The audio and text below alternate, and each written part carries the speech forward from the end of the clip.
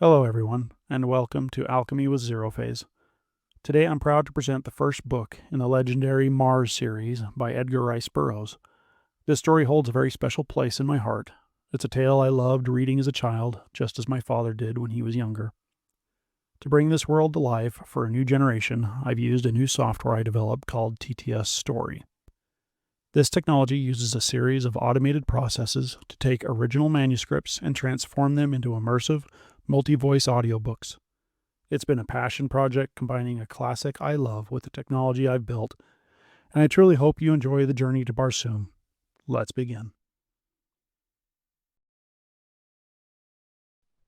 Title: A Princess of Mars. Author: Edgar Rice Burroughs. To the reader of this work.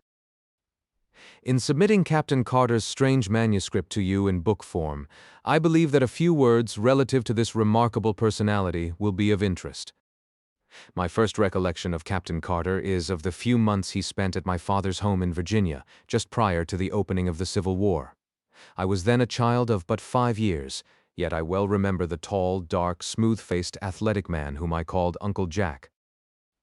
He seemed always to be laughing, and he entered into the sports of the children with the same hearty good fellowship he displayed toward those pastimes in which the men and women of his own age indulged. Or he would sit for an hour at a time entertaining my old grandmother with stories of his strange, wild life in all parts of the world. We all loved him, and our slaves fairly worshipped the ground he trod. He was a splendid specimen of manhood, standing a good 2 inches over 6 feet, broad of shoulder and narrow of hip, with the carriage of the trained fighting man. His features were regular and clear-cut, his hair black and closely cropped, while his eyes were of a steel gray, reflecting a strong and loyal character, filled with fire and initiative. His manners were perfect, and his courtliness was that of a typical Southern gentleman of the highest type. His horsemanship, especially after hounds, was a marvel and delight even in that country of magnificent horsemen. I have often heard my father caution him against his wild recklessness, but he would only laugh and say that the tumble that killed him would be from the back of a horse yet unfoaled. When the war broke out he left us, nor did I see him again for some 15 or 16 years.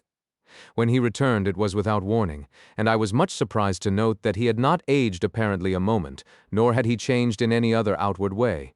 He was, when others were with him, the same genial, happy fellow we had known of old, but when he thought himself alone I have seen him sit for hours gazing off into space, his face set in a look of wistful longing and hopeless misery.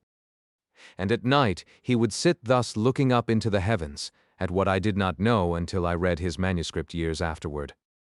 He told us that he had been prospecting and mining in Arizona part of the time since the war, and that he had been very successful was evidenced by the unlimited amount of money with which he was supplied.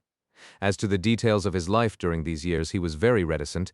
In fact, he would not talk of them at all. He remained with us for about a year and then went to New York, where he purchased a little place on the Hudson, where I visited him once a year on the occasions of my trips to the New York market. My father and I owned and operated a string of general stores throughout Virginia at that time. Captain Carter had a small but beautiful cottage situated on a bluff overlooking the river, and during one of my last visits, in the winter of 1885, I observed he was much occupied in writing, I presume now, upon this manuscript. He told me at this time that if anything should happen to him, he wished me to take charge of his estate, and he gave me a key to a compartment in the safe which stood in his study, telling me I would find his will there and some personal instructions which he had me pledge myself to carry out with absolute fidelity. After I had retired for the night, I have seen him from my window standing in the moonlight on the brink of the bluff overlooking the Hudson, with his arms stretched out to the heavens as though in appeal. I thought at the time that he was praying, although I never understood that he was in the strict sense of the term a religious man. Several months after I had returned home from my last visit, the 1st of March, 1886, I think, I received a telegram from him, asking me to come to him at once. I had always been his favorite among the younger generation of Carters, and so I hastened to comply with his demand. I arrived at the little station, about a mile from his grounds, on the morning of March 4, 1886, and when I asked the liveryman to drive me out to Captain Carter's, he replied that, if I was a friend of the captain's, He had some very bad news for me. The captain had been found dead shortly after daylight that very morning by the watchman attached to an adjoining property. For some reason this news did not surprise me, but I hurried out to his place as quickly as possible, so that I could take charge of the body and of his affairs. I found the watchman who had discovered him, together with the local police chief and several townspeople, assembled in his little study. The watchman related the few details connected with the finding of the body, which he said had been still warm when he came upon it. It lay, he said, stretched full length in the snow with the arms outstretched above the head toward the edge of the bluff, and when he showed me the spot it flashed upon me that it was the identical one where I had seen him on those other nights, with his arms raised in supplication to the skies. There were no marks of violence on the body, and with the aid of a local physician, the coroner's jury quickly reached a decision of death from heart failure. Left alone in the study, I opened the safe and withdrew the contents of the drawer in which he had told me I would find my instructions. They were in part peculiar indeed, but I have followed them to each last detail as faithfully as I was able. He directed that I remove his body to Virginia without embalming, and that he be laid in an open coffin within a tomb which he previously had had constructed, and which, as I later learned, was well ventilated. The instructions impressed upon me that I must personally see that this was carried out just as he directed, even in secrecy if necessary. His property was left in such a way that I was to receive the entire income for 25 years, when the principal was to become mine. His further instructions related to this manuscript, which I was to retain sealed and unread, just as I found it, for 11 years. Nor was I to divulge its contents until 21 years after his death. A strange feature about the tomb where his body still lies is that the massive door is equipped with a single, huge, gold-plated spring lock which can be opened only from the inside. Yours very sincerely, Edgar Rice Burroughs. Chapter 1. On the Arizona Hills. I am a very old man. How old I do not know. Possibly I am 100, possibly more. But I cannot tell, because I have never aged as other men, nor do I remember any childhood. So far as I can recollect, I have always been a man of about 30. I appear today as I did 40 years and more ago, and yet I feel that I cannot go on living forever, that someday I shall die the real death from which there is no resurrection. I do not know why I should fear death, I who have died twice and am still alive, but yet I have the same horror of it as you who have never died, and it is because of this terror of death, I believe, that I am so convinced of my mortality. And because of this conviction, I have determined to write down the story of the interesting periods of my life and of my death. I cannot explain the phenomena. I can only set down here in the words of an ordinary soldier of fortune, a chronicle of the strange events that befell me during the 10 years that my dead body lay undiscovered in an Arizona cave. I have never told this story, nor shall mortal man see this manuscript until after I have passed over for eternity. I know that the average human mind will not believe what it cannot grasp, and so I do not purpose being pilloried by the public, the pulpit, and the press, and held up as a colossal liar when I am but telling the simple truths which someday science will substantiate. Possibly the suggestions which I gained upon Mars, and the knowledge which I can set down in this chronicle, will aid in an earlier understanding of the mysteries of our sister planet. Mysteries to you, but no longer mysteries to me. My name is John Carter. I am better known as Captain Jack Carter of Virginia. At the close of the Civil War, I found myself possessed of several $100,000 Confederate dollars and a captain's commission in the cavalry arm of an army which no longer existed, the servant of a state which had vanished with the hopes of the South. Masterless, penniless, and with my only means of livelihood, fighting, gone, I determined to work my way to the Southwest and attempt to retrieve my fallen fortunes in a search for gold. I spent nearly a year prospecting in company with another Confederate officer, Captain James K. Powell of Richmond. We were extremely fortunate, for late in the winter of 1865, after many hardships and privations, we located the most remarkable gold-bearing quartz vein that our wildest dreams had ever pictured. Powell, who was a mining engineer by education, stated that we had uncovered over $1 million worth of ore in a trifle over 3 months. As our equipment was crude in the extreme, we decided that one of us must return to civilization, purchase the necessary machinery, and return with a sufficient force of men properly to work the mine. As Powell was familiar with the country as well as with the mechanical requirements of mining, we determined that it would be best for him to make the trip. It was agreed that I was to hold down our claim against the remote possibility of its being jumped by some wandering prospector. On March 3, 1866, Powell and I packed his provisions on 2 of our burros, and bidding me goodbye, he mounted his horse and started down the mountainside toward the valley, across which led the first stage of his journey. The morning of Powell's departure was, like nearly all Arizona mornings, clear and beautiful. I could see him and his little pack animals picking their way down the mountainside toward the valley, and all during the morning I would catch occasional glimpses of them as they topped a hogback or came out upon a level plateau. My last sight of Powell was about 3 in the afternoon as he entered the shadows of the range on the opposite side of the valley. Some half-hour later I happened to glance casually across the valley, and was much surprised to note 3 little dots in about the same place I had last seen my friend and his 2 pack animals. I am not given to needless worrying, but the more I tried to convince myself that all was well with Powell, and that the dots I had seen on his trail were antelope or wild horses, the less I was able to assure myself. Since we had entered the territory, we had not seen a hostile Indian, and we had therefore become careless in the extreme, and were wont to ridicule the stories we had heard of the great numbers of these vicious marauders that were supposed to haunt the trails, taking their toll in lives and torture of every white party which fell into their merciless clutches.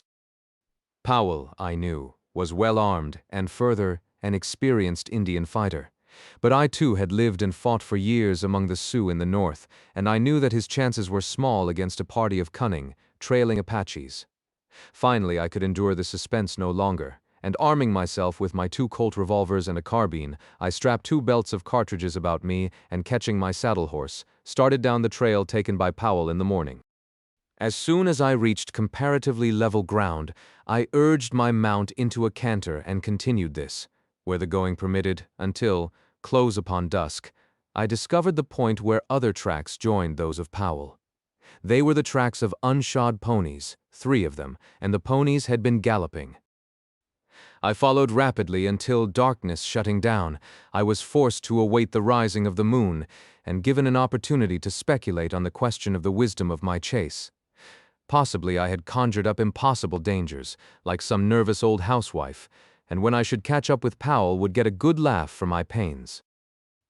However, I am not prone to sensitiveness, and the following of a sense of duty, wherever it may lead, has always been a kind of fetish with me throughout my life, which may account for the honors bestowed upon me by 3 republics and the decorations and friendships of an old and powerful emperor and several lesser kings, in whose service my sword has been red many a time. About 9 o'clock, the moon was sufficiently bright for me to proceed on my way, and I had no difficulty in following the trail at a fast walk, and in some places at a brisk trot until, about midnight, I reached the waterhole where Powell had expected to camp. I came upon the spot unexpectedly, finding it entirely deserted, with no signs of having been recently occupied as a camp. I was interested to note that the tracks of the pursuing horsemen, for such I was now convinced they must be, continued after Powell, with only a brief stop at the hole for water, and always at the same rate of speed as his. I was positive now that the trailers were Apaches, and that they wished to capture Powell alive for the fiendish pleasure of the torture. So I urged my horse onward at a most dangerous pace, hoping against hope that I would catch up with the red rascals before they attacked him. Further speculation was suddenly cut short by the faint report of 2 shots far ahead of me. I knew that Powell would need me now if ever, and I instantly urged my horse to his topmost speed up the narrow and difficult mountain trail. I had forged ahead for perhaps a mile or more without hearing further sounds when the trail suddenly debouched onto a small, open plateau near the summit of the pass. I had passed through a narrow, overhanging gorge just before entering suddenly upon this tableland, and the sight which met my eyes filled me with consternation and dismay. The little stretch of level land was white with Indian teepees, and there were probably 1,000 red warriors clustered around some object near the center of the camp. Their attention was so wholly riveted to this point of interest that they did not notice me, and I easily could have turned back into the dark recesses of the gorge and made my escape with perfect safety. The fact, however, that this thought did not occur to me until the following day removes any possible right to a claim to heroism to which the narration of this episode might possibly otherwise entitle me. I do not believe that I am made of the stuff which constitutes heroes, because, in all of the hundreds of instances that my voluntary acts have placed me face to face with death, I cannot recall a single one where any alternative step to that I took occurred to me until many hours later. My mind is evidently so constituted that I am subconsciously forced into the path of duty without recourse to tiresome mental processes. However that may be, I have never regretted that cowardice is not optional with me. In this instance I was, of course, positive that Powell was the center of attraction, but whether I thought or acted first I do not know. But within an instant from the moment the scene broke upon my view I had whipped out my revolvers and was charging down upon the entire army of warriors, shooting rapidly and whooping at the top of my lungs. Single-handed, I could not have pursued better tactics, for the red men, convinced by sudden surprise that not less than a regiment of regulars was upon them, turned and fled in every direction for their bows, arrows, and rifles. The view which their hurried routing disclosed filled me with apprehension and with rage. Under the clear rays of the Arizona moon lay Powell, his body fairly bristling with the hostile arrows of the brave. That he was already dead, I could not but be convinced, and yet I would have saved his body from mutilation at the hands of the Apaches as quickly as I would have saved the man himself from death. Riding close to him, I reached down from the saddle, and grasping his cartridge belt, drew him up across the withers of my mount. A backward glance convinced me that to return by the way I had come would be more hazardous than to continue across the plateau, so, putting spurs to my poor beast, I made a dash for the opening to the pass which I could distinguish on the far side of the tableland. The Indians had by this time discovered that I was alone, and I was pursued with imprecations, arrows, and rifle balls. The fact that it is difficult to aim anything but imprecations accurately by moonlight, that they were upset by the sudden and unexpected manner of my advent, and that I was a rather rapidly moving target, saved me from the various deadly projectiles of the enemy and permitted me to reach the shadows of the surrounding peaks before an orderly pursuit could be organized. My horse was traveling practically unguided, as I knew that I had probably less knowledge of the exact location of the trail to the pass than he, and thus it happened that he entered a defile which led to the summit of the range and not to the pass which I had hoped would carry me to the valley and to safety. It is probable, however, that to this fact I owe my life and the remarkable experiences and adventures which befell me during the following 10 years. My first knowledge that I was on the wrong trail came when I heard the yells of the pursuing savages suddenly grow fainter and fainter far off to my left. I knew then that they had passed to the left of the jagged rock formation at the edge of the plateau, to the right of which my horse had borne me and the body of Powell. I drew rein on a little level promontory overlooking the trail below and to my left, and saw the party of pursuing savages disappearing around the point of a neighboring peak.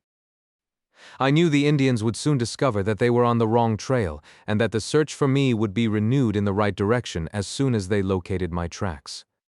I had gone but a short distance further when what seemed to be an excellent trail opened up around the face of a high cliff.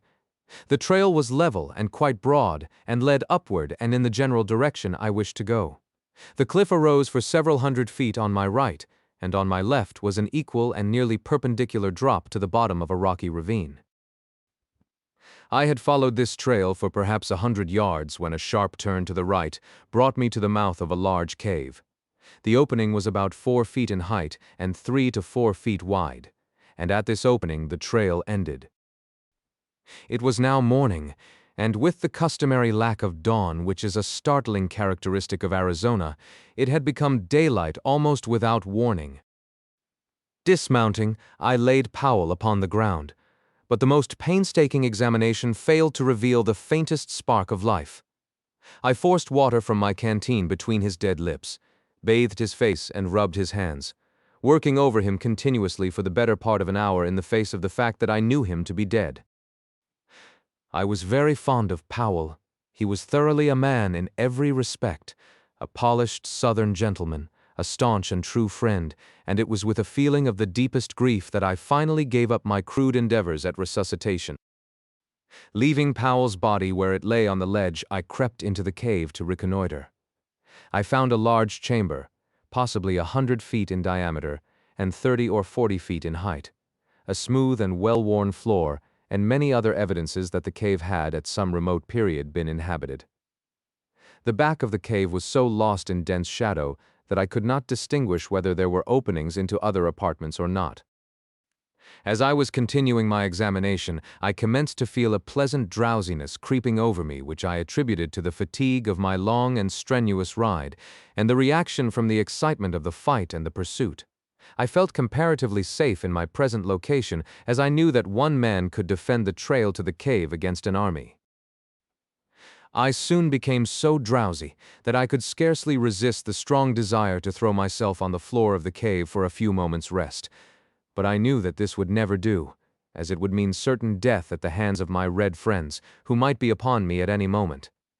With an effort I started toward the opening of the cave, only to reel drunkenly against a side wall, and from there slip prone upon the floor. Chapter 2. The Escape of the Dead. A sense of delicious dreaminess overcame me. My muscles relaxed, and I was on the point of giving way to my desire to sleep when the sound of approaching horses reached my ears. I attempted to spring to my feet, but was horrified to discover that my muscles refused to respond to my will. I was now thoroughly awake, but as unable to move a muscle as though turned to stone. It was then, for the first time, that I noticed a slight vapor filling the cave. It was extremely tenuous and only noticeable against the opening which led to daylight. There also came to my nostrils a faintly pungent odor, and I could only assume that I had been overcome by some poisonous gas. But why I should retain my mental faculties and yet be unable to move, I could not fathom. I lay facing the opening of the cave, and where I could see the short stretch of trail which lay between the cave and the turn of the cliff around which the trail led. The noise of the approaching horses had ceased, and I judged the Indians were creeping stealthily upon me along the little ledge which led to my living tomb. I remember that I hoped they would make short work of me, as I did not particularly relish the thought of the innumerable things they might do to me if the spirit prompted them. I had not long to wait before a stealthy sound apprised me of their nearness, and then a war-bonneted, paint-streaked face was thrust cautiously around the shoulder of the cliff, and savage eyes looked into mine. That he could see me in the dim light of the cave I was sure, for the early morning sun was falling full upon me through the opening. The fellow, instead of approaching, merely stood and stared, his eyes bulging and his jaw dropped. And then another savage face appeared, and a third and a fourth and a fifth, craning their necks over the shoulders of their fellows whom they could not pass upon the narrow ledge. Each face was the picture of awe and fear, but for what reason I did not know, nor did I learn until 10 years later. That there were still other braves behind those who regarded me was apparent from the fact that the leaders passed back whispered word to those behind them.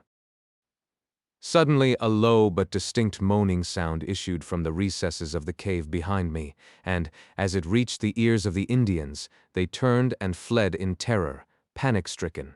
So frantic were their efforts to escape from the unseen thing behind me that one of the braves was hurled headlong from the cliff to the rocks below. Their wild cries echoed in the canyon for a short time, and then all was still once more. The sound which had frightened them was not repeated, but it had been sufficient as it was to start me speculating on the possible horror which lurked in the shadows at my back. Fear is a relative term, and so I can only measure my feelings at that time by what I had experienced in previous positions of danger and by those that I have passed through since.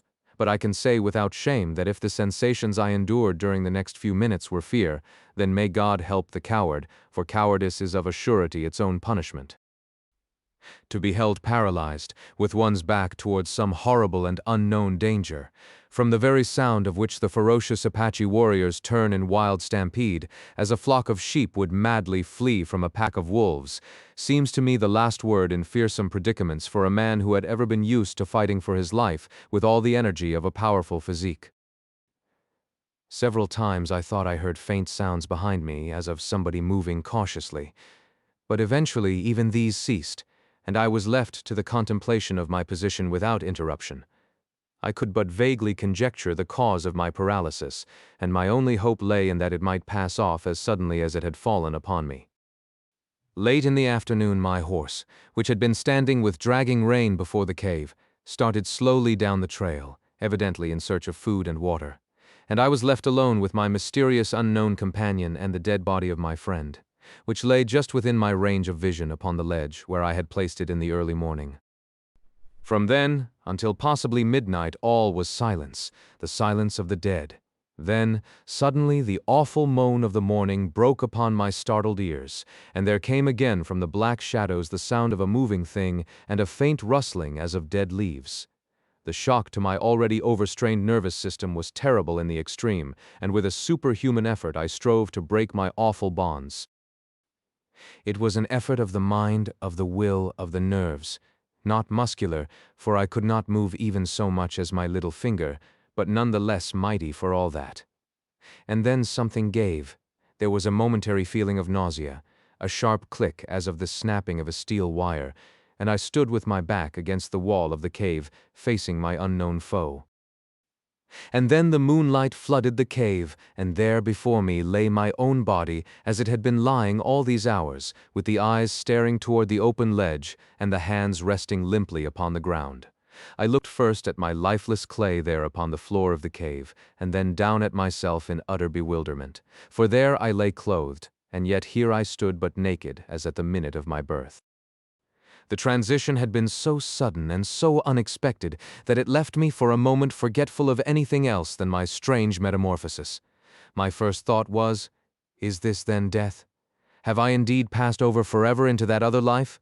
But I could not well believe this, as I could feel my heart pounding against my ribs from the exertion of my efforts to release myself from the anesthesia which had held me. My breath was coming in quick, short gasps. Cold sweat stood out from every pore of my body. And the ancient experiment of pinching revealed the fact that I was anything other than a wraith. Again was I suddenly recalled to my immediate surroundings by a repetition of the weird moan from the depths of the cave. Naked and unarmed as I was, I had no desire to face the unseen thing which menaced me. My revolvers were strapped to my lifeless body, which, for some unfathomable reason, I could not bring myself to touch. My carbine was in its boot, strapped to my saddle, and as my horse had wandered off, I was left without means of defense. My only alternative seemed to lie in flight, and my decision was crystallized by a recurrence of the rustling sound from the thing which now seemed, in the darkness of the cave, and to my distorted imagination, to be creeping stealthily upon me. Unable longer to resist the temptation to escape this horrible place, I leaped quickly through the opening into the starlight of a clear Arizona night. The crisp, fresh mountain air outside the cave acted as an immediate tonic, and I felt new life and new courage coursing through me. Pausing upon the brink of the ledge, I upbraided myself for what now seemed to me wholly unwarranted apprehension. I reasoned with myself that I had lain helpless for many hours within the cave, yet nothing had molested me, and my better judgment, when permitted the direction of clear and logical reasoning, convinced me that the noises I had heard must have resulted from purely natural and harmless causes. Probably the conformation of the cave was such that a slight breeze had caused the sounds I heard. I decided to investigate, but first I lifted my head to fill my lungs with the pure, invigorating night air of the mountains. As I did so, I saw stretching far below me the beautiful vista of rocky gorge, and level, cacti-studded flat, wrought by the moonlight into a miracle of soft splendor and wondrous enchantment. Few Western wonders are more inspiring than the beauties of an Arizona moonlit landscape. The silvered mountains in the distance, the strange lights and shadows upon hog back and arroyo, and the grotesque details of the stiff yet beautiful cacti form a picture at once enchanting and inspiring, as though one were catching for the first time a glimpse of some dead and forgotten world. So different is it from the aspect of any other spot upon our earth. As I stood thus meditating, I turned my gaze from the landscape to the heavens, where the myriad stars formed a gorgeous and fitting canopy for the wonders of the earthly scene. My attention was quickly riveted by a large red star close to the distant horizon. As I gazed upon it, I felt a spell of overpowering fascination. It was Mars, the god of war, and for me, the fighting man, it had always held the power of irresistible enchantment. As I gazed at it on that far-gone night, it seemed to call across the unthinkable void, to lure me to it, to draw me as the lodestone attracts a particle of iron. My longing was beyond the power of opposition. I closed my eyes, stretched out my arms toward the god of my vocation, and felt myself drawn with the suddenness of thought through the trackless immensity of space. There was an instant of extreme cold and utter darkness. Chapter 3. My Advent on Mars. I opened my eyes upon a strange and weird landscape. I knew that I was on Mars. Not once did I question either my sanity or my wakefulness. I was not asleep. No need for pinching here. My inner consciousness told me as plainly that I was upon Mars as your conscious mind tells you that you are upon Earth. You do not question the fact. Neither did I. I found myself lying prone upon a bed of yellowish, moss-like vegetation which stretched around me in all directions for interminable miles. I seemed to be lying in a deep, circular basin, along the outer verge of which I could distinguish the irregularities of low hills. It was midday, the sun was shining full upon me, and the heat of it was rather intense upon my naked body, yet no greater than would have been true under similar conditions on an Arizona desert. Here and there were slight outcroppings of quartz-bearing rock which glistened in the sunlight, and a little to my left, perhaps 100 yards, appeared a low, walled enclosure about 4 feet in height. No water and no other vegetation than the moss was in evidence, and as I was somewhat thirsty, I determined to do a little exploring. Springing to my feet, I received my first Martian surprise, for the effort, which on Earth would have brought me standing upright, carried me into the Martian air to the height of about 3 yards. I alighted softly upon the ground, however, without appreciable shock or jar. Now commenced a series of evolutions which even then seemed ludicrous in the extreme.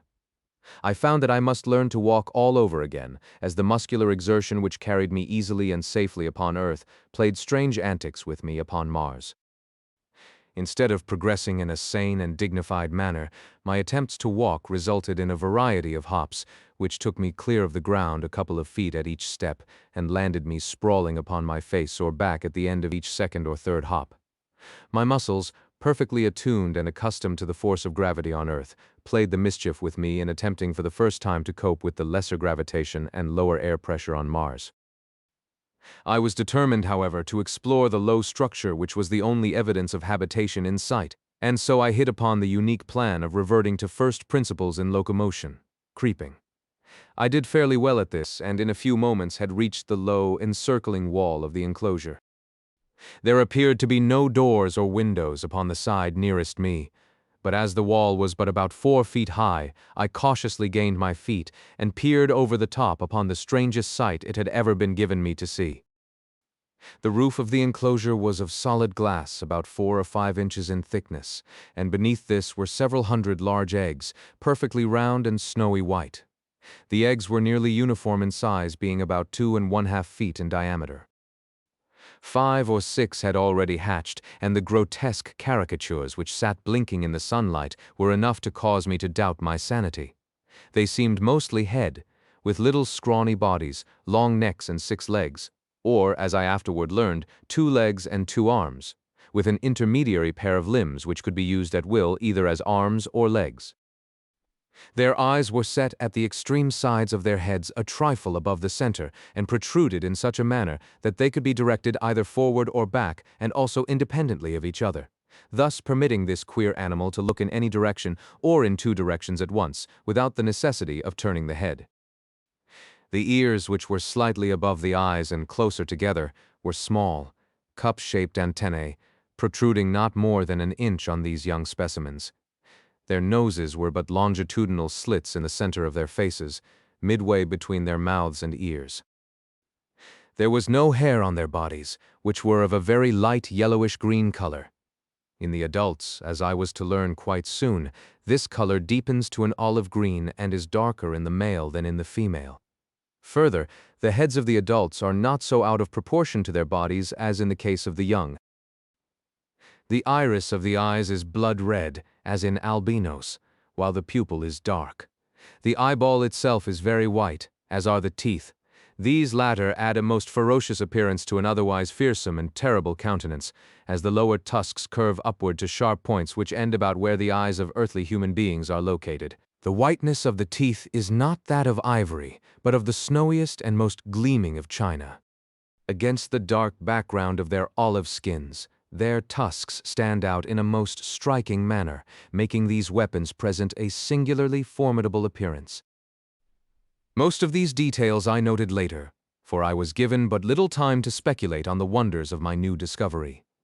I had seen that the eggs were in the process of hatching, and as I stood watching the hideous little monsters break from their shells, I failed to note the approach of a score of full-grown Martians from behind me. Coming, as they did, over the soft and soundless moss, which covers practically the entire surface of Mars, with the exception of the frozen areas at the poles and the scattered cultivated districts, they might have captured me easily, but their intentions were far more sinister. It was the rattling of the accoutrements of the foremost warrior which warned me. On such a little thing my life hung that I often marvel that I escaped so easily. Had not the rifle of the leader of the party swung from its fastenings beside his saddle in such a way as to strike against the butt of his great metal-shod spear, I should have snuffed out without ever knowing that death was near me. But the little sound caused me to turn, and there upon me, not 10 feet from my breast, was the point of that huge spear, a spear 40 feet long, tipped with gleaming metal, and held low at the side of a mounted replica of the little devils I had been watching. But how puny and harmless they now looked beside this huge and terrific incarnation of hate, of vengeance, and of death. The man himself, for such I may call him, was fully 15 feet in height and on earth would have weighed some 400 pounds. He sat his mount as we sit a horse, grasping the animal's barrel with his lower limbs, while the hands of his 2 right arms held his immense spear low at the side of his mount. His 2 left arms were outstretched laterally to help preserve his balance, the thing he rode having neither bridle or reins of any description for guidance. And his mount. How can earthly words describe it? It towered 10 feet at the shoulder, had 4 legs on either side, a broad flat tail, larger at the tip than at the root, and which it held straight out behind while running, a gaping mouth which split its head from its snout to its long, massive neck. Like its master, it was entirely devoid of hair, but was of a dark slate color and exceeding smooth and glossy.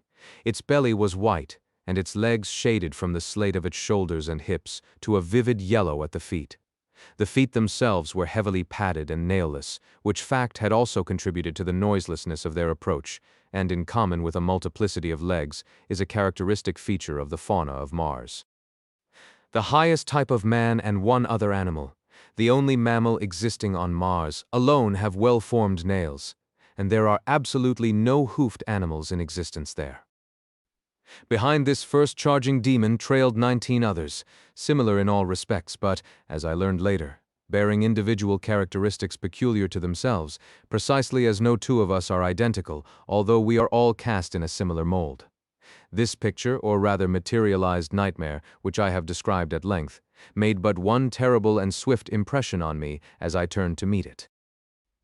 Unarmed and naked as I was, the first law of nature manifested itself in the only possible solution of my immediate problem, and that was to get out of the vicinity of the point of the charging spear. Consequently, I gave a very earthly and at the same time superhuman leap to reach the top of the Martian incubator, for such I had determined it must be. My effort was crowned with a success which appalled me no less than it seemed to surprise the Martian warriors, for it carried me fully 30 feet into the air and landed me 100 feet from my pursuers and on the opposite side of the enclosure. I alighted upon the soft moss easily and without mishap, and turning saw my enemies lined up along the further wall. Some were surveying me with expressions which I afterward discovered marked extreme astonishment, and the others were evidently satisfying themselves that I had not molested their young. They were conversing together in low tones, and gesticulating and pointing toward me. Their discovery that I had not harmed the little Martians, and that I was unarmed, must have caused them to look upon me with less ferocity, but, as I was to learn later, the thing which weighed most in my favor was my exhibition of hurdling. While the Martians are immense, their bones are very large, and they are muscled only in proportion to the gravitation which they must overcome. The result is that they are infinitely less agile and less powerful, in proportion to their weight, than an Earthman, and I doubt that were one of them suddenly to be transported to Earth he could lift his own weight from the ground. In fact, I am convinced that he could not do so. My feat, then, was as marvelous upon Mars as it would have been upon Earth, and from desiring to annihilate me they suddenly looked upon me as a wonderful discovery to be captured and exhibited among their fellows. The respite my unexpected agility had given me permitted me to formulate plans for the immediate future and to note more closely the appearance of the warriors, for I could not disassociate these people in my mind from those other warriors who only the day before had been pursuing me. I noted that each was armed with several other weapons in addition to the huge spear which I have described. The weapon which caused me to decide against an attempt at escape by flight was what was evidently a rifle of some description, and which I felt, for some reason, they were peculiarly efficient in handling. These rifles were of a white metal stocked with wood, which I learned later was a very light and intensely hard growth, much prized on Mars, and entirely unknown to us denizens of Earth. The metal of the barrel is an alloy composed principally of aluminum and steel, which they have learned to temper to a hardness far exceeding that of the steel with which we are familiar. The weight of these rifles is comparatively little, and with the small caliber, explosive, radium projectiles which they use, and the great length of the barrel, they are deadly in the extreme, and at ranges which would be unthinkable on Earth. The theoretic effective radius of this rifle is 300 miles.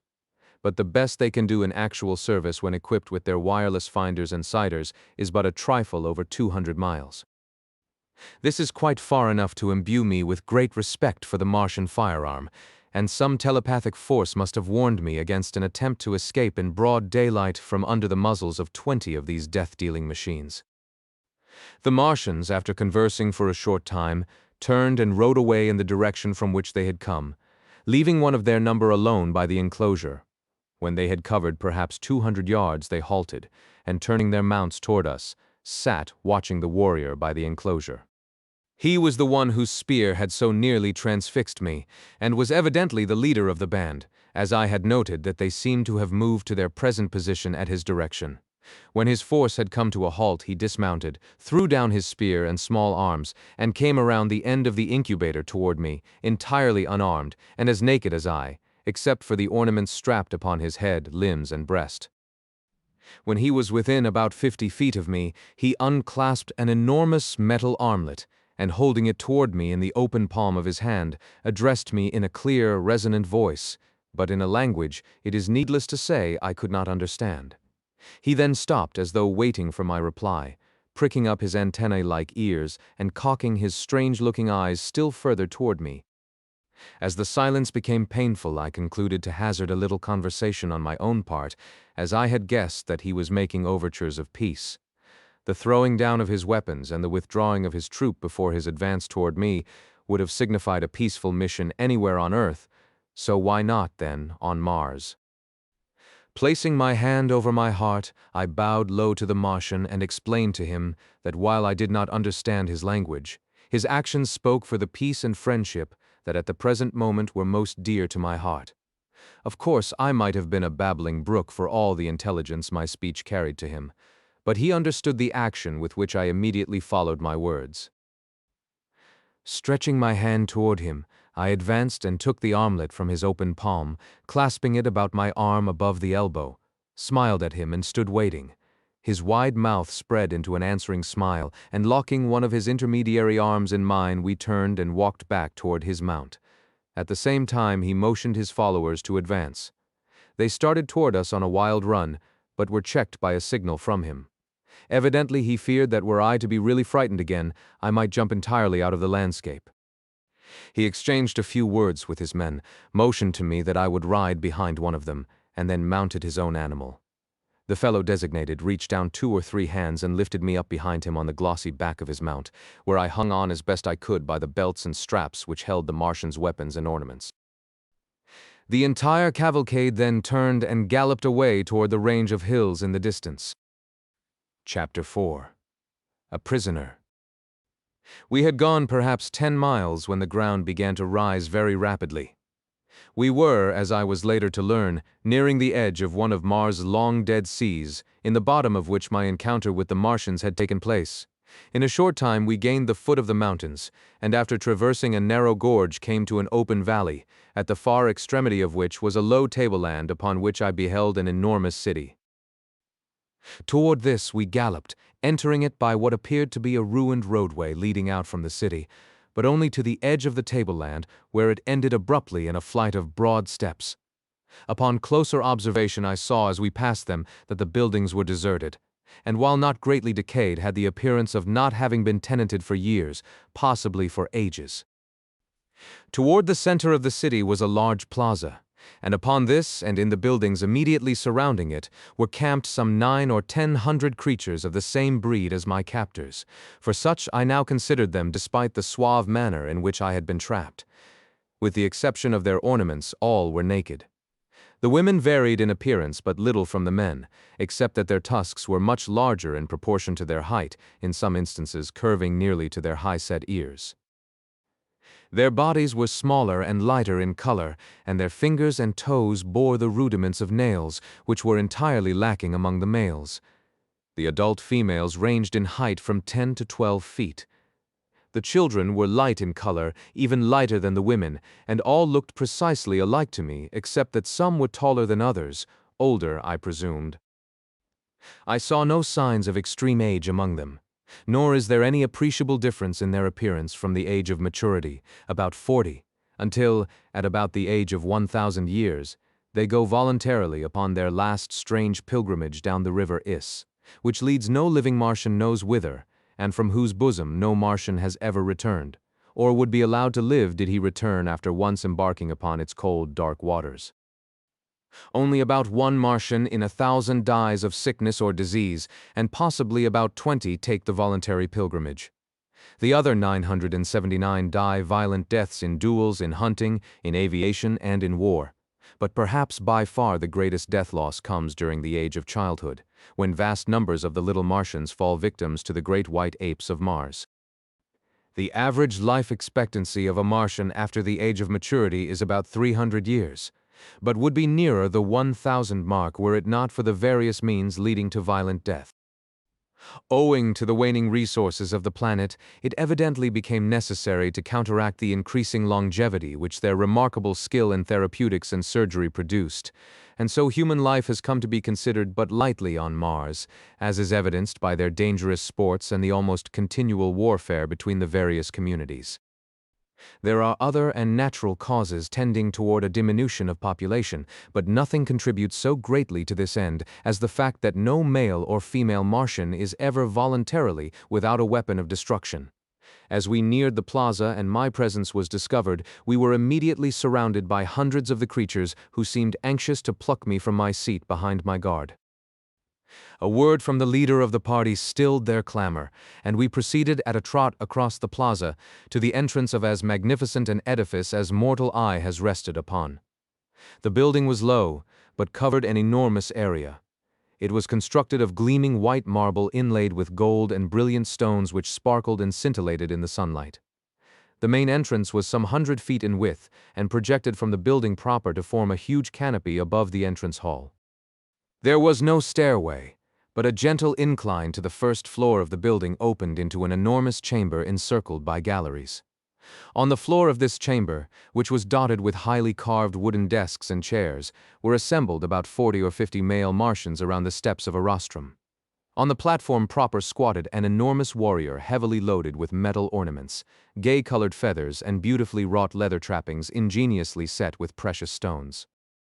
From his shoulders depended a short cape of white fur lined with brilliant scarlet silk.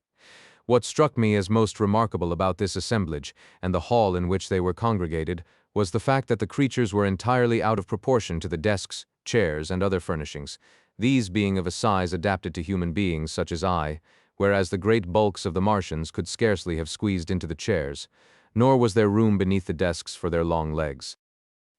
Evidently, then, there were other denizens on Mars than the wild and grotesque creatures into whose hands I had fallen. But the evidences of extreme antiquity, which showed all around me, indicated that these buildings might have belonged to some long-extinct and forgotten race in the dim antiquity of Mars. Our party had halted at the entrance to the building, and at a sign from the leader I had been lowered to the ground. Again locking his arm in mine, we had proceeded into the audience chamber. There were few formalities observed in approaching the Martian chieftain. My captor merely strode up to the rostrum, the others making way for him as he advanced. The chieftain rose to his feet and uttered the name of my escort, who in turn halted and repeated the name of the ruler followed by his title. At the time, this ceremony and the words they uttered meant nothing to me, but later I came to know that this was the customary greeting between green Martians. Had the men been strangers, and therefore unable to exchange names, they would have silently exchanged ornaments. Had their missions been peaceful, otherwise they would have exchanged shots, or have fought out their introduction with some other of their various weapons. My captor, whose name was Tars Tarkas, was virtually the vice chieftain of the community, and a man of great ability as a statesman and warrior. He evidently explained briefly the incidents connected with his expedition, including my capture, and when he had concluded, the chieftain addressed me at some length. I replied in our good old English tongue, merely to convince him that neither of us could understand the other, but I noticed that when I smiled slightly on concluding, he did likewise.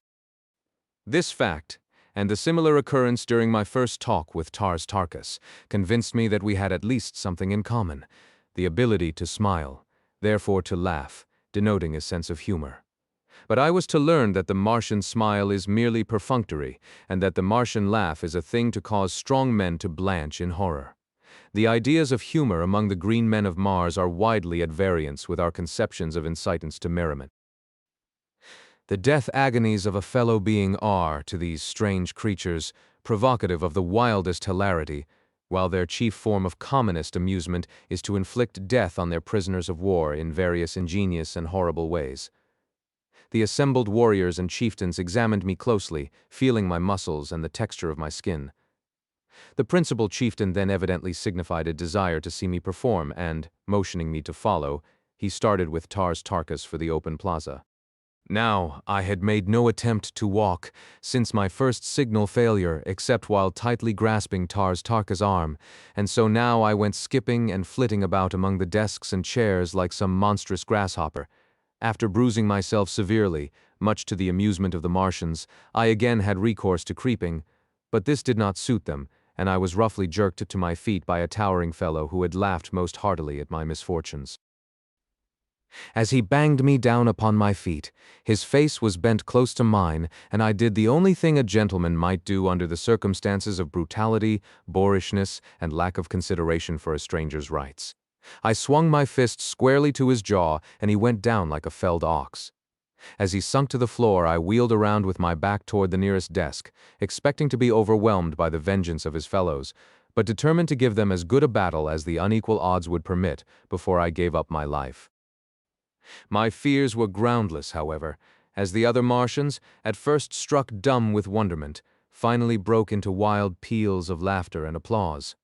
I did not recognize the applause as such, but later, when I had become acquainted with their customs, I learned that I had won what they seldom accord, a manifestation of approbation.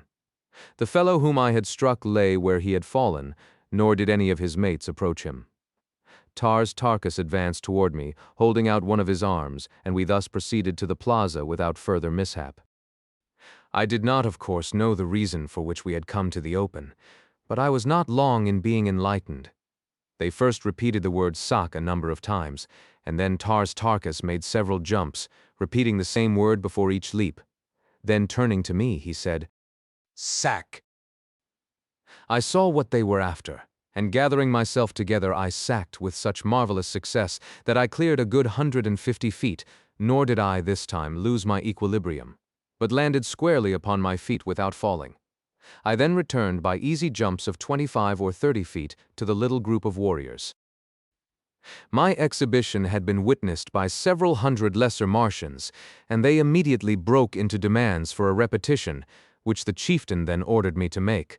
But I was both hungry and thirsty, and determined on the spot that my only method of salvation was to demand the consideration from these creatures, which they evidently would not voluntarily accord. I therefore ignored the repeated commands to sek, and each time they were made I motioned to my mouth and rubbed my stomach. Tars, Tarkas, and the chief exchanged a few words, and the former, calling to a young female among the throng, gave her some instructions and motioned me to accompany her. I grasped her proffered arm, and together we crossed the plaza toward a large building on the far side. My fair companion was about 8 feet tall, having just arrived at maturity, but not yet to her full height. She was of a light olive-green color with a smooth, glossy hide. Her name, as I afterward learned, was Sola, and she belonged to the retinue of Tars Tarkas. She conducted me to a spacious chamber in one of the buildings fronting on the plaza, and which, from the litter of silks and furs upon the floor, I took to be the sleeping quarters of several of the natives. The room was well lighted by a number of large windows, and was beautifully decorated with mural paintings and mosaics, but upon all there seemed to rest that indefinable touch of the finger of antiquity, which convinced me that the architects and builders of these wondrous creations had nothing in common with the crude half-brutes which now occupied them. Sola motioned me to be seated upon a pile of silks near the center of the room, and turning, made a peculiar hissing sound, as though signaling to someone in an adjoining room. In response to her call, I obtained my first sight of a new Martian wonder. It waddled in on its 10 short legs, and squatted down before the girl like an obedient puppy. The thing was about the size of a Shetland pony, but its head bore a slight resemblance to that of a frog, except that the jaws were equipped with 3 rows of long, sharp tusks. Chapter 5. I elude my watch-dog. Sola stared into the brute's wicked-looking eyes, muttered a word or two of command, pointed to me, and left the chamber. I could not but wonder what this ferocious-looking monstrosity might do when left alone in such close proximity to such a relatively tender morsel of meat, but my fears were groundless, as the beast, after surveying me intently for a moment, crossed the room to the only exit which led to the street, and lay down full length across the threshold. This was my first experience with a Martian watchdog, but it was destined not to be my last, for this fellow guarded me carefully during the time I remained a captive among these green men, twice saving my life, and never voluntarily being away from me a moment. While Sola was away, I took occasion to examine more minutely the room in which I found myself captive. The mural painting depicted scenes of rare and wonderful beauty. Mountains, rivers, lake, ocean, meadow, trees and flowers, winding roadways, sun-kissed gardens, scenes which might have portrayed earthly views but for the different colorings of the vegetation. The work had evidently been wrought by a master hand, so subtle the atmosphere, so perfect the technique. Yet nowhere was there a representation of a living animal, either human or brute, by which I could guess at the likeness of these other and perhaps extinct denizens of Mars. While I was allowing my fancy to run riot in wild conjecture on the possible explanation of the strange anomalies which I had so far met with on Mars, Sola returned bearing both food and drink. These she placed on the floor beside me, and seating herself a short ways off, regarded me intently. The food consisted of about a pound of some solid substance of the consistency of cheese and almost tasteless, while the liquid was apparently milk from some animal. It was not unpleasant to the taste, though slightly acid, and I learned in a short time to prize it very highly. It came, as I later discovered, not from an animal, as there is only one mammal on Mars, and that one very rare indeed, but from a large plant which grows practically without water, but seems to distill its plentiful supply of milk from the products of the soil, the moisture of the air, and the rays of the sun. A single plant of this species will give 8 or 10 quarts of milk per day. After I had eaten, I was greatly invigorated, but feeling the need of rest, I stretched out upon the silks and was soon asleep. I must have slept several hours, as it was dark when I awoke and I was very cold. I noticed that someone had thrown a fur over me, but it had become partially dislodged, and in the darkness I could not see to replace it. Suddenly a hand reached out and pulled the fur over me, shortly afterwards adding another to my covering. I presumed that my watchful guardian was Sola. Nor was I wrong. This girl alone, among all the green Martians with whom I came in contact, disclosed characteristics of sympathy, kindliness, and affection. Her ministrations to my bodily wants were unfailing, and her solicitous care saved me from much suffering and many hardships. As I was to learn, the Martian nights are extremely cold, and as there is practically no twilight or dawn, the changes in temperature are sudden and most uncomfortable, as are the transitions from brilliant daylight to darkness. The nights are either brilliantly illumined or very dark, for if neither of the two moons of Mars happen to be in the sky, almost total darkness results, since the lack of atmosphere, or rather the very thin atmosphere, fails to diffuse the starlight to any great extent. On the other hand, if both of the moons are in the heavens at night, the surface of the ground is brightly illuminated. Both of Mars' moons are vastly nearer her than is our moon to Earth, the nearer moon being but about 5,000 miles distant, while the further is but little more than 14,000 miles away, against the nearly 1/4 million miles which separate us from our moon. The nearer moon of Mars makes a complete revolution around the planet in a little over 7½ hours, so that she may be seen hurtling through the sky like some huge meteor 2 or 3 times each night, revealing all her phases during each transit of the heavens. The further moon revolves about Mars in something over 30¼ hours, and with her sister satellite makes a nocturnal Martian scene one of splendid and weird grandeur. And it is well that nature has so graciously and abundantly lighted the Martian night, for the green men of Mars, being a nomadic race without high intellectual development, have but crude means for artificial lighting, depending principally upon torches, a kind of candle, and a peculiar oil lamp which generates a gas and burns without a wick. This last device produces an intensely brilliant, far-reaching white light. But as the natural oil which it requires can only be obtained by mining in one of several widely separated and remote localities, it is seldom used by these creatures whose only thought is for today, and whose hatred for manual labor has kept them in a semi-barbaric state for countless ages. After Sola had replenished my coverings, I again slept, nor did I awaken until daylight. The other occupants of the room, 5 in number, were all females, and they were still sleeping, piled high with a motley array of silks and furs. Across the threshold lay stretched the sleepless guardian brute, just as I had last seen him on the preceding day. Apparently he had not moved a muscle. His eyes were fairly glued upon me, and I fell to wondering just what might befall me should I endeavor to escape. I have ever been prone to seek adventure and to investigate and experiment where wiser men would have left well enough alone. It therefore now occurred to me that the surest way of learning the exact attitude of this beast toward me would be to attempt to leave the room. I felt fairly secure in my belief that I could escape him should he pursue me once I was outside the building, for I had begun to take great pride in my ability as a jumper. Furthermore, I could see from the shortness of his legs that the brute himself was no jumper and probably no runner. Slowly and carefully, therefore, I gained my feet, only to see that my watcher did the same. Cautiously I advanced toward him, finding that by moving with a shuffling gait I could retain my balance as well as make reasonably rapid progress. As I neared the brute, he backed cautiously away from me, and when I had reached the open, he moved to one side to let me pass.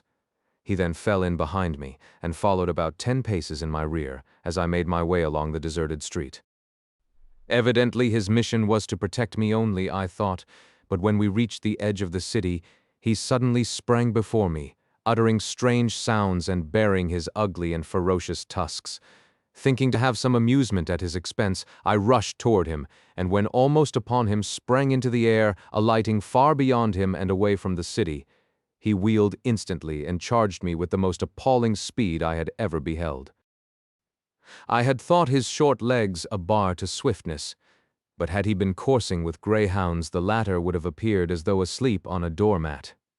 As I was to learn, this is the fleetest animal on Mars, and owing to its intelligence, loyalty, and ferocity, is used in hunting, in war, and as the protector of the Martian man.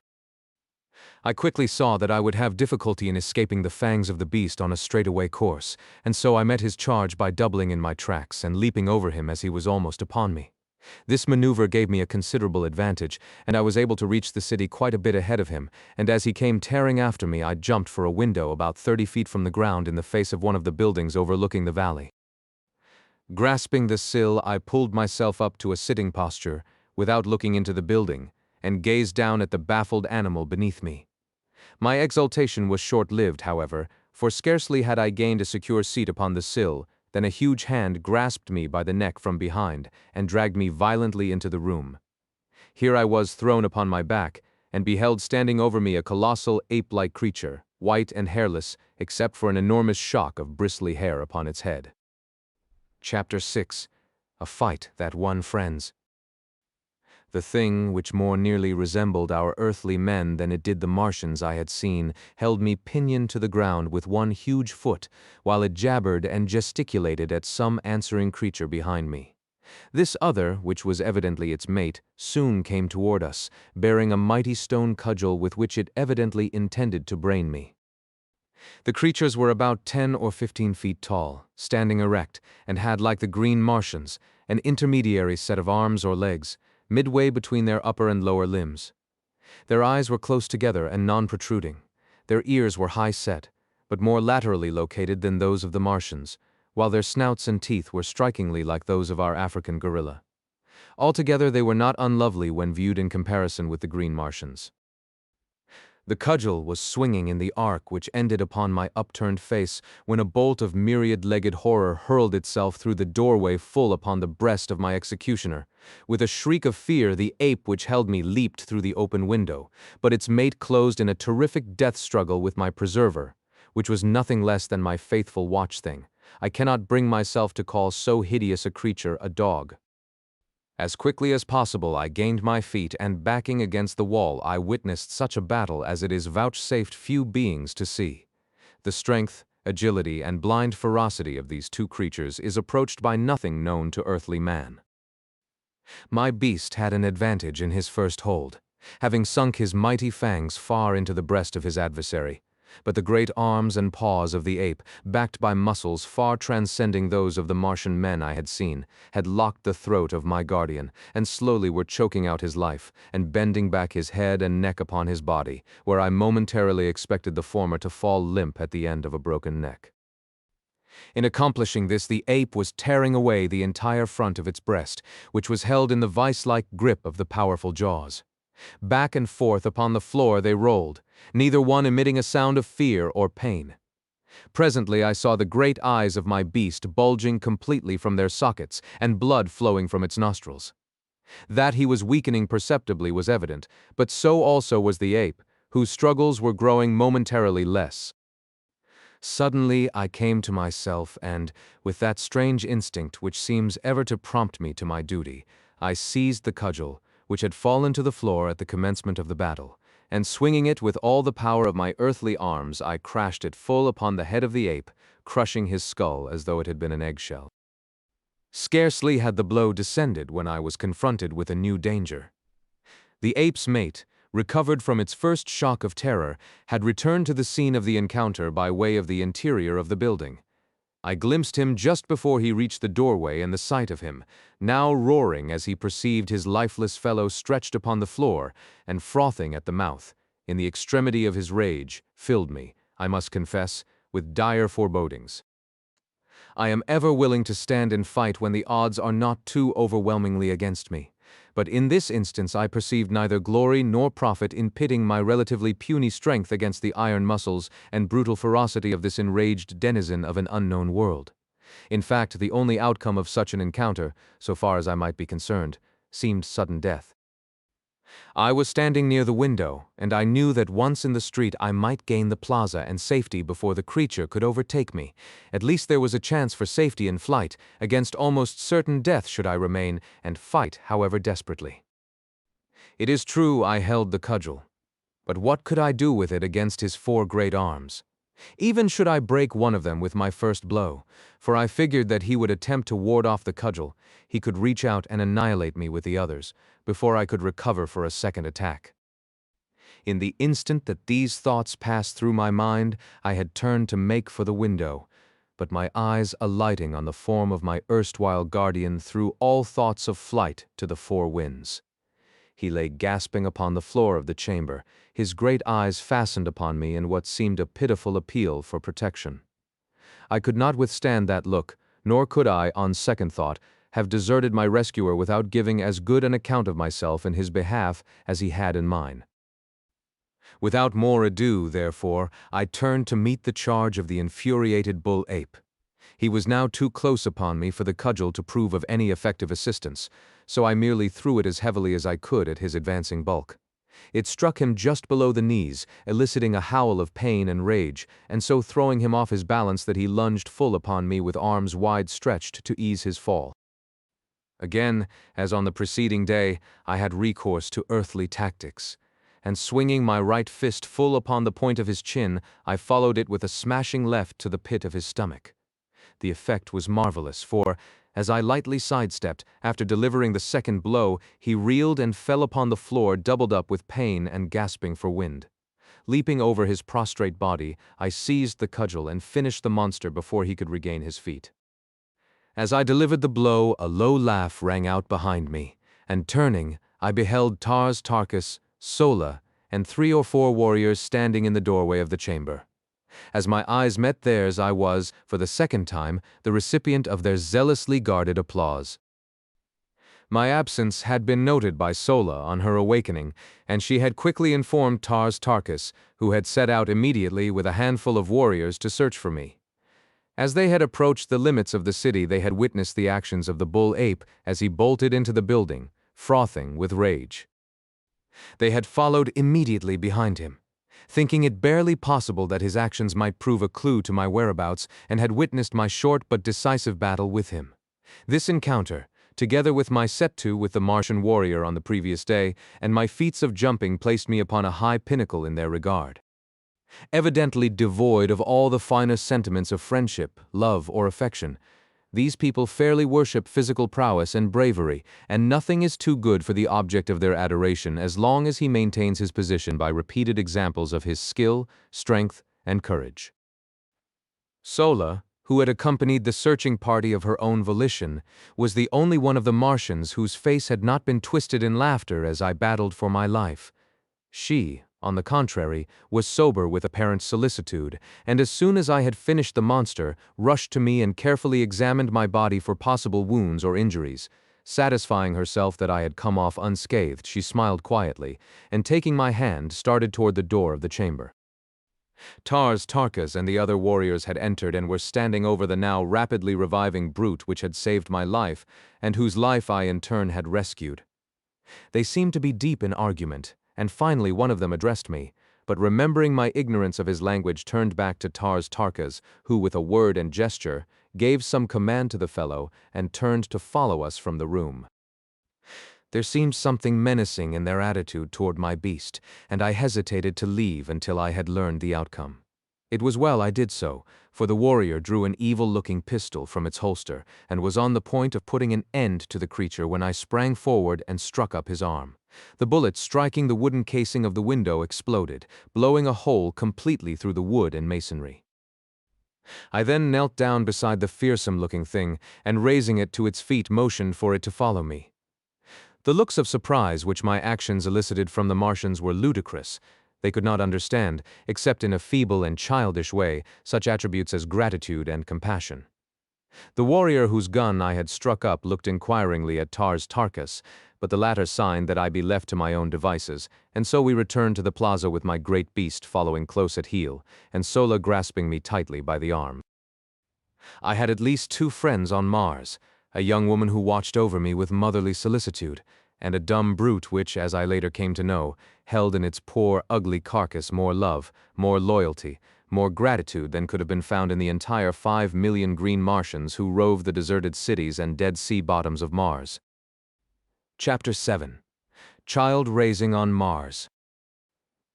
After a breakfast, which was an exact replica of the meal of the preceding day, and an index of practically every meal which followed while I was with the green men of Mars, Sola escorted me to the plaza, where I found the entire community engaged in watching or helping at the harnessing of huge Macedonian animals to great 3-wheeled chariots.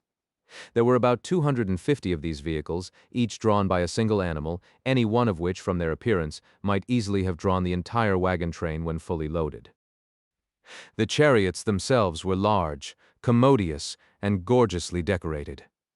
In each was seated a female Martian loaded with ornaments of metal, with jewels and silks and furs, and upon the back of each of the beasts which drew the chariots was perched a young Martian driver. Like the animals upon which the warriors were mounted, the heavier draft animals wore neither bit nor bridle, but were guided entirely by telepathic means. This power is wonderfully developed in all Martians and accounts largely for the simplicity of their language and the relatively few spoken words exchanged even in long conversations. It is the universal language of Mars, through the medium of which the higher and lower animals of this world of paradoxes are able to communicate to a greater or less extent, depending upon the intellectual sphere of the species and the development of the individual. As the cavalcade took up the line of march in single file, Sola dragged me into an empty chariot, and we proceeded with the procession toward the point by which I had entered the city the day before. At the head of the caravan rode some 200 warriors, 5 abreast, and a like number brought up the rear, while 25 or 30 outriders flanked us on either side. Everyone but myself, men, women, and children, were heavily armed, and at the tail of each chariot trotted a Martian hound, my own beast following closely behind ours. In fact, the faithful creature never left me voluntarily during the entire 10 years I spent on Mars. Our way led out across the little valley before the city, through the hills, and down into the dead sea bottom, which I had traversed on my journey from the incubator to the plaza. The incubator, as it proved, was the terminal point of our journey this day, and, as the entire cavalcade broke into a mad gallop as soon as we reached the level expanse of sea bottom, we were soon within sight of our goal. On reaching it, the chariots were parked with military precision on the 4 sides of the enclosure, and half a score of warriors, headed by the enormous chieftain, and including Tars Tarkas and several other lesser chiefs, dismounted and advanced toward it. I could see Tars Tarkas explaining something to the principal chieftain, whose name, by the way, was, as nearly as I can translate it into English, Lorquus Ptommel, Jed being his title. I was soon appraised of the subject of their conversation, as calling to Sola, Tars Tarkas signed for her to send me to him. I had by this time mastered the intricacies of walking under Martian conditions, and quickly responding to his command, I advanced to the side of the incubator where the warriors stood. As I reached their side, a glance showed me that all but a very few eggs had hatched, the incubator being fairly alive with the hideous little devils. They ranged in height from 3 to 4 feet, and were moving restlessly about the enclosure as though searching for food. As I came to a halt before him, Tars Tarkas pointed over the incubator and said, "Sack." I saw that he wanted me to repeat my performance of yesterday for the edification of Lorquus Ptommel, and as I must confess that my prowess gave me no little satisfaction, I responded quickly, leaping entirely over the parked chariots on the far side of the incubator. As I returned, Lorquus Ptommel grunted something at me, and turning to his warriors gave a few words of command relative to the incubator. They paid no further attention to me, and I was thus permitted to remain close and watch their operations, which consisted in breaking an opening in the wall of the incubator large enough to permit of the exit of the young Martians. On either side of this opening, the women and the younger Martians, both male or female, formed 2 solid walls leading out through the chariots and quite away into the plain beyond. Between these walls, the little Martians scampered wild as deer, being permitted to run the full length of the aisle, where they were captured one at a time by the women and older children. The last in the line capturing the first little one to reach the end of the gauntlet, her opposite in the line capturing the second, and so on until all the little fellows had left the enclosure and been appropriated by some youth or female. As the women caught the young, they fell out of line and returned to their respective chariots, while those who fell into the hands of the young men were later turned over to some of the women. I saw that the ceremony, if it could be dignified by such a name, was over, and seeking out Sola, I found her in our chariot, with a hideous little creature held tightly in her arms. The work of rearing young green Martians consists solely in teaching them to talk and to use the weapons of warfare with which they are loaded down from the very first year of their lives, coming from eggs in which they have lain for 5 years. The period of incubation, they step forth into the world perfectly developed except in size.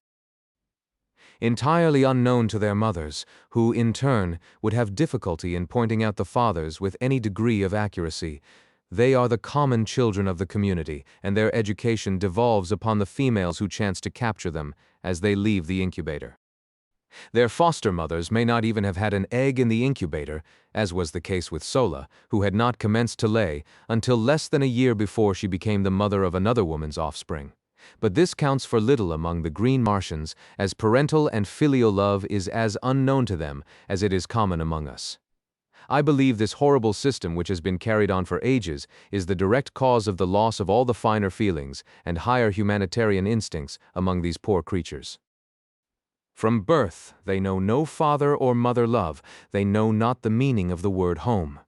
They are taught that they are only suffered to live until they can demonstrate by their physique and ferocity that they are fit to live. Should they prove deformed or defective in any way, they are promptly shot, nor do they see a tear shed for a single one of the many cruel hardships they pass through from earliest infancy.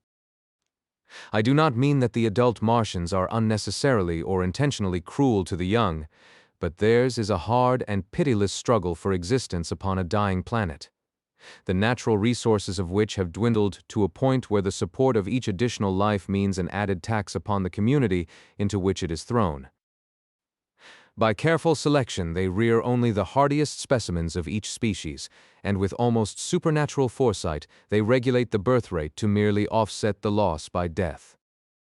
Each adult Martian female brings forth about 13 eggs each year, and those which meet the size, weight, and specific gravity tests are hidden in the recesses of some subterranean vault where the temperature is too low for incubation.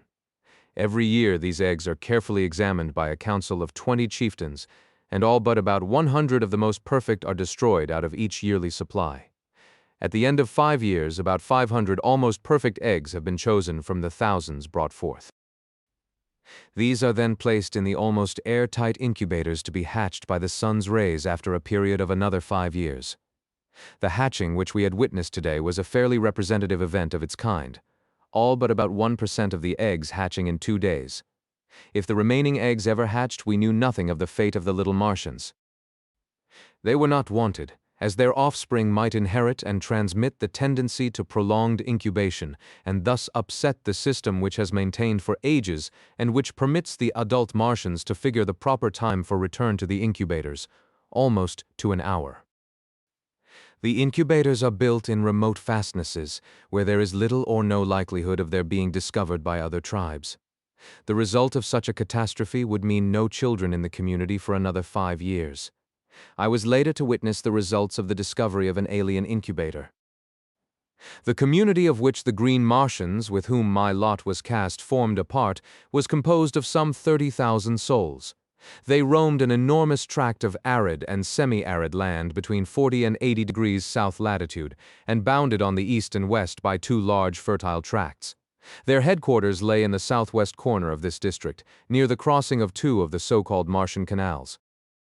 As the incubator had been placed far north of their own territory in a supposedly uninhabited and unfrequented area, we had before us a tremendous journey, concerning which I, of course, knew nothing. After our return to the dead city, I passed several days in comparative idleness. On the day following our return, all the warriors had ridden forth early in the morning and had not returned until just before darkness fell. As I later learned, they had been to the subterranean vaults in which the eggs were kept and had transported them to the incubator, which they had then walled up for another 5 years, and which, in all probability, would not be visited again during that period. The vaults which hid the eggs until they were ready for the incubator were located many miles south of the incubator, and would be visited yearly by the council of 20 chieftains. Why they did not arrange to build their vaults and incubators nearer home has always been a mystery to me, and, like many other Martian mysteries, unsolved and unsolvable by earthly reasoning and customs. Sola's duties were now doubled, as she was compelled to care for the young Martian as well as for me, but neither one of us required much attention, and as we were both about equally advanced in Martian education, Sola took it upon herself to train us together. Her prize consisted in a male about 4 feet tall, very strong and physically perfect. Also, he learned quickly, and we had considerable amusement, at least I did, over the keen rivalry we displayed. The Martian language, as I have said, is extremely simple, and in a week I could make all my wants known and understand nearly everything that was said to me. Likewise, under Sola's tutelage, I developed my telepathic powers so that I shortly could sense practically everything that went on around me. What surprised Sola most in me was that, while I could catch telepathic messages easily from others, and often when they were not intended for me, no one could read a jot from my mind under any circumstances. At first this vexed me, but later I was very glad of it, as it gave me an undoubted advantage over the Martians. Chapter 8. A Fair Captive from the Sky. The third day after the incubator ceremony we set forth toward home, but scarcely had the head of the procession debouched into the open ground before the city than orders were given for an immediate and hasty return. As though trained for years in this particular evolution, the green Martians melted like mist into the spacious doorways of the nearby buildings, until, in less than 3 minutes, the entire cavalcade of chariots, mastodons, and mounted warriors was nowhere to be seen. Sola and I had entered a building upon the front of the city, in fact the same one in which I had had my encounter with the apes, and, wishing to see what had caused the sudden retreat, I mounted to an upper floor and peered from the window out over the valley and the hills beyond, and there I saw the cause of their sudden scurrying to cover. A huge craft, long, low, and gray-painted, swung slowly over the crest of the nearest hill. Following it came another, and another, and another, until 20 of them, swinging low above the ground, sailed slowly and majestically toward us. Each carried a strange banner swung from stem to stern above the upper works, and upon the prow of each was painted some odd device that gleamed in the sunlight and showed plainly even at the distance at which we were from the vessels. I could see figures crowding the forward decks and upper works of the aircraft. Whether they had discovered us or simply were looking at the deserted city, I could not say, but in any event, they received a rude reception. For suddenly and without warning, the green Martian warriors fired a terrific volley from the windows of the buildings facing the little valley across which the great ships were so peacefully advancing. Instantly the scene changed as by magic. The foremost vessel swung broadside toward us, and bringing her guns into play, returned our fire, at the same time moving parallel to our front for a short distance, and then turning back with the evident intention of completing a great circle, which would bring her up to position once more opposite our firing line. The other vessels followed in her wake, each one opening upon us as she swung into position. Our own fire never diminished, and I doubt if 25% of our shots went wild. It had never been given me to see such deadly accuracy of aim, and it seemed as though a little figure on one of the craft dropped at the explosion of each bullet, while the banners and upper works dissolved in spurts of flame as the irresistible projectiles of our warriors mowed through them. The fire from the vessels was most ineffectual, owing, as I afterward learned, to the unexpected suddenness of the first volley, which caught the ship's crews entirely unprepared and the sighting apparatus of the guns unprotected from the deadly aim of our warriors. It seems that each green warrior has certain objective points for his fire under relatively identical circumstances of warfare. For example, a proportion of them, always the best marksmen, direct their fire entirely upon the wireless finding and sighting apparatus of the big guns of an attacking naval force. Another detail attends to the smaller guns in the same way. Others pick off the gunners, still others the officers, while certain other quotas concentrate their attention upon the other members of the crew, upon the upper works, and upon the steering gear and propellers. 20 minutes after the first volley, the great fleet swung trailing off in the direction from which it had first appeared. Several of the craft were limping perceptibly, and seemed but barely under the control of their depleted crews. Their fire had ceased entirely, and all their energies seemed focused upon escape. Our warriors then rushed up to the roofs of the buildings which we occupied, and followed the retreating armada with a continuous fusillade of deadly fire. One by one, however, the ships managed to dip below the crests of the outlying hills until only one barely moving craft was in sight. This had received the brunt of our fire, and seemed to be entirely unmanned, as not a moving figure was visible upon her decks. Slowly she swung from her course, circling back toward us in an erratic and pitiful manner. Instantly the warriors ceased firing, for it was quite apparent that the vessel was entirely helpless, and far from being in a position to inflict harm upon us, she could not even control herself sufficiently to escape. As she neared the city, the warriors rushed out upon the plain to meet her, but it was evident that she still was too high for them to hope to reach her decks. From my vantage point in the window, I could see the bodies of her crew strewn about, although I could not make out what manner of creatures they might be. Not a sign of life was manifest upon her as she drifted slowly with the light breeze in a southeasterly direction. She was drifting some 50 feet above the ground, followed by all but some 100 of the warriors who had been ordered back to the roofs to cover the possibility of a return of the fleet, or of reinforcements. It soon became evident that she would strike the face of the buildings about a mile south of our position, and as I watched the progress of the chase, I saw a number of warriors gallop ahead, dismount and enter the building she seemed destined to touch. As the craft neared the building, and just before she struck, the Martian warriors swarmed upon her from the windows, and with their great spears eased the shock of the collision, and in a few moments they had thrown out grappling hooks, and the big boat was being hauled to ground by their fellows below. After making her fast, they swarmed the sides and searched the vessel from stem to stern. I could see them examining the dead sailors, evidently for signs of life, and presently a party of them appeared from below, dragging a little figure among them. The creature was considerably less than half as tall as the green Martian warriors, and from my balcony I could see that it walked erect upon 2 legs and surmised that it was some new and strange Martian monstrosity with which I had not as yet become acquainted. They removed their prisoner to the ground and then commenced a systematic rifling of the vessel. This operation required several hours, during which time a number of the chariots were requisitioned to transport the loot, which consisted in arms, ammunition, silks, furs, jewels, strangely carved stone vessels, and a quantity of solid foods and liquids, including many casks of water. The first I had seen since my advent upon Mars. After the last load had been removed, the warriors made lines fast to the craft and towed her far out into the valley in a southwesterly direction. A few of them then boarded her and were busily engaged in what appeared, from my distant position, as the emptying of the contents of various carboys upon the dead bodies of the sailors and over the decks and works of the vessel. This operation concluded, they hastily clambered over her sides, sliding down the guy ropes to the ground. The last warrior to leave the deck turned and threw something back upon the vessel, waiting an instant to note the outcome of his act. As a faint spurt of flame rose from the point where the missile struck, he swung over the side and was quickly upon the ground.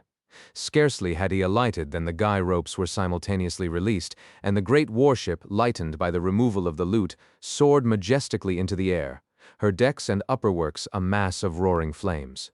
Slowly she drifted to the southeast, rising higher and higher as the flames ate away her wooden parts and diminished the weight upon her.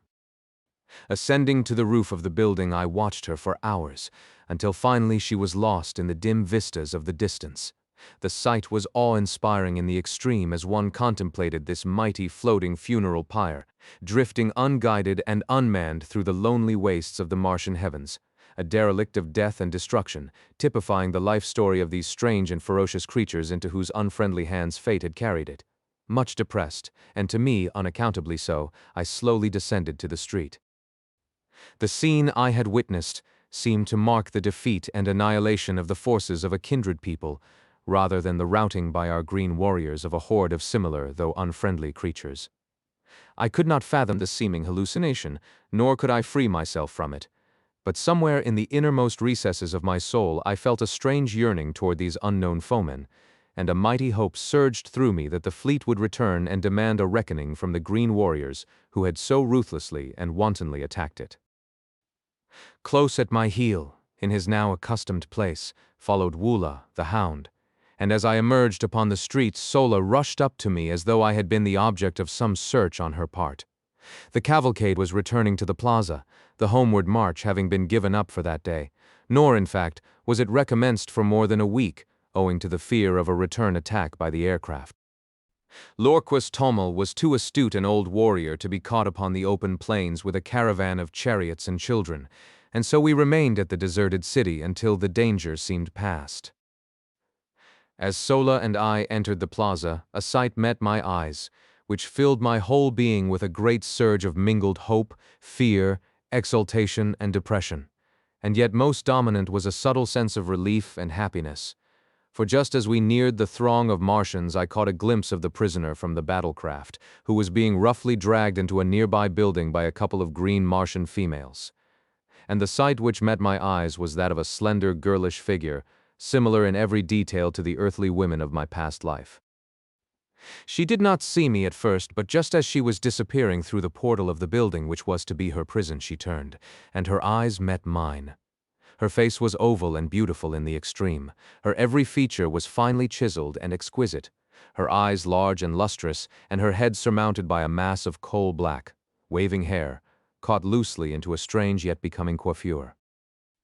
Her skin was of a light reddish copper color, against which the crimson glow of her cheeks and the ruby of her beautifully molded lips shone with a strangely enhancing effect. She was as destitute of clothes as the green Martians who accompanied her. Indeed, save for her highly wrought ornaments, she was entirely naked, nor could any apparel have enhanced the beauty of her perfect and symmetrical figure. As her gaze rested on me, her eyes opened wide in astonishment, and she made a little sign with her free hand, a sign which I did not, of course, understand. Just a moment we gazed upon each other, and then the look of hope and renewed courage which had glorified her face as she discovered me faded into one of utter dejection, mingled with loathing and contempt. I realized I had not answered her signal, and ignorant as I was of Martian customs, I intuitively felt that she had made an appeal for succor and protection which my unfortunate ignorance had prevented me from answering, and then she was dragged out of my sight into the depths of the deserted edifice. Chapter 9. I learn the language. As I came back to myself, I glanced at Sola, who had witnessed this encounter, and I was surprised to note a strange expression upon her usually expressionless countenance. What her thoughts were I did not know, for as yet I had learned but little of the Martian tongue, enough only to suffice for my daily needs. As I reached the doorway of our building, a strange surprise awaited me. A warrior approached bearing the arms, ornaments, and full accoutrements of his kind. These he presented to me with a few unintelligible words, and a bearing at once respectful and menacing. Later, Sola, with the aid of several of the other women, remodeled the trappings to fit my lesser proportions, and after they completed the work I went about garbed in all the panoply of war. From then on, Sola instructed me in the mysteries of the various weapons, and with the Martian young I spent several hours each day practicing upon the plaza. I was not yet proficient with all the weapons, but my great familiarity with similar earthly weapons made me an unusually apt pupil, and I progressed in a very satisfactory manner. The training of myself and the young Martians was conducted solely by the women, who not only attend to the education of the young in the arts of individual defense and offense, but are also the artisans who produce every manufactured article wrought by the green Martians. They make the powder, the cartridges, the firearms. In fact, everything of value is produced by the females. In time of actual warfare, they form parts of the reserves, and when the necessity arises, fight with even greater intelligence and ferocity than the men. The men are trained in the higher branches of the art of war, in strategy, and the maneuvering of large bodies of troops. They make the laws as they are needed, a new law for each emergency. They are unfettered by precedent in the administration of justice. Customs have been handed down by ages of repetition, but the punishment for ignoring a custom is a matter for individual treatment by a jury of the culprit's peers, and I may say that justice seldom misses fire, but seems rather to rule in inverse ratio to the ascendancy of law.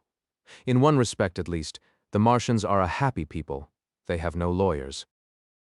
I did not see the prisoner again for several days subsequent to our first encounter, and then only to catch a fleeting glimpse of her as she was being conducted to the great audience chamber where I had had my first meeting with Lorcus Potamel.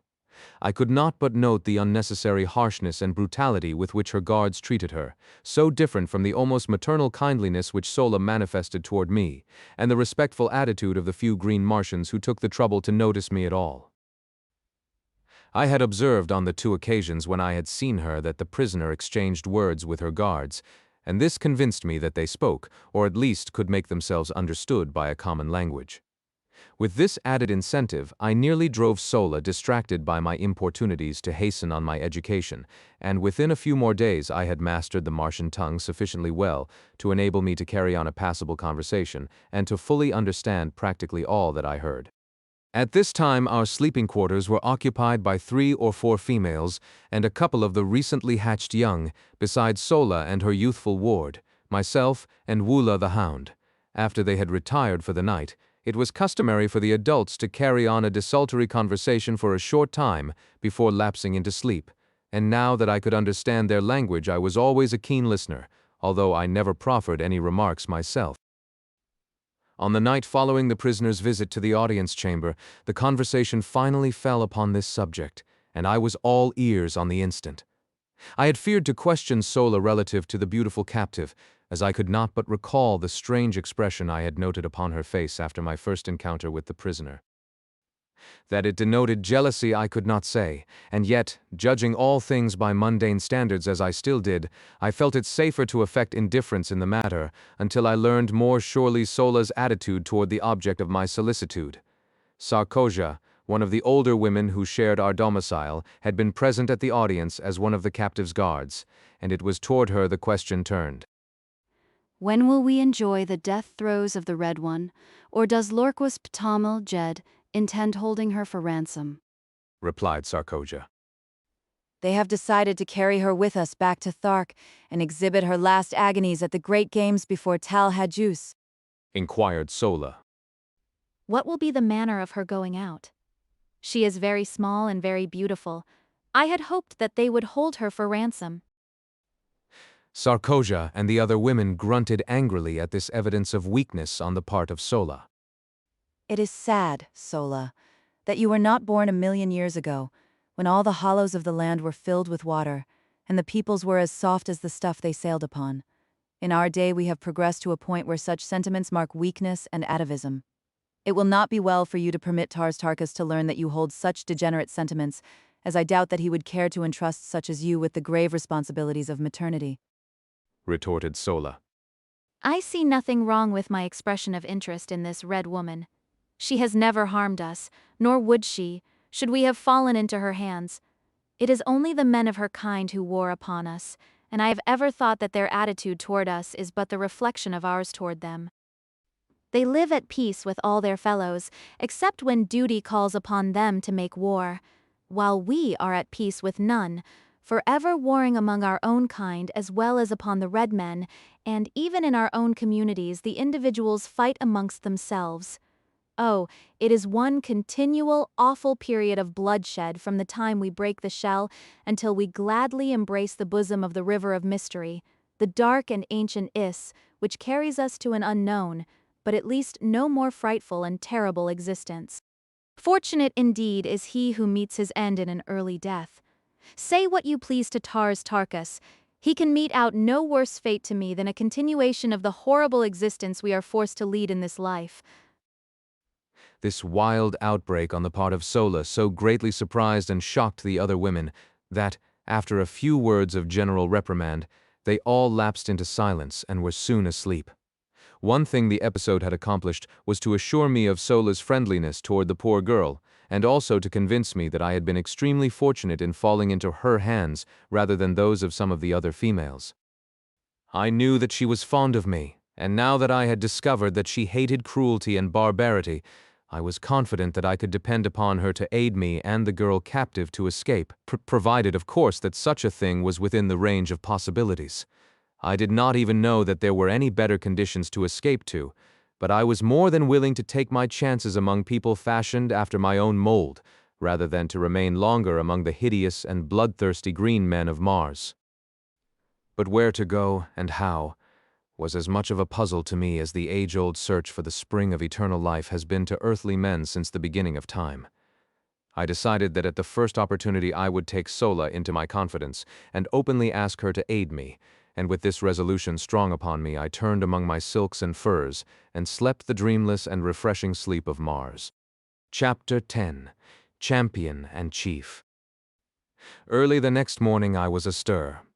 Considerable freedom was allowed me, as Sola had informed me that so long as I did not attempt to leave the city I was free to go and come as I pleased. She had warned me, however, against venturing forth unarmed, as this city, like all other deserted metropolises of an ancient Martian civilization, was peopled by the great white apes of my second day's adventure.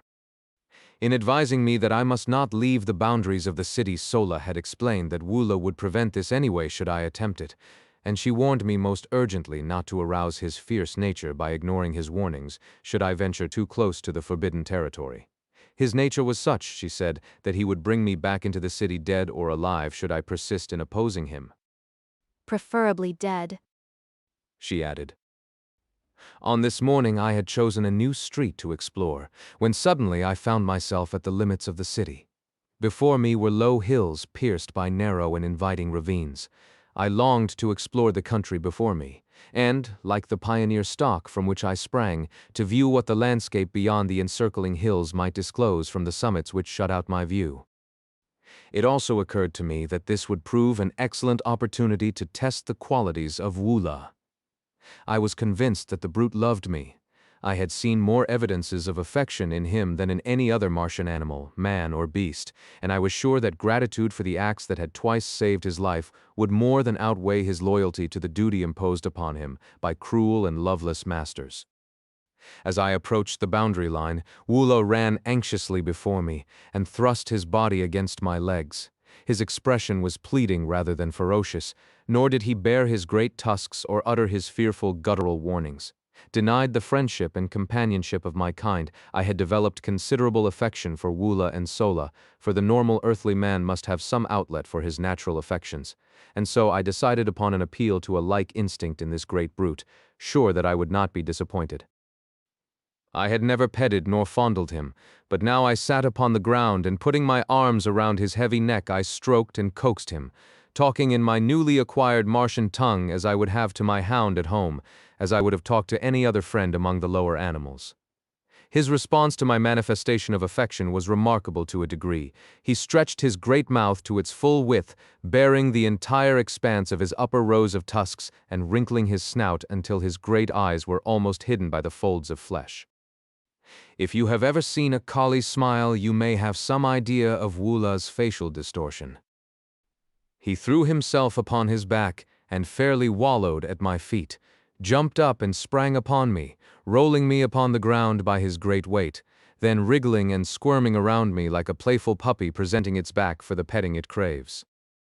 I could not resist the ludicrousness of the spectacle, and holding my sides I rocked back and forth in the first laughter which had passed my lips in many days. The first, in fact, since the morning Powell had left camp when his horse, long unused, had precipitately and unexpectedly bucked him off headforemost into a pot of frijoles. My laughter frightened Wula. His antics ceased, and he crawled pitifully toward me, poking his ugly head far into my lap, and then I remembered what laughter signified on Mars: torture, suffering, death. Quieting myself, I rubbed the poor old fellow's head and back, talked to him for a few minutes, and then in an authoritative tone commanded him to follow me, and arising started for the hills. There was no further question of authority between us. Wula was my devoted slave from that moment hence, and I his only and undisputed master. My walk to the hills occupied but a few minutes, and I found nothing of particular interest to reward me. Numerous brilliantly colored and strangely formed wildflowers dotted the ravines, and from the summit of the first hill I saw still other hills stretching off toward the north, and rising, one range above another, until lost in mountains of quite respectable dimensions. Though I afterward found that only a few peaks on all Mars exceed 4,000 feet in height, the suggestion of magnitude was merely relative.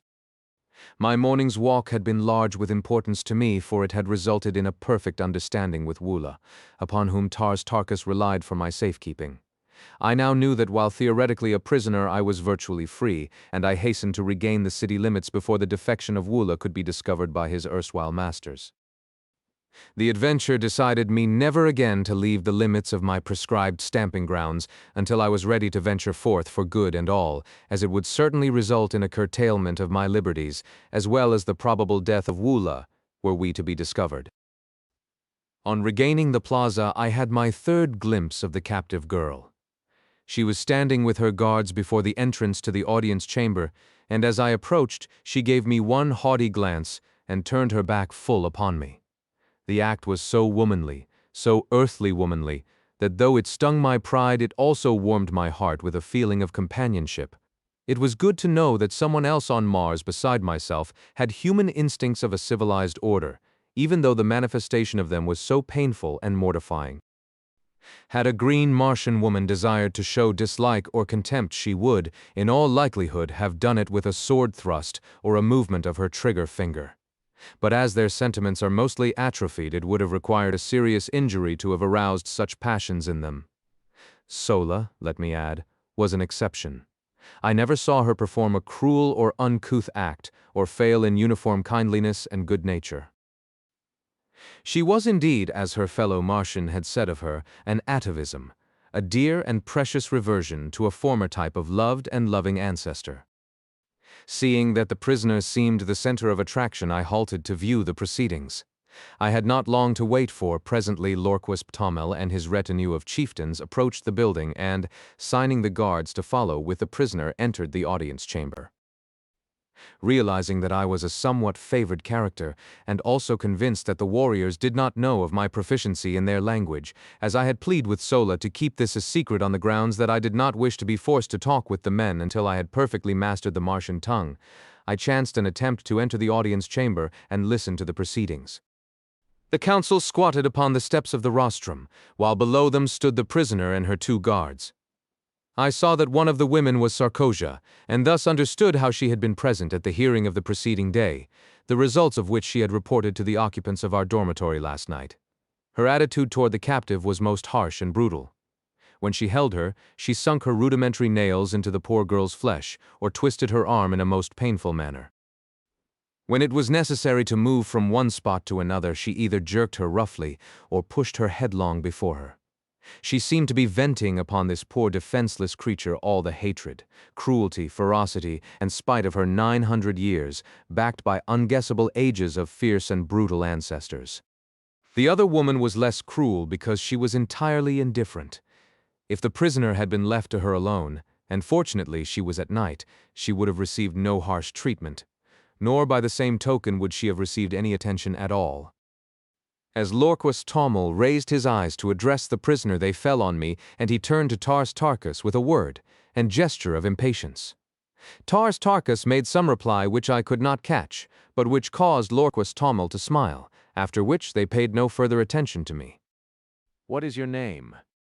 Asked Lorquis Ptomel, addressing the prisoner. Deja Thoris, daughter of Mors Kijak of Helium. And the nature of your expedition?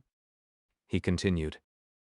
It was a purely scientific research party sent out by my father's father, the Jedek of Helium, to rechart the air currents and to take atmospheric density tests, Replied the fair prisoner, in a low, well-modulated voice. We were unprepared for battle, as we were on a peaceful mission, as our banners and the colors of our craft denoted. The work we were doing was as much in your interests as in ours, for you know full well that were it not for our labors and the fruits of our scientific operations, there would not be enough air or water on Mars to support a single human life. For ages we have maintained the air and water supply at practically the same point without an appreciable loss, and we have done this in the face of the brutal and ignorant interference of you green men. She continued. Why, oh, why will you not learn to live in amity with your fellows? Must you ever go on down the ages to your final extinction but little above the plane of the dumb brutes that serve you? A people without written language, without art, without homes, without love. The victims of eons of the horrible community idea, owning everything in common, even to your women and children, has resulted in your owning nothing in common. You hate each other as you hate all else except yourselves. Come back to the ways of our common ancestors. Come back to the light of kindliness and fellowship. The way is open to you. You will find the hands of the red men stretched out to aid you. Together we may do still more to regenerate our dying planet. The granddaughter of the greatest and mightiest of the Red Jedeks has asked you. Will you come? Lorquis Ptomel and the warriors sat looking silently and intently at the young woman for several moments after she had ceased speaking. What was passing in their minds no man may know, but that they were moved I truly believe, and if one man high among them had been strong enough to rise above custom, that moment would have marked a new and mighty era for Mars.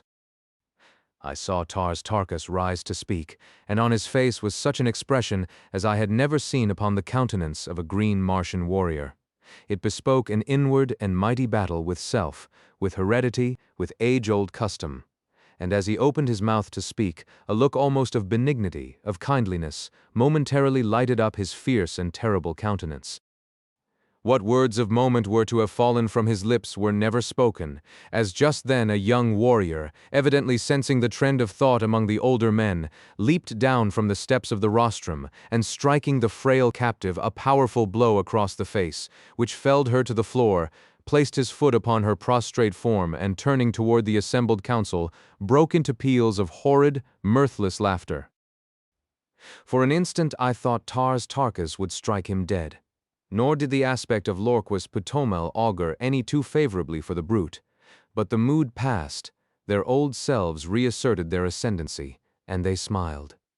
It was portentous, however, that they did not laugh aloud, for the brute's act constituted a side-splitting witticism according to the ethics which rule green Martian humor.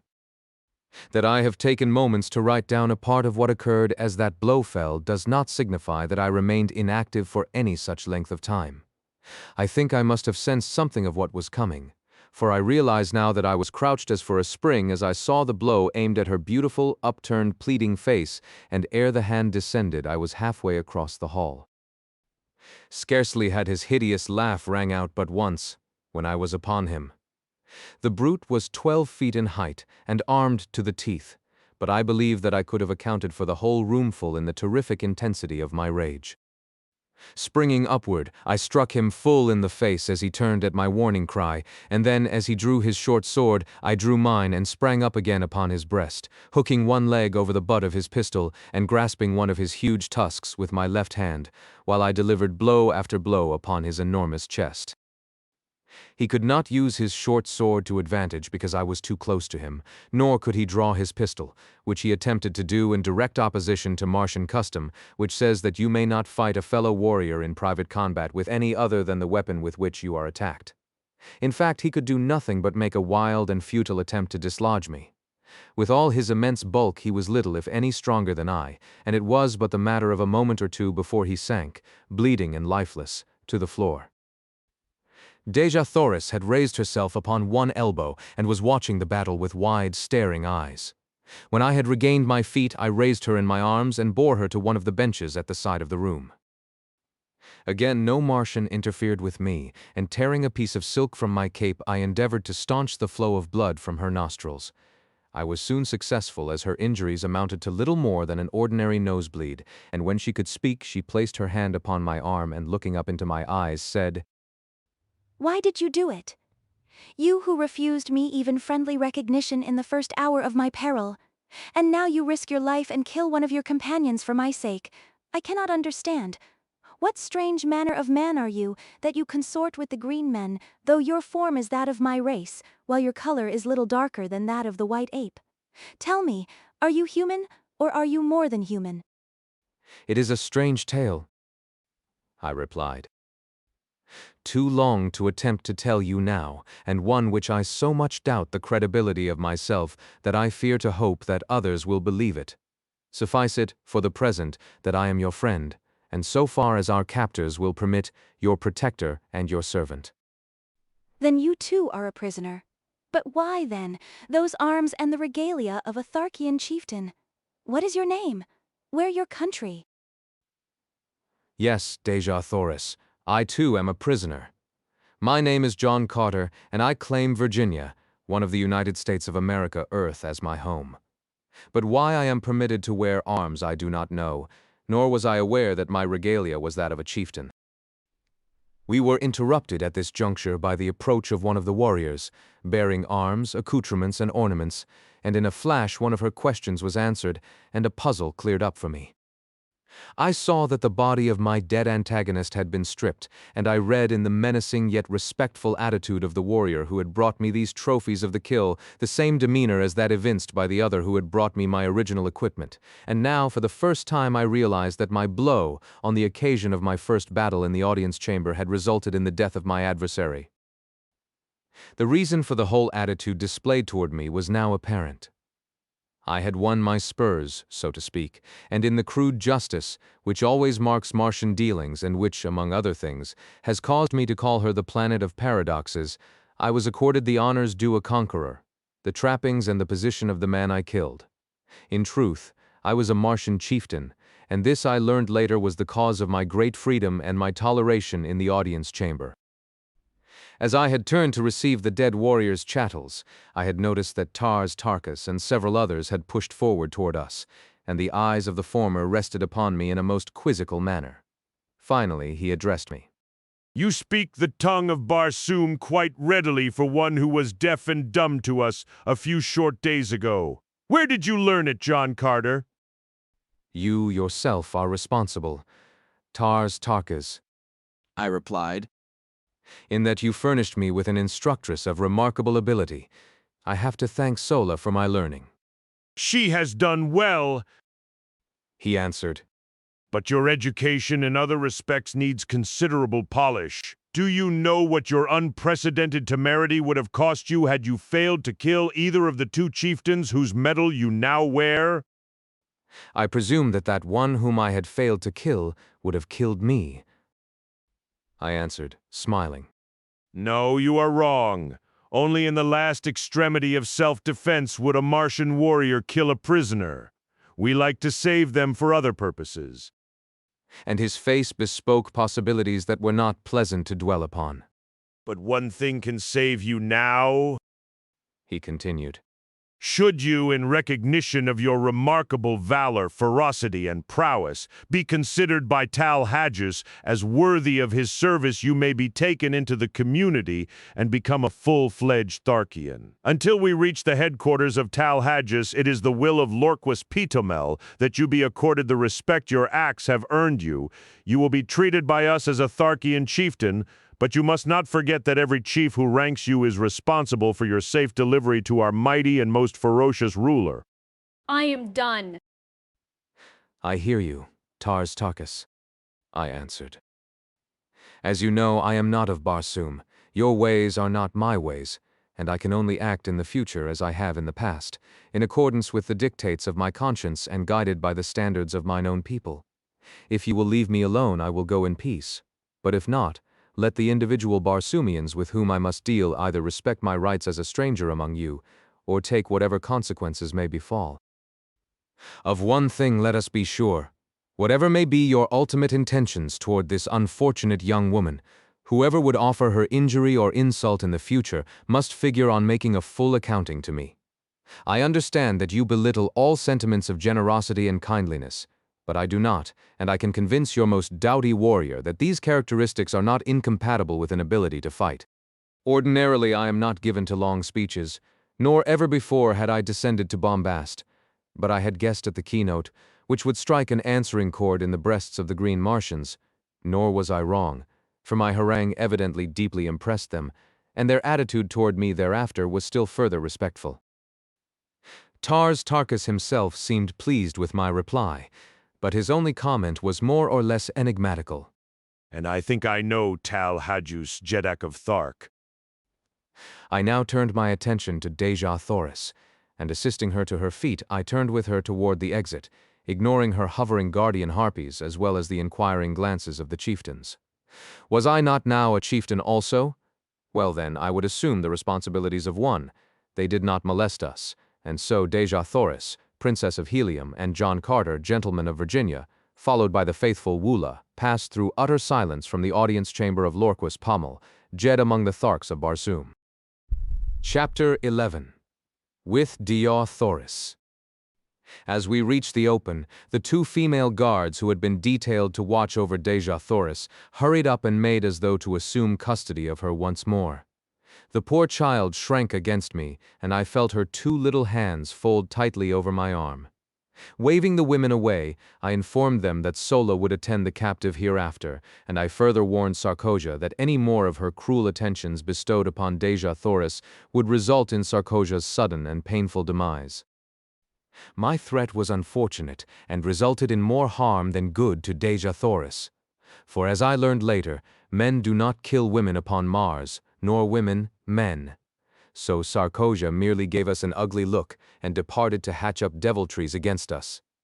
I soon found Sola and explained to her that I wished her to guard Xerophayze as she had guarded me, that I wished her to find other quarters where they would not be molested by Sarkosia, and I finally informed her that I myself would take up my quarters among the men.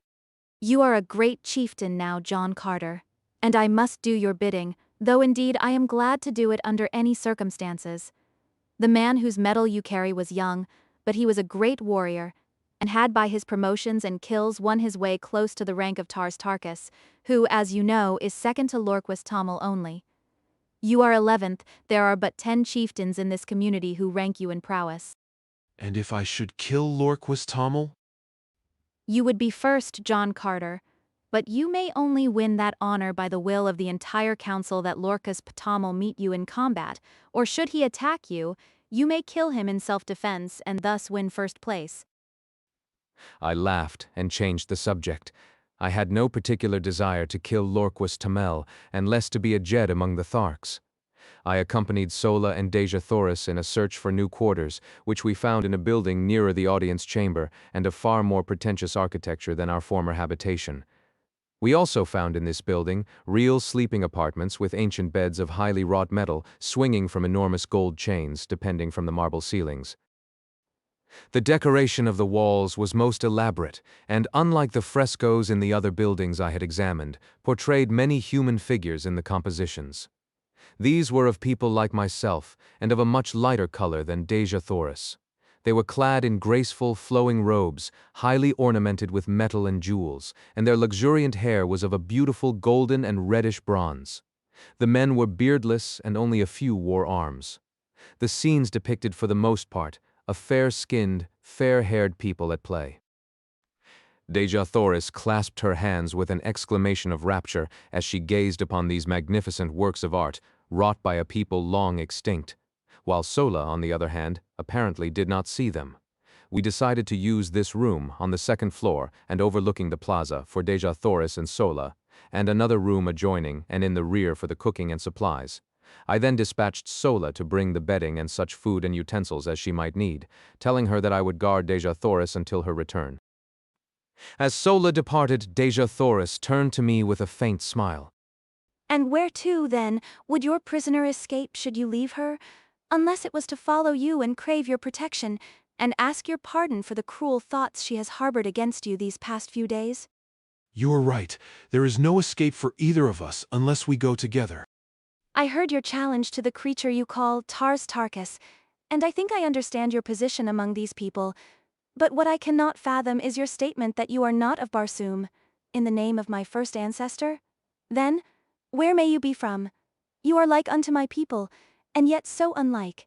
You speak my language, and yet I heard you tell Tars Tarkas that you had but learned it recently.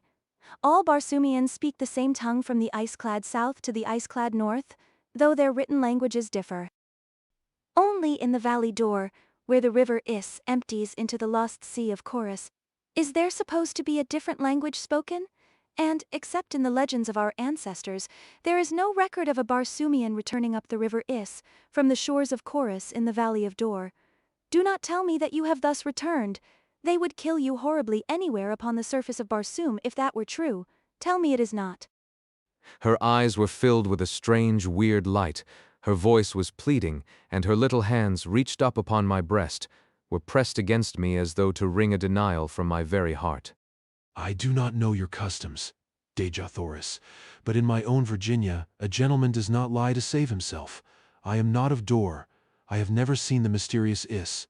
The lost sea of Chorus is still lost, so far as I am concerned. Do you believe me? And then it struck me suddenly that I was very anxious that she should believe me. It was not that I feared the results which would follow a general belief that I had returned from the Barsoomian heaven or hell, or whatever it was. Why was it then? Why should I care what she thought? I looked down at her, her beautiful face upturned and her wonderful eyes opening up the very depth of her soul, and as my eyes met hers I knew why, and I shuddered. A similar wave of feeling seemed to stir her. She drew away from me with a sigh, and with her earnest, beautiful face turned up to mine, she whispered, I believe you, John Carter. I do not know what a gentleman is, nor have I ever heard before of Virginia, but on Barsoom no man lies. If he does not wish to speak the truth, he is silent. Where is this Virginia, your country, John Carter? She asked, and it seemed that this fair name of my fair land had never sounded more beautiful than as it fell from those perfect lips on that far-gone day. I am of another world, the great planet Earth, which revolves about our common sun, and next within the orbit of your Barsoom, which we know as Mars.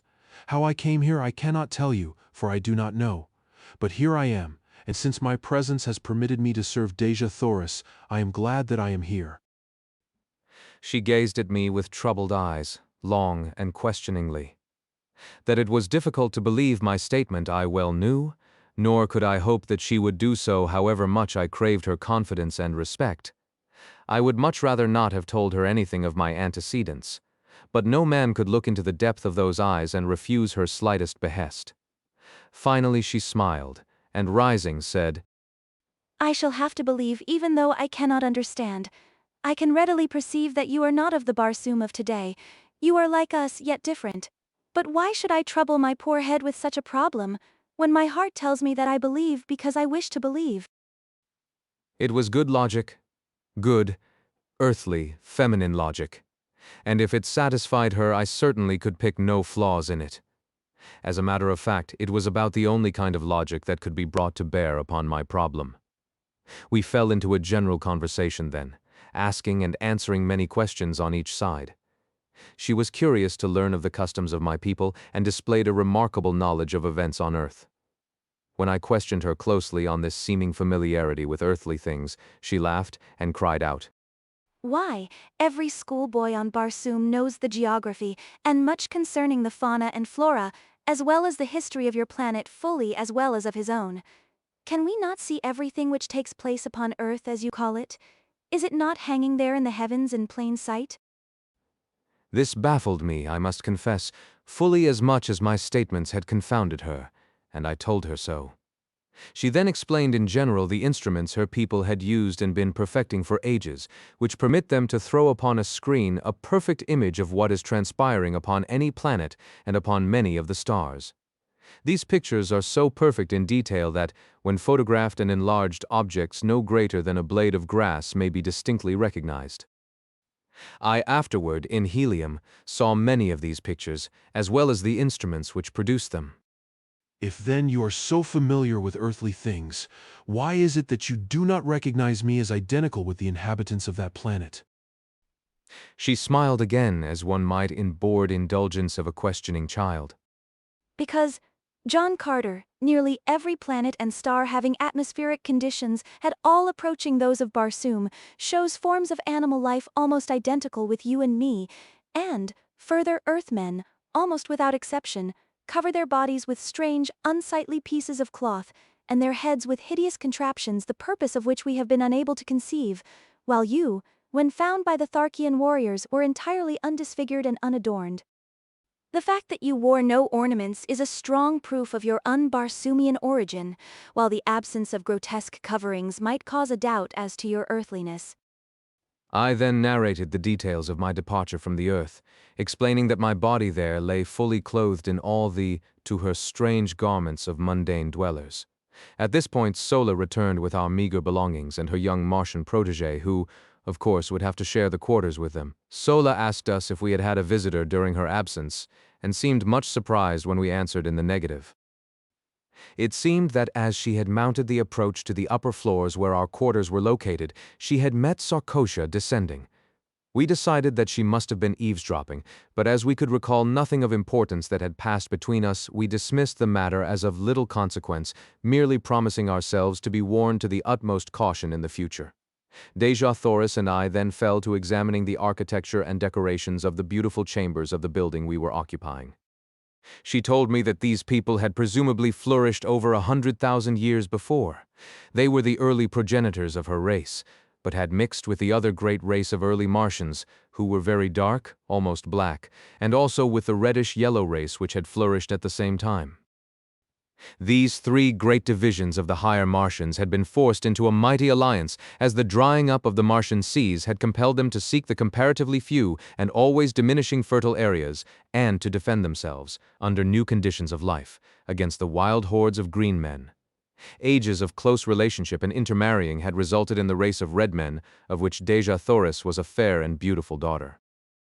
During the ages of hardships and incessant warring between their own various races, as well as with the green men, and before they had fitted themselves to the changed conditions, much of the high civilization, and many of the arts of the fair-haired Martians had become lost, but the red race of today has reached a point where it feels that it has made up in new discoveries, and in a more practical civilization for all that lies irretrievably buried with the ancient Barsoomians, beneath the countless intervening ages. These ancient Martians had been a highly cultivated and literary race, but during the vicissitudes of those trying centuries of readjustment to new conditions, not only did their advancement and production cease entirely, but practically all their archives, records, and literature were lost.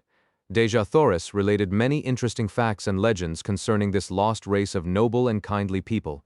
She said that the city in which we were camping was supposed to have been a center of commerce and culture known as Korad. It had been built upon a beautiful natural harbor, landlocked by magnificent hills. The little valley on the west front of the city, she explained, was all that remained of the harbor, while the pass through the hills to the old sea bottom had been the channel through which the shipping passed up to the city's gates. The shores of the ancient seas were dotted with just such cities, and lesser ones, in diminishing numbers, were to be found converging toward the center of the oceans, as the people had found it necessary to follow the receding waters until necessity had forced upon them their ultimate salvation, the so-called Martian canals. We had been so engrossed in exploration of the building and in our conversation that it was late in the afternoon before we realized it.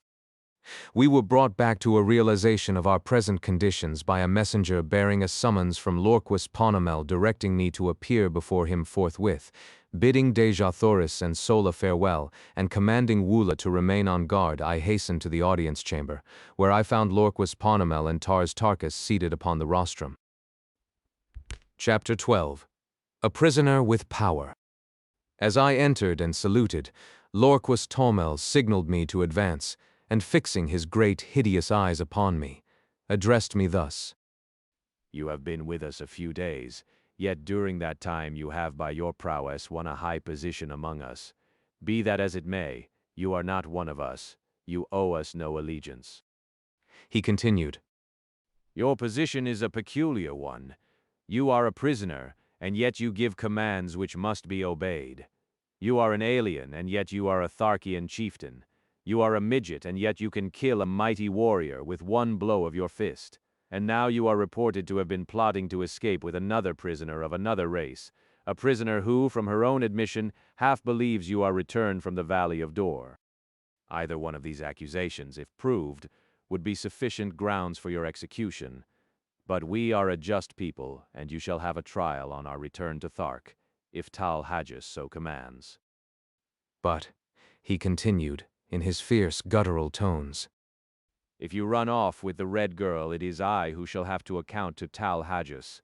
It is I who shall have to face Tars Tarkas, and either demonstrate my right to command, or the metal from my dead carcass will go to a better man, for such is the custom of the Tharks. I have no quarrel with Tars Tarkas. Together we rule supreme the greatest of the lesser communities among the green men. We do not wish to fight between ourselves, and so if you were dead, John Carter, I should be glad. Under two conditions only, however, may you be killed by us without orders from Tal Hajus, either in personal combat in self-defense, should you attack one of us, or if you were apprehended in an attempt to escape. As a matter of justice, I must warn you that we only await one of these two excuses for ridding ourselves of so great a responsibility. The safe delivery of the Red Girl to Tal Hajus is of the greatest importance. Not in 1,000 years have the Tharks made such a capture. She is the granddaughter of the greatest of the Red Jedaks, who is also our bitterest enemy. I have spoken. The Red Girl told us that we were without the softer sentiments of humanity, but we are a just and truthful race. You may go. Turning, I left the audience chamber. So this was the beginning of Sarkoja's persecution.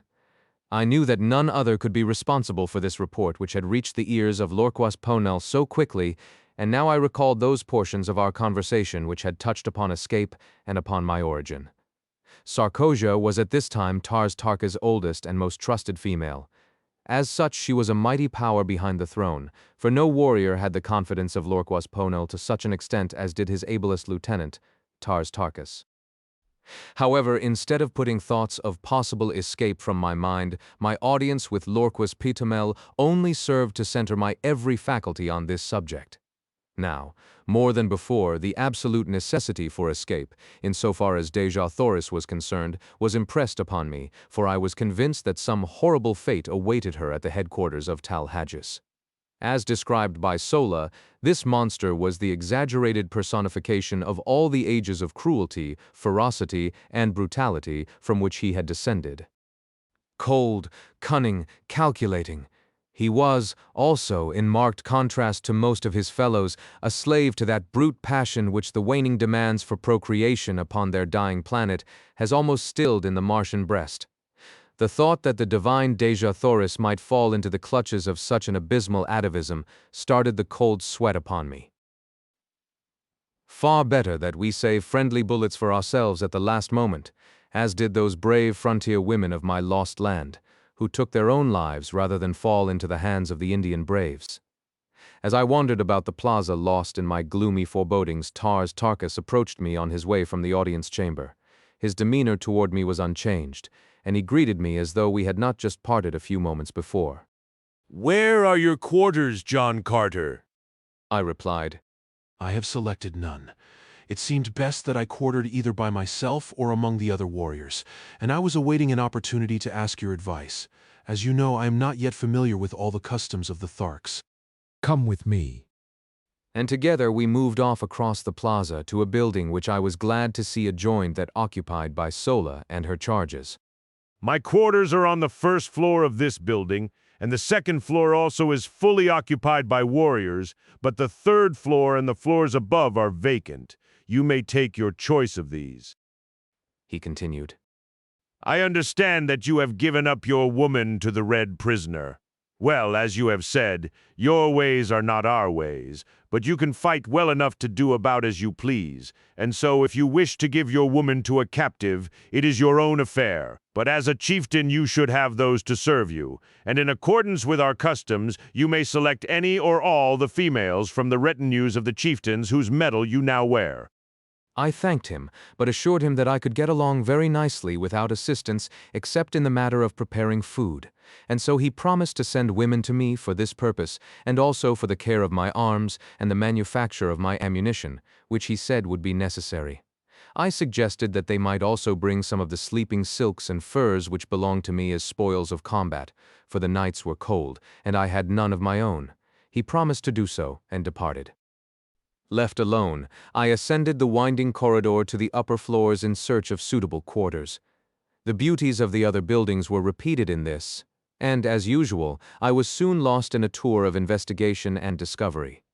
I finally chose a front room on the third floor, because this brought me nearer to Xerophayze, whose apartment was on the second floor of the adjoining building, and it flashed upon me that I could rig up some means of communication whereby she might signal me, in case she needed either my services or my protection.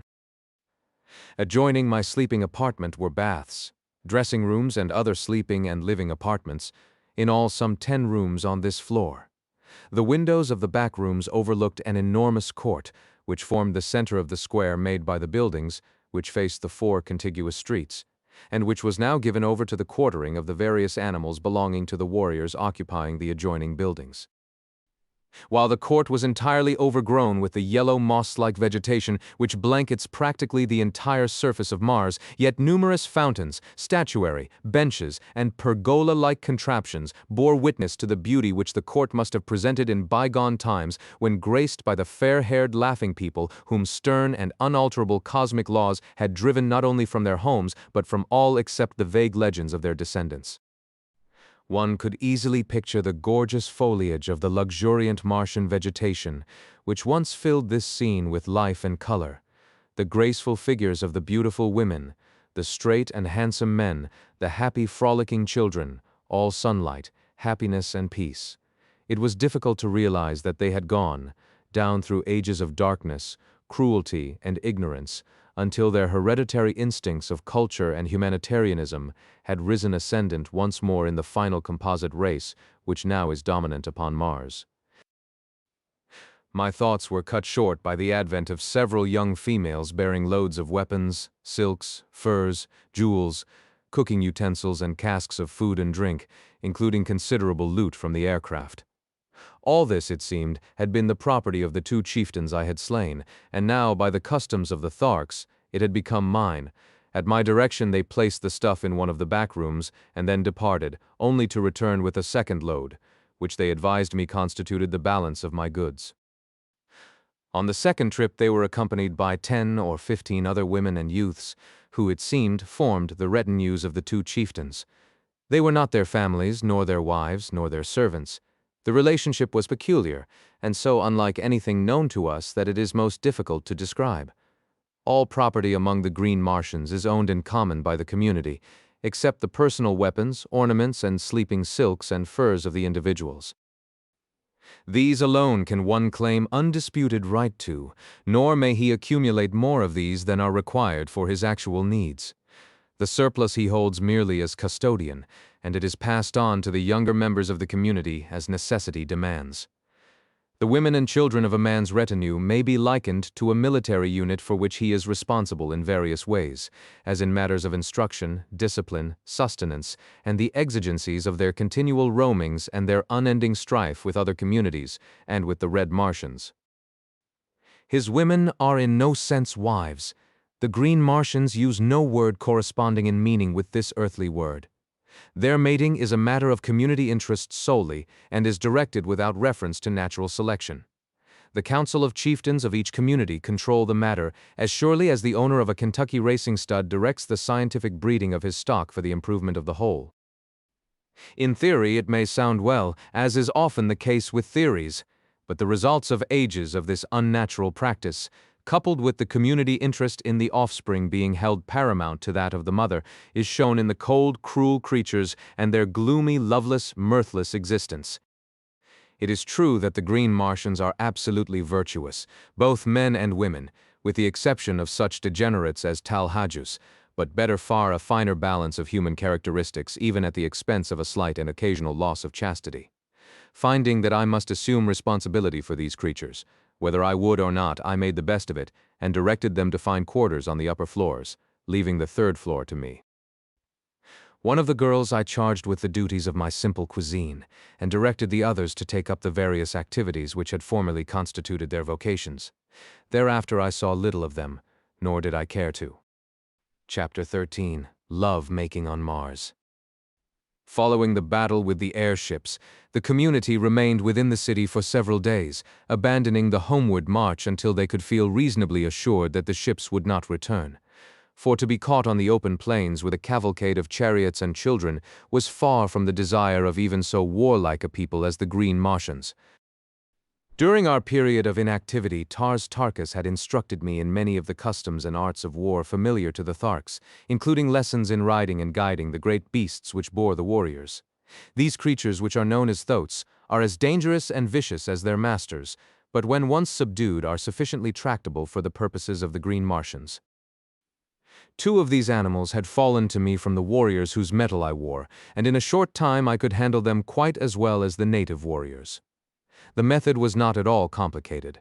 If the thoats did not respond with sufficient celerity to the telepathic instructions of their riders, they were dealt a terrific blow between the ears with the butt of a pistol, and if they showed fight, this treatment was continued until the brutes either were subdued or had unseated their riders.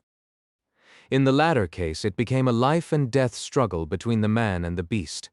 If the former were quick enough with his pistol, he might live to ride again, though upon some other beast. If not, his torn and mangled body was gathered up by his women and burned in accordance with Tharkian custom. My experience with Woola determined me to attempt the experiment of kindness in my treatment of my thoats. First, I taught them that they could not unseat me, and even rapped them sharply between the ears to impress upon them my authority and mastery. Then, by degrees, I won their confidence in much the same manner as I had adopted countless times with my many mundane mounts. I was ever a good hand with animals, and by inclination as well as because it brought more lasting and satisfactory results, I was always kind and humane in my dealings with the lower orders.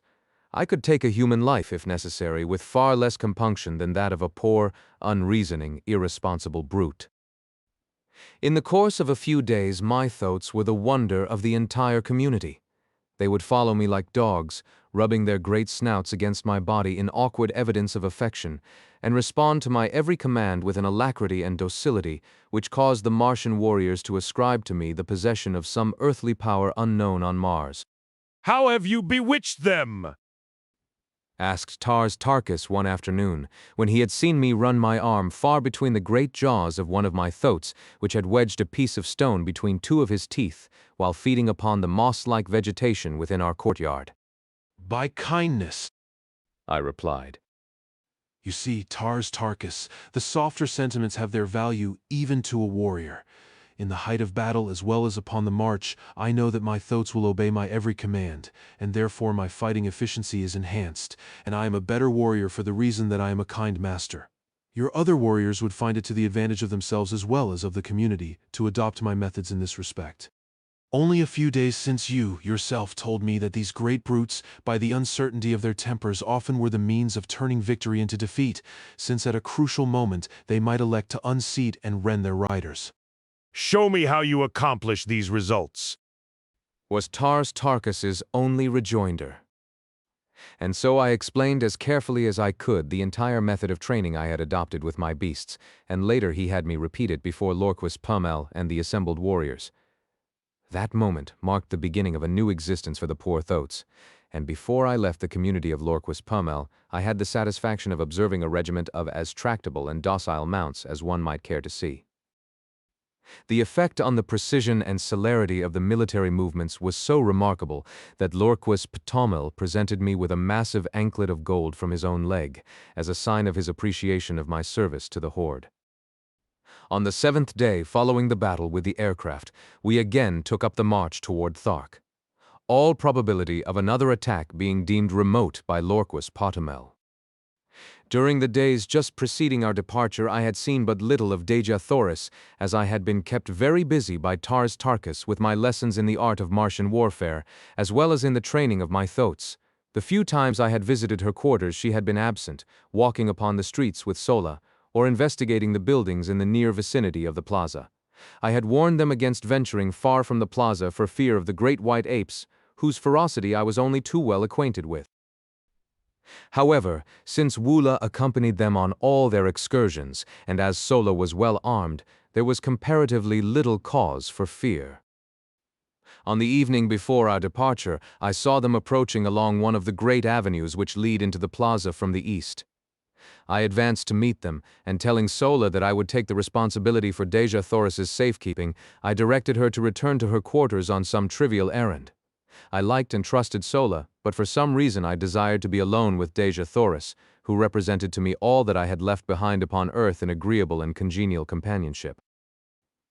There seemed bonds of mutual interest between us as powerful as though we had been born under the same roof rather than upon different planets, hurtling through space some 48 million miles apart. That she shared my sentiments in this respect I was positive, for on my approach the look of pitiful hopelessness left her sweet countenance to be replaced by a smile of joyful welcome as she placed her little right hand upon my left shoulder in true red Martian salute. Sarkoja told Sola that you had become a true Thark, and that I would now see no more of you than of any of the other warriors, she said. Sarkoja is a liar of the first magnitude, notwithstanding the proud claim of the Tharks to absolute verity, I replied. Xerophayze laughed. I knew that even though you became a member of the community, you would not cease to be my friend. A warrior may change his metal, but not his heart, as the saying is upon Barsoom. I think they have been trying to keep us apart, she continued. For whenever you have been off duty, one of the older women of Tars Tarkas's retinue has always arranged to trump up some excuse to get Sola and me out of sight. They have had me down in the pits below the buildings helping them mix their awful radium powder and make their terrible projectiles. You know that these have to be manufactured by artificial light, as exposure to sunlight always results in an explosion. You have noticed that their bullets explode when they strike an object? Well, the opaque outer coating is broken by the impact, exposing a glass cylinder, almost solid, in the forward end of which is a minute particle of radium powder. The moment the sunlight, even though diffused, strikes this powder, it explodes with a violence which nothing can withstand. If you ever witness a night battle, you will note the absence of these explosions, while the morning following the battle will be filled at sunrise with the sharp detonations of exploding missiles fired the preceding night. As a rule, however, non-exploding projectiles are used at night. I have used the word radium in describing this powder because in the light of recent discoveries on Earth, I believe it to be a mixture of which radium is the base. In Captain Carter's manuscript, it is mentioned always by the name used in the written language of helium and is spelled in hieroglyphics, which it would be difficult and useless to reproduce. While I was much interested in Dejah Thoris's explanation of this wonderful adjunct to Martian warfare, I was more concerned by the immediate problem of their treatment of her. That they were keeping her away from me was not a matter for surprise, but that they should subject her to dangerous and arduous labor filled me with rage. Have they ever subjected you to cruelty and ignominy, Dejah Thoris? I asked, feeling the hot blood of my fighting ancestors leap in my veins as I awaited her reply. Only in little ways, John Carter. She answered. Nothing that can harm me outside my pride. They know that I am the daughter of 10,000 Jeddaks, that I trace my ancestry straight back without a break to the builder of the first great waterway, and they, who do not even know their own mothers, are jealous of me. At heart they hate their horrid fates, and so wreak their poor spite on me who stand for everything they have not, and for all they most crave and never can attain. Let us pity them, my chieftain, for even though we die at their hands, we can afford them pity, since we are greater than they, and they know it. Had I known the significance of those words, my chieftain, as applied by a red Martian woman to a man, I should have had the surprise of my life, but I did not know at that time, nor for many months thereafter. Yes, I still had much to learn upon Barsoom. I presume it is the better part of wisdom that we bow to our fate with as good grace as possible, Dejah Thoris. But I hope nevertheless that I may be present the next time that any Martian, green, red, pink, or violet has the temerity to even so much as frown on you, my princess. Dejah Thoris caught her breath at my last words, and gazed upon me with dilated eyes and quickening breath, and then, with an odd little laugh, which brought roguish dimples to the corners of her mouth, she shook her head and cried, What a child, a great warrior, and yet a stumbling little child. What have I done now? I asked, in sore perplexity. Some day you shall know, John Carter, if we live, but I may not tell you, and I, the daughter of Mors Kajak, son of Tardos Mors, have listened without anger. She soliloquized in conclusion. Then she broke out again into one of her gay, happy, laughing moods, joking with me on my prowess as a Thark warrior as contrasted with my soft heart and natural kindliness. I presume that should you accidentally wound an enemy you would take him home and nurse him back to health. She laughed. That is precisely what we do on Earth, I answered. at least among civilized men. This made her laugh again. She could not understand it, for, with all her tenderness and womanly sweetness, she was still a Martian, and to a Martian the only good enemy is a dead enemy, for every dead foeman means so much more to divide between those who live. I was very curious to know what I had said or done to cause her so much perturbation a moment before, and so I continued to importune her to enlighten me. No, it is enough that you have said it and that I have listened, and when you learn John Carter, and if I be dead, as likely I shall be ere the further moon has circled Barsoom another 12 times, remember that I listened and that I smiled. She exclaimed. It was all Greek to me, but the more I begged her to explain, the more positive became her denials of my request, and so, in very hopelessness, I desisted. Day had now given away to night, and as we wandered along the great avenue lighted by the 2 moons of Barsoom, and with Earth looking down upon us out of her luminous green eye, it seemed that we were alone in the universe, and I, at least, was content that it should be so. The chill of the Martian night was upon us, and removing my silks I threw them across the shoulders of Xerophayze. As my arm rested for an instant upon her, I felt a thrill pass through every fiber of my being such as contact with no other mortal had even produced, and it seemed to me that she had leaned slightly toward me, but of that I was not sure. Only I knew that as my arm rested there across her shoulders longer than the act of adjusting the silk required, she did not draw away, nor did she speak. And so, in silence, we walked the surface of a dying world, but in the breast of one of us at least had been born that which is ever oldest, yet ever new. I loved Xerophayze. The touch of my arm upon her naked shoulder had spoken to me in words I would not mistake, and I knew that I had loved her since the first moment that my eyes had met hers, that first time in the plaza of the dead city of Korad. Chapter 14. A Duel to the Death. My first impulse was to tell her of my love, and then I thought of the helplessness of her position wherein I alone could lighten the burdens of her captivity and protect her in my poor way against the thousands of hereditary enemies she must face upon our arrival at Thark.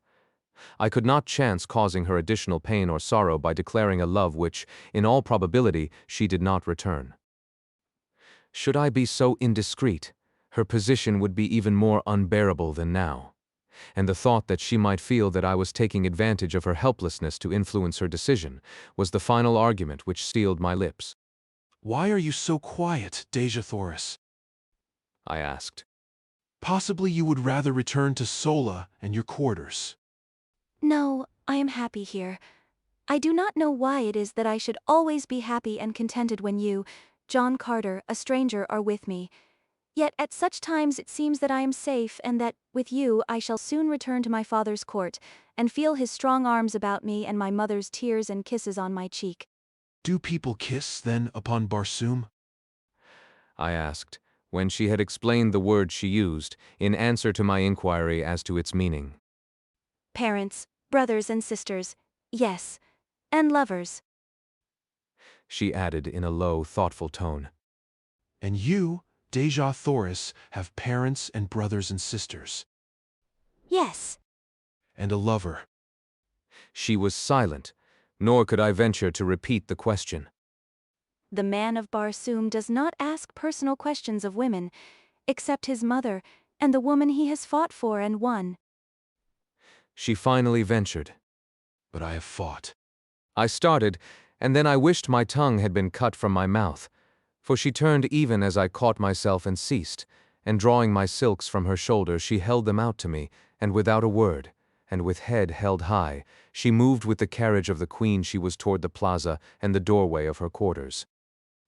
I did not attempt to follow her, other than to see that she reached the building in safety, but, directing Woola to accompany her, I turned disconsolately and entered my own house.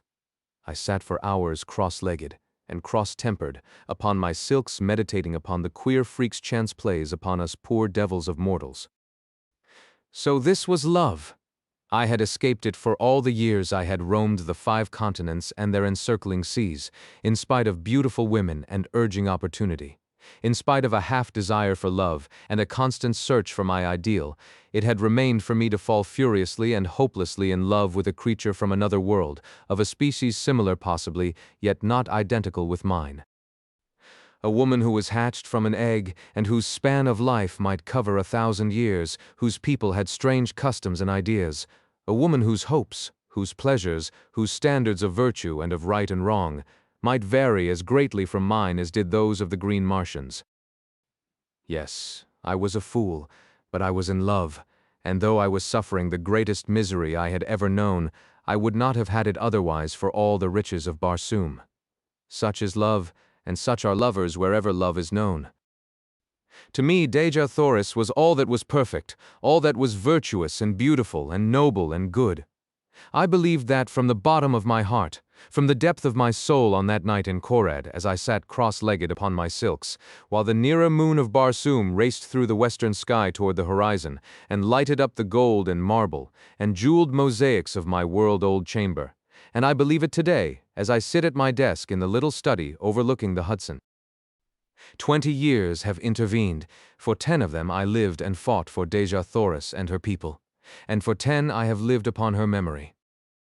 The morning of our departure for Thark dawned clear and hot, as do all Martian mornings, except for the 6 weeks when the snow melts at the poles. I sought out Dejah Thoris in the throng of departing chariots, but she turned her shoulder to me, and I could see the red blood mount to her cheek. With the foolish inconsistency of love, I held my peace when I might have pled ignorance of the nature of my offense, or at least the gravity of it, and so have effected, at worst, a half-conciliation. Illustration: I sought out Dejah Thoris in the throng of departing chariots. My duty dictated that I must see that she was comfortable, and so I glanced into her chariot and rearranged her silks and furs. In doing so, I noted with horror that she was heavily chained by one ankle to the side of the vehicle. What does this mean? I cried, turning to Sola. Sarkoja thought it best. She answered, her face betokening her disapproval of the procedure. Examining the manacles, I saw that they fastened with a massive spring lock. Where is the key, Sola? Let me have it. Sarkoja wears it, John Carter. She answered. I turned without further word and sought out Tars Tarkas, to whom I vehemently objected to the unnecessary humiliations and cruelties, as they seemed to my lover's eyes, that were being heaped upon Dejah Thoris. John Carter, if ever you and Dejah Thoris escape the Tharks, it will be upon this journey. We know that you will not go without her. You have shown yourself a mighty fighter, and we do not wish to manacle you, so we hold you both in the easiest way that will yet ensure security. I have spoken, he answered. I saw the strength of his reasoning at a flash, and knew that it was futile to appeal from his decision. But I asked that the key be taken from Sarkoja, and that she be directed to leave the prisoner alone in future. This much, Tars Tarkas, you may do for me in return for the friendship that, I must confess, I feel for you. Friendship? There is no such thing, John Carter, but have your will. I shall direct that Sarkoja cease to annoy the girl, and I myself will take the custody of the key, he replied. Unless you wish me to assume the responsibility, I said, smiling. He looked at me long and earnestly before he spoke. Were you to give me your word that neither you nor Dejah Thoris would attempt to escape until after we have safely reached the court of Tal Hajus, you might have the key and throw the chains into the river Is. It were better that you held the key. Tars Tarkas, I replied. He smiled and said no more.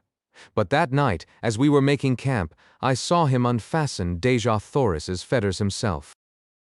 With all his cruel ferocity and coldness, there was an undercurrent of something in Tars Tarkas which he seemed ever battling to subdue.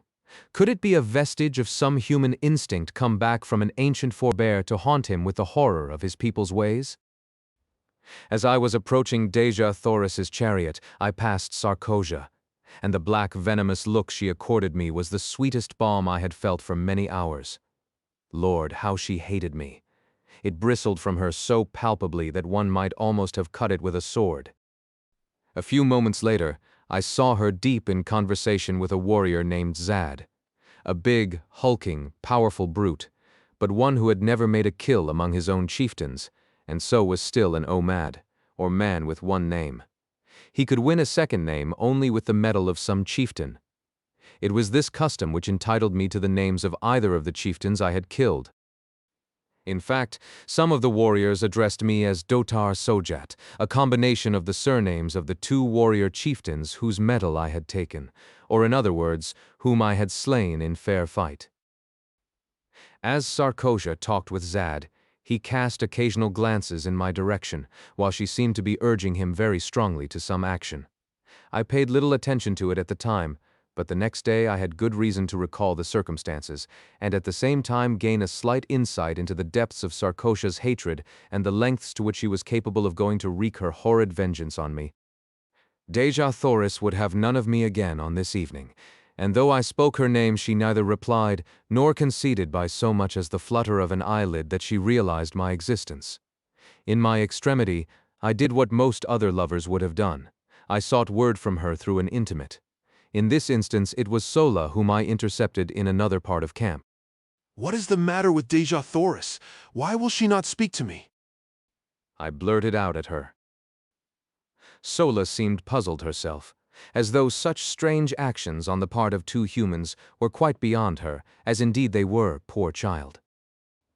She says you have angered her, and that is all she will say, except that she is the daughter of a Jed and the granddaughter of a Jedak, and she has been humiliated by a creature who could not polish the teeth of her grandmother's Sorak. I pondered over this report for some time, finally asking, What might a Sorak be, Sola? A little animal about as big as my hand, which the red Martian women keep to play with. Explained Sola. Not fit to polish the teeth of her grandmother's cat. I must rank pretty low in the consideration of Xerophayze, I thought, but I could not help laughing at the strange figure of speech, so homely and in this respect so earthly.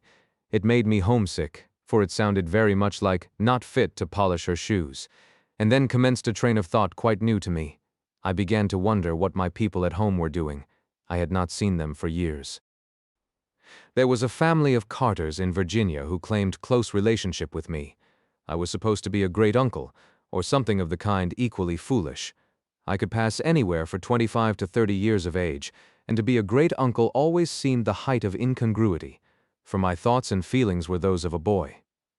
There were two little kiddies in the Carter family whom I had loved, and who had thought there was no one on earth like Uncle Jack. I could see them just as plainly as I stood there under the moonlit skies of Barsoom, and I longed for them as I had never longed for any mortals before. By nature a wanderer, I had never known the true meaning of the word home, but the great hall of the Carters had always stood for all that the word did mean to me, and now my heart turned toward it from the cold and unfriendly peoples I had been thrown amongst. For did not even Xerophayze despise me?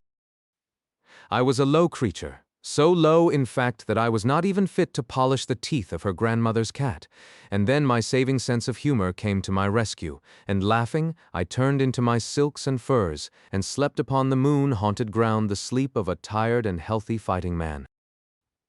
We broke camp the next day at an early hour, and marched with only a single halt until just before dark. Two incidents broke the tediousness of the march. About noon we espied far to our right what was evidently an incubator, and Lorquis Potamil directed Tars Tarkas to investigate it. The latter took a dozen warriors, including myself, and we raced across the velvety carpeting of moss to the little enclosure. It was indeed an incubator, but the eggs were very small in comparison with those I had seen hatching in ours at the time of my arrival on Mars. Tars Tarkas dismounted and examined the enclosure minutely, finally announcing that it belonged to the green men of Warhoon, and that the cement was scarcely dry where it had been walled up. They cannot be a day's march ahead of us, he exclaimed, the light of battle leaping to his fierce face. The work at the incubator was short indeed. The warriors tore open the entrance, and a couple of them, crawling in, soon demolished all the eggs with their short swords. Then, remounting, we dashed back to join the cavalcade. During the ride, I took occasion to ask Tars Tarkas if these Warhoons whose eggs we had destroyed were a smaller people than his Tharks. I noticed that their eggs were so much smaller than those I saw hatching in your incubator, I added. He explained that the eggs had just been placed there, but, like all green Martian eggs, they would grow during the 5-year period of incubation until they obtained the size of those I had seen hatching on the day of my arrival on Barsoom. This was indeed an interesting piece of information, for it had always seemed remarkable to me that the green Martian women, large as they were, could bring forth such enormous eggs as I had seen the 4-foot infants emerging from. As a matter of fact, the new laid egg is but little larger than an ordinary goose egg, and as it does not commence to grow until subjected to the light of the sun, the chieftains have little difficulty in transporting several hundreds of them at one time from the storage vaults to the incubators. Shortly after the incident of the Warhoon eggs, we halted to rest the animals, and it was during this halt that the second of the day's interesting episodes occurred. I was engaged in changing my riding cloths from one of my thoats to the other, for I divided the day's work between them, when Zad approached me, and without a word, struck my animal a terrific blow with his long sword. I did not need a manual of green Martian etiquette to know what reply to make, for, in fact, I was so wild with anger that I could scarcely refrain from drawing my pistol and shooting him down for the brute he was. but he stood waiting with drawn long sword, and my only choice was to draw my own and meet him in fair fight with his choice of weapons or a lesser one. This latter alternative is always permissible. Therefore, I could have used my short sword, my dagger, my hatchet, or my fists had I wished, and been entirely within my rights, but I could not use firearms or a spear while he held only his long sword. I chose the same weapon he had drawn because I knew he prided himself upon his ability with it, and I wished, if I worsted him at all, to do it with his own weapon. The fight that followed was a long one and delayed the resumption of the march for an hour. The entire community surrounded us, leaving a clear space about 100 feet in diameter for our battle. Zad first attempted to rush me down as a bull might a wolf, but I was much too quick for him, and each time I sidestepped his rushes, he would go lunging past me, only to receive a nick from my sword upon his arm or back. He was soon streaming blood from a half-dozen minor wounds, but I could not obtain an opening to deliver an effective thrust. Then he changed his tactics, and fighting warily and with extreme dexterity, he tried to do by science what he was unable to do by brute strength. I must admit that he was a magnificent swordsman, and had it not been for my greater endurance and the remarkable agility the lesser gravitation of Mars lent me, I might not have been able to put up the creditable fight I did against him. We circled for some time without doing much damage on either side, the long, straight, needle-like swords flashing in the sunlight and ringing out upon the stillness as they crashed together with each effective parry. Finally, Zad, realizing that he was tiring more than I, evidently decided to close in and end the battle in a final blaze of glory for himself. Just as he rushed me, a blinding flash of light struck full in my eyes, so that I could not see his approach and could only leap blindly to one side in an effort to escape the mighty blade that it seemed I could already feel in my vitals. I was only partially successful, as a sharp pain in my left shoulder attested, but in the sweep of my glance as I sought to again locate my adversary, a sight met my astonished gaze which paid me well for the wound the temporary blindness had caused me. There, upon Dejah Thoris's chariot, stood 3 figures, for the purpose evidently of witnessing the encounter above the heads of the intervening Tharks. There were Dejah Thoris, Sola, and Sarkosia, and as my fleeting glance swept over them, a little tableau was presented which will stand graven in my memory to the day of my death.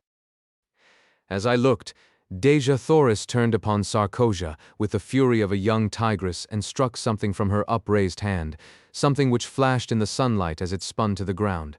Then I knew what had blinded me at that crucial moment of the fight, and how Sarkosia had found a way to kill me without herself delivering the final thrust.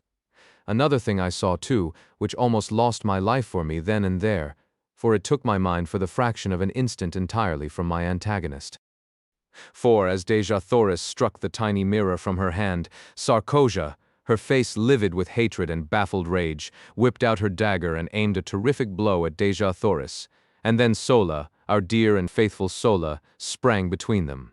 The last I saw was the great knife descending upon her shielding breast. My enemy had recovered from his thrust and was making it extremely interesting for me, so I reluctantly gave my attention to the work in hand, but my mind was not upon the battle.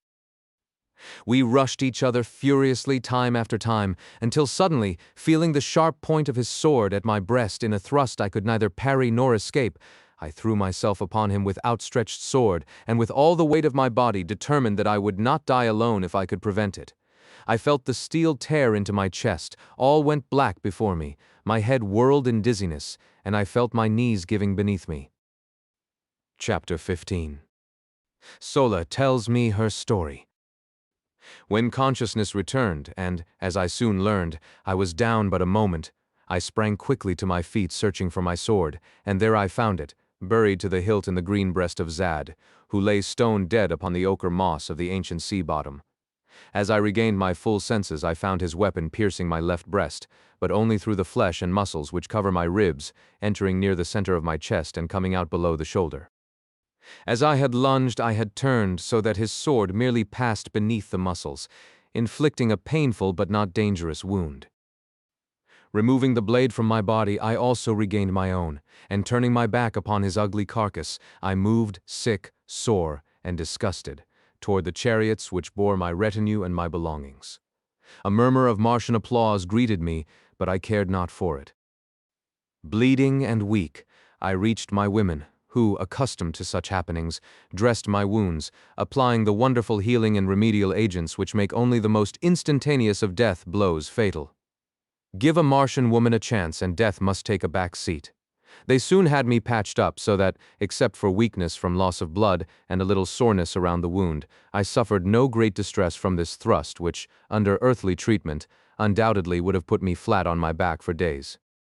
As soon as they were through with me, I hastened to the chariot of Xerophayze, where I found my poor Sola with her chest swathed in bandages, but apparently little the worse for her encounter with Sarkosia, whose dagger, it seemed, had struck the edge of one of Sola's metal breast ornaments and, thus deflected, had inflicted but a slight flesh wound. As I approached, I found Xerophayze lying prone upon her silks and furs, her lithe form racked with sobs. She did not notice my presence, nor did she hear me speaking with Sola, who was standing a short distance from the vehicle. Is she injured? I asked of Sola, indicating Xerophayze by an inclination of my head. No. She answered. She thinks that you are dead. And that her grandmother's cat may now have no one to polish its teeth. I queried, smiling. I think you wrong her, John Carter. I do not understand either her ways or yours, but I am sure the granddaughter of 10,000 Jedaks would never grieve like this over any who held but the highest claim upon her affections. They are a proud race, but they are just, as are all Barsoomians, and you must have hurt or wronged her grievously that she will not admit your existence living, though she mourns you dead. Tears are a strange sight upon Barsoom, and so it is difficult for me to interpret them. I have seen but two people weep in all my life, other than Xerophayze. One wept from sorrow, the other from baffled rage. The first was my mother, years ago before they killed her. The other was Sarkosia when they dragged her from me today. Your mother, but Sola, you could not have known your mother, child. But I did. And my father also. If you would like to hear the strange and un-Barsoomian story, come to the chariot tonight, John Carter, and I will tell you that of which I have never spoken in all my life before. And now the signal has been given to resume the march. You must go. I will come tonight, Sola. Be sure to tell Xerophayze I am alive and well. I shall not force myself upon her, and be sure that you do not let her know I saw her tears. If she would speak with me, I but await her command. Sola mounted the chariot, which was swinging into its place in line, and I hastened to my waiting thoat and galloped to my station beside Tarkas at the rear of the column. We made a most imposing and awe-inspiring spectacle as we strung out across the yellow landscape. The 250 ornate and brightly colored chariots, preceded by an advance guard of some 200 mounted warriors and chieftains riding 5 abreast and 100 yards apart, and followed by a like number in the same formation, with a score or more of flankers on either side, the 50 extra mastodons, or heavy draft animals, known as zitidars, and the 500 or 600 extra thoats of the warriors running loose within the hollow square formed by the surrounding warriors. The gleaming metal and jewels of the gorgeous ornaments of the men and women, duplicated in the trappings of the zitidars and thoats, and interspersed with the flashing colors of magnificent silks and furs and feathers, lent a barbaric splendor to the caravan which would have turned an East Indian potentate green with envy. The enormous broad tires of the chariots and the padded feet of the animals brought forth no sound from the moss-covered sea bottom, and so we moved in utter silence, like some huge phantasmagoria, except when the stillness was broken by the guttural growling of a goaded zitidar or the squealing of fighting thoats. The green Martians converse but little, and then usually in monosyllables, low and like the faint rumbling of distant thunder. We traversed a trackless waste of moss which, bending to the pressure of broad tire or padded foot, rose up again behind us, leaving no sign that we had passed. We might indeed have been the wraiths of the departed dead upon the dead sea of that dying planet for all the sound or sign we made in passing. It was the first march of a large body of men and animals I had ever witnessed which raised no dust and left no spoor, for there is no dust upon Mars except in the cultivated districts during the winter months, and even then the absence of high winds renders it almost unnoticeable. We camped that night at the foot of the hills we had been approaching for 2 days, and which marked the southern boundary of this particular sea. Our animals had been 2 days without drink, nor had they had water for nearly 2 months, not since shortly after leaving Thark, but, as Tars Tarkas explained to me, they require but little and can live almost indefinitely upon the moss which covers Barsoom, and which, he told me, holds in its tiny stems sufficient moisture to meet the limited demands of the animals.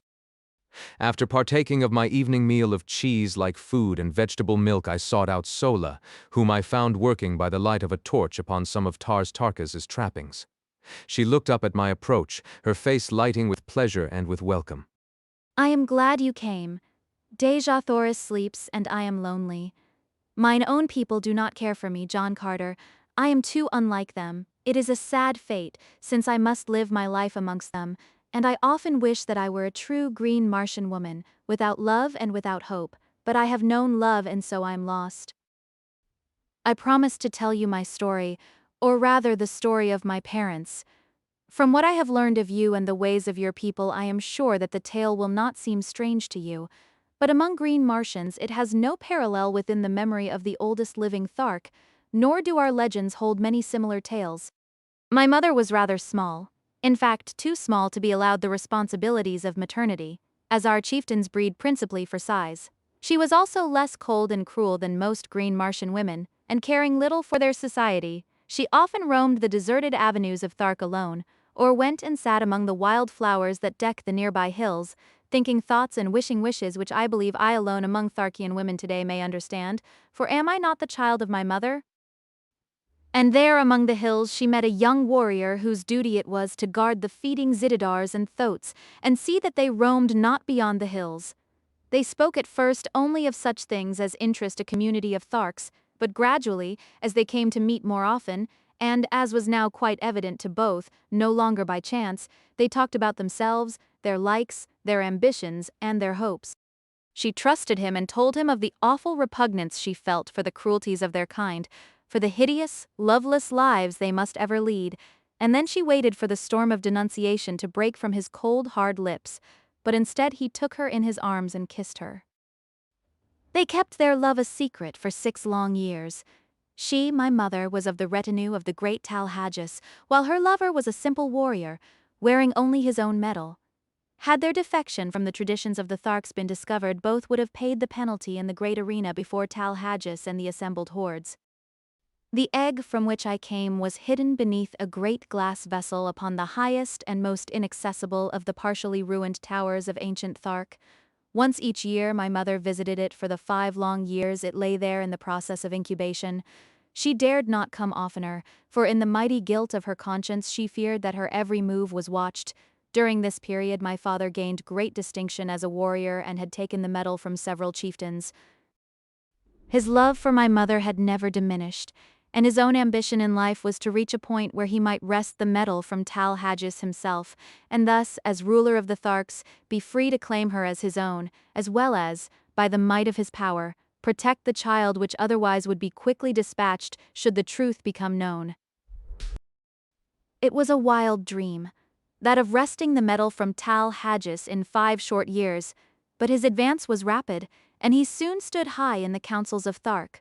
But one day the chance was lost forever, insofar as it could come in time to save his loved ones, for he was ordered away upon a long expedition to the ice-clad south, to make war upon the natives there and despoil them of their furs, for such is the manner of the green Barsoomian. He does not labor for what he can wrest in battle from others.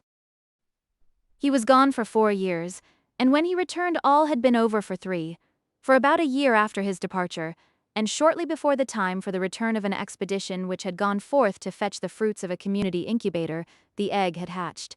Thereafter my mother continued to keep me in the old tower, visiting me nightly and lavishing upon me the love the community life would have robbed us both of.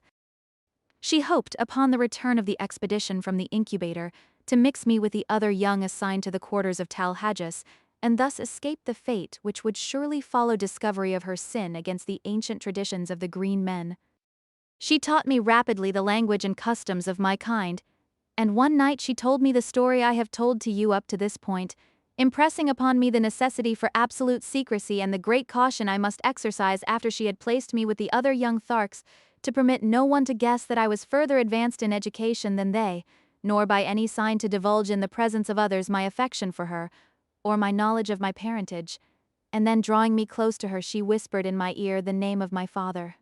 And then a light flashed out upon the darkness of the tower chamber, and there stood Sarkosia, her gleaming, baleful eyes fixed in a frenzy of loathing and contempt upon my mother. The torrent of hatred and abuse she poured out upon her turned my young heart cold in terror.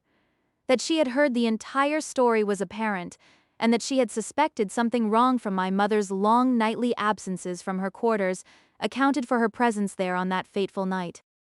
One thing she had not heard, nor did she know, the whispered name of my father.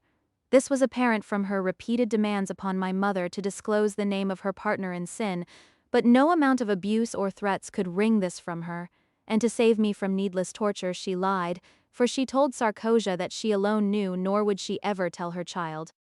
With final imprecations, Sarkosia hastened away to Tal Hajus to report her discovery, and while she was gone my mother, wrapping me in the silks and furs of her night coverings, so that I was scarcely noticeable, descended to the streets and ran wildly away toward the outskirts of the city, in the direction which led to the far south, out toward the man whose protection she might not claim, but on whose face she wished to look once more before she died. As we neared the city's southern extremity, a sound came to us from across the mossy flat, from the direction of the only pass through the hills which led to the gates, the pass by which caravans from either north or south or east or west would enter the city. The sounds we heard were the squealing of thoats and the grumbling of zitidars, with the occasional clank of arms which announced the approach of a body of warriors. The thought uppermost in her mind was that it was my father returned from his expedition, but the cunning of the Thark held her from headlong and precipitate flight to greet him. Retreating into the shadows of a doorway, she awaited the coming of the cavalcade which shortly entered the avenue, breaking its formation and thronging the thoroughfare from wall to wall. As the head of the procession passed us, the lesser moon swung clear of the overhanging roofs and lit up the scene with all the brilliancy of her wondrous light. My mother shrank further back into the friendly shadows, and from her hiding place saw that the expedition was not that of my father, but the returning caravan bearing the young Tharks. Instantly her plan was formed, and as a great chariot swung close to our hiding place, she slipped stealthily in upon the trailing tailboard, crouching low in the shadow of the high side, straining me to her bosom in a frenzy of love. She knew, what I did not, that never again after that night would she hold me to her breast, nor was it likely we would ever look upon each other's face again. In the confusion of the plaza she mixed me with the other children, whose guardians during the journey were now free to relinquish their responsibility. We were herded together into a great room, fed by women who had not accompanied the expedition, and the next day we were parceled out among the retinues of the chieftains. I never saw my mother after that night. She was imprisoned by Tal Hajus, and every effort, including the most horrible and shameful torture, was brought to bear upon her to wring from her lips the name of my father. But she remained steadfast and loyal, dying at last amidst the laughter of Tal Hajus and his chieftains during some awful torture she was undergoing. I learned afterwards that she told them that she had killed me to save me from a like fate at their hands, and that she had thrown my body to the white apes. Sarkosia alone disbelieved her, and I feel to this day that she suspects my true origin but does not dare expose me, at the present, at all events, because she also guesses, I am sure, the identity of my father. When he returned from his expedition and learned the story of my mother's fate, I was present as Tal Hajus told him, but never by the quiver of a muscle did he betray the slightest emotion, only he did not laugh as Tal Hajus gleefully described her death struggles. From that moment on he was the cruelest of the cruel, and I am awaiting the day when he shall win the goal of his ambition, and feel the carcass of Tal Hajus beneath his foot, for I am as sure that he but waits the opportunity to wreak a terrible vengeance, and that his great love is as strong in his breast as when it first transfigured him nearly 40 years ago, as I am that we sit here upon the edge of a world-old ocean while sensible people sleep. John Carter. And your father, Sola, is he with us now? I asked. Yes. She replied. But he does not know me for what I am, Nor does he know who betrayed my mother to Tal Hajus. I alone know my father's name, and only I and Tal Hajus and Sarkosia know that it was she who carried the tale that brought death and torture upon her he loved. We sat silent for a few moments, she wrapped in the gloomy thoughts of her terrible past, and I in pity for the poor creatures whom the heartless, senseless customs of their race had doomed to loveless lives of cruelty and of hate. Presently she spoke. John Carter, if ever a real man walked the cold, dead bosom of Barsoom, you are one. I know that I can trust you, and because the knowledge may someday help you or him or Deja Thoris or myself, I am going to tell you the name of my father, nor place any restrictions or conditions upon your tongue. When the time comes, speak the truth if it seems best to you. I trust you because I know that you are not cursed with the terrible trait of absolute and unswerving truthfulness. That you could lie like one of your own Virginia gentlemen, if a lie would save others from sorrow or suffering. My father's name is Tars Tarkas. Chapter 16. We Plan Escape. The remainder of our journey to Thark was uneventful. We were 20 days upon the road, crossing 2 sea bottoms and passing through or around a number of ruined cities, mostly smaller than Korad. Twice we crossed the famous Martian waterways or canals, so called by our earthly astronomers. When we approached these points, a warrior would be sent far ahead with a powerful field glass, and if no great body of red Martian troops was in sight, we would advance as close as possible without chance of being seen, and then camp until dark, when we would slowly approach the cultivated tract, and locating one of the numerous broad highways which cross these areas at regular intervals, creep silently and stealthily across to the arid lands upon the other side. It required 5 hours to make one of these crossings without a single halt, and the other consumed the entire night, so that we were just leaving the confines of the high-walled fields when the sun broke out upon us. Crossing in the darkness as we did, I was unable to see but little, except as the nearer moon, in her wild and ceaseless hurtling through the Barsoomian heavens, lit up little patches of the landscape from time to time, disclosing walled fields and low, rambling buildings, presenting much the appearance of earthly farms. There were many trees methodically arranged, and some of them were of enormous height. There were animals in some of the enclosures, and they announced their presence by terrified squealings and snortings as they scented our queer, wild beasts and wilder human beings. Only once did I perceive a human being, and that was at the intersection of our crossroad with the wide white turnpike which cuts each cultivated district longitudinally at its exact center. The fellow must have been sleeping beside the road, for, as I came abreast of him, he raised upon one elbow, and after a single glance at the approaching caravan leaped shrieking to his feet and fled madly down the road, scaling a nearby wall with the agility of a scared cat. The Tharks paid him not the slightest attention. They were not out upon the warpath, and the only sign that I had that they had seen him was a quickening of the pace of the caravan as we hastened toward the bordering desert which marked our entrance into the realm of Tal Hajus. Not once did I have speech with Deja Thoris, as she sent no word to me that I would be welcome at her chariot, and my foolish pride kept me from making any advances. I verily believe that a man's way with women is in inverse ratio to his prowess among men. The weakling and the saphead have often great ability to charm the fair sex, while the fighting man who can face 1,000 real dangers unafraid sits hiding in the shadows like some frightened child. Just 30 days after my advent upon Barsoom, we entered the ancient city of Thark, from whose long-forgotten people this horde of green men have stolen even their name. The hordes of Thark number some 30,000 souls and are divided into 25 communities. Each community has its own Jed and lesser chieftains, but all are under the rule of Tal Hajus, Jeddak of Thark. 5 communities make their headquarters at the city of Thark, and the balance are scattered among other deserted cities of ancient Mars throughout the district claimed by Tal Hajus. We made our entry into the great central plaza early in the afternoon. There were no enthusiastic friendly greetings for the returned expedition. Those who chanced to be in sight spoke the names of warriors or women with whom they came in direct contact in the formal greeting of their kind, but when it was discovered that they brought 2 captives, a greater interest was aroused, and Deja Thoris and I were the centers of inquiring groups. We were soon assigned to new quarters, and the balance of the day was devoted to settling ourselves to the changed conditions.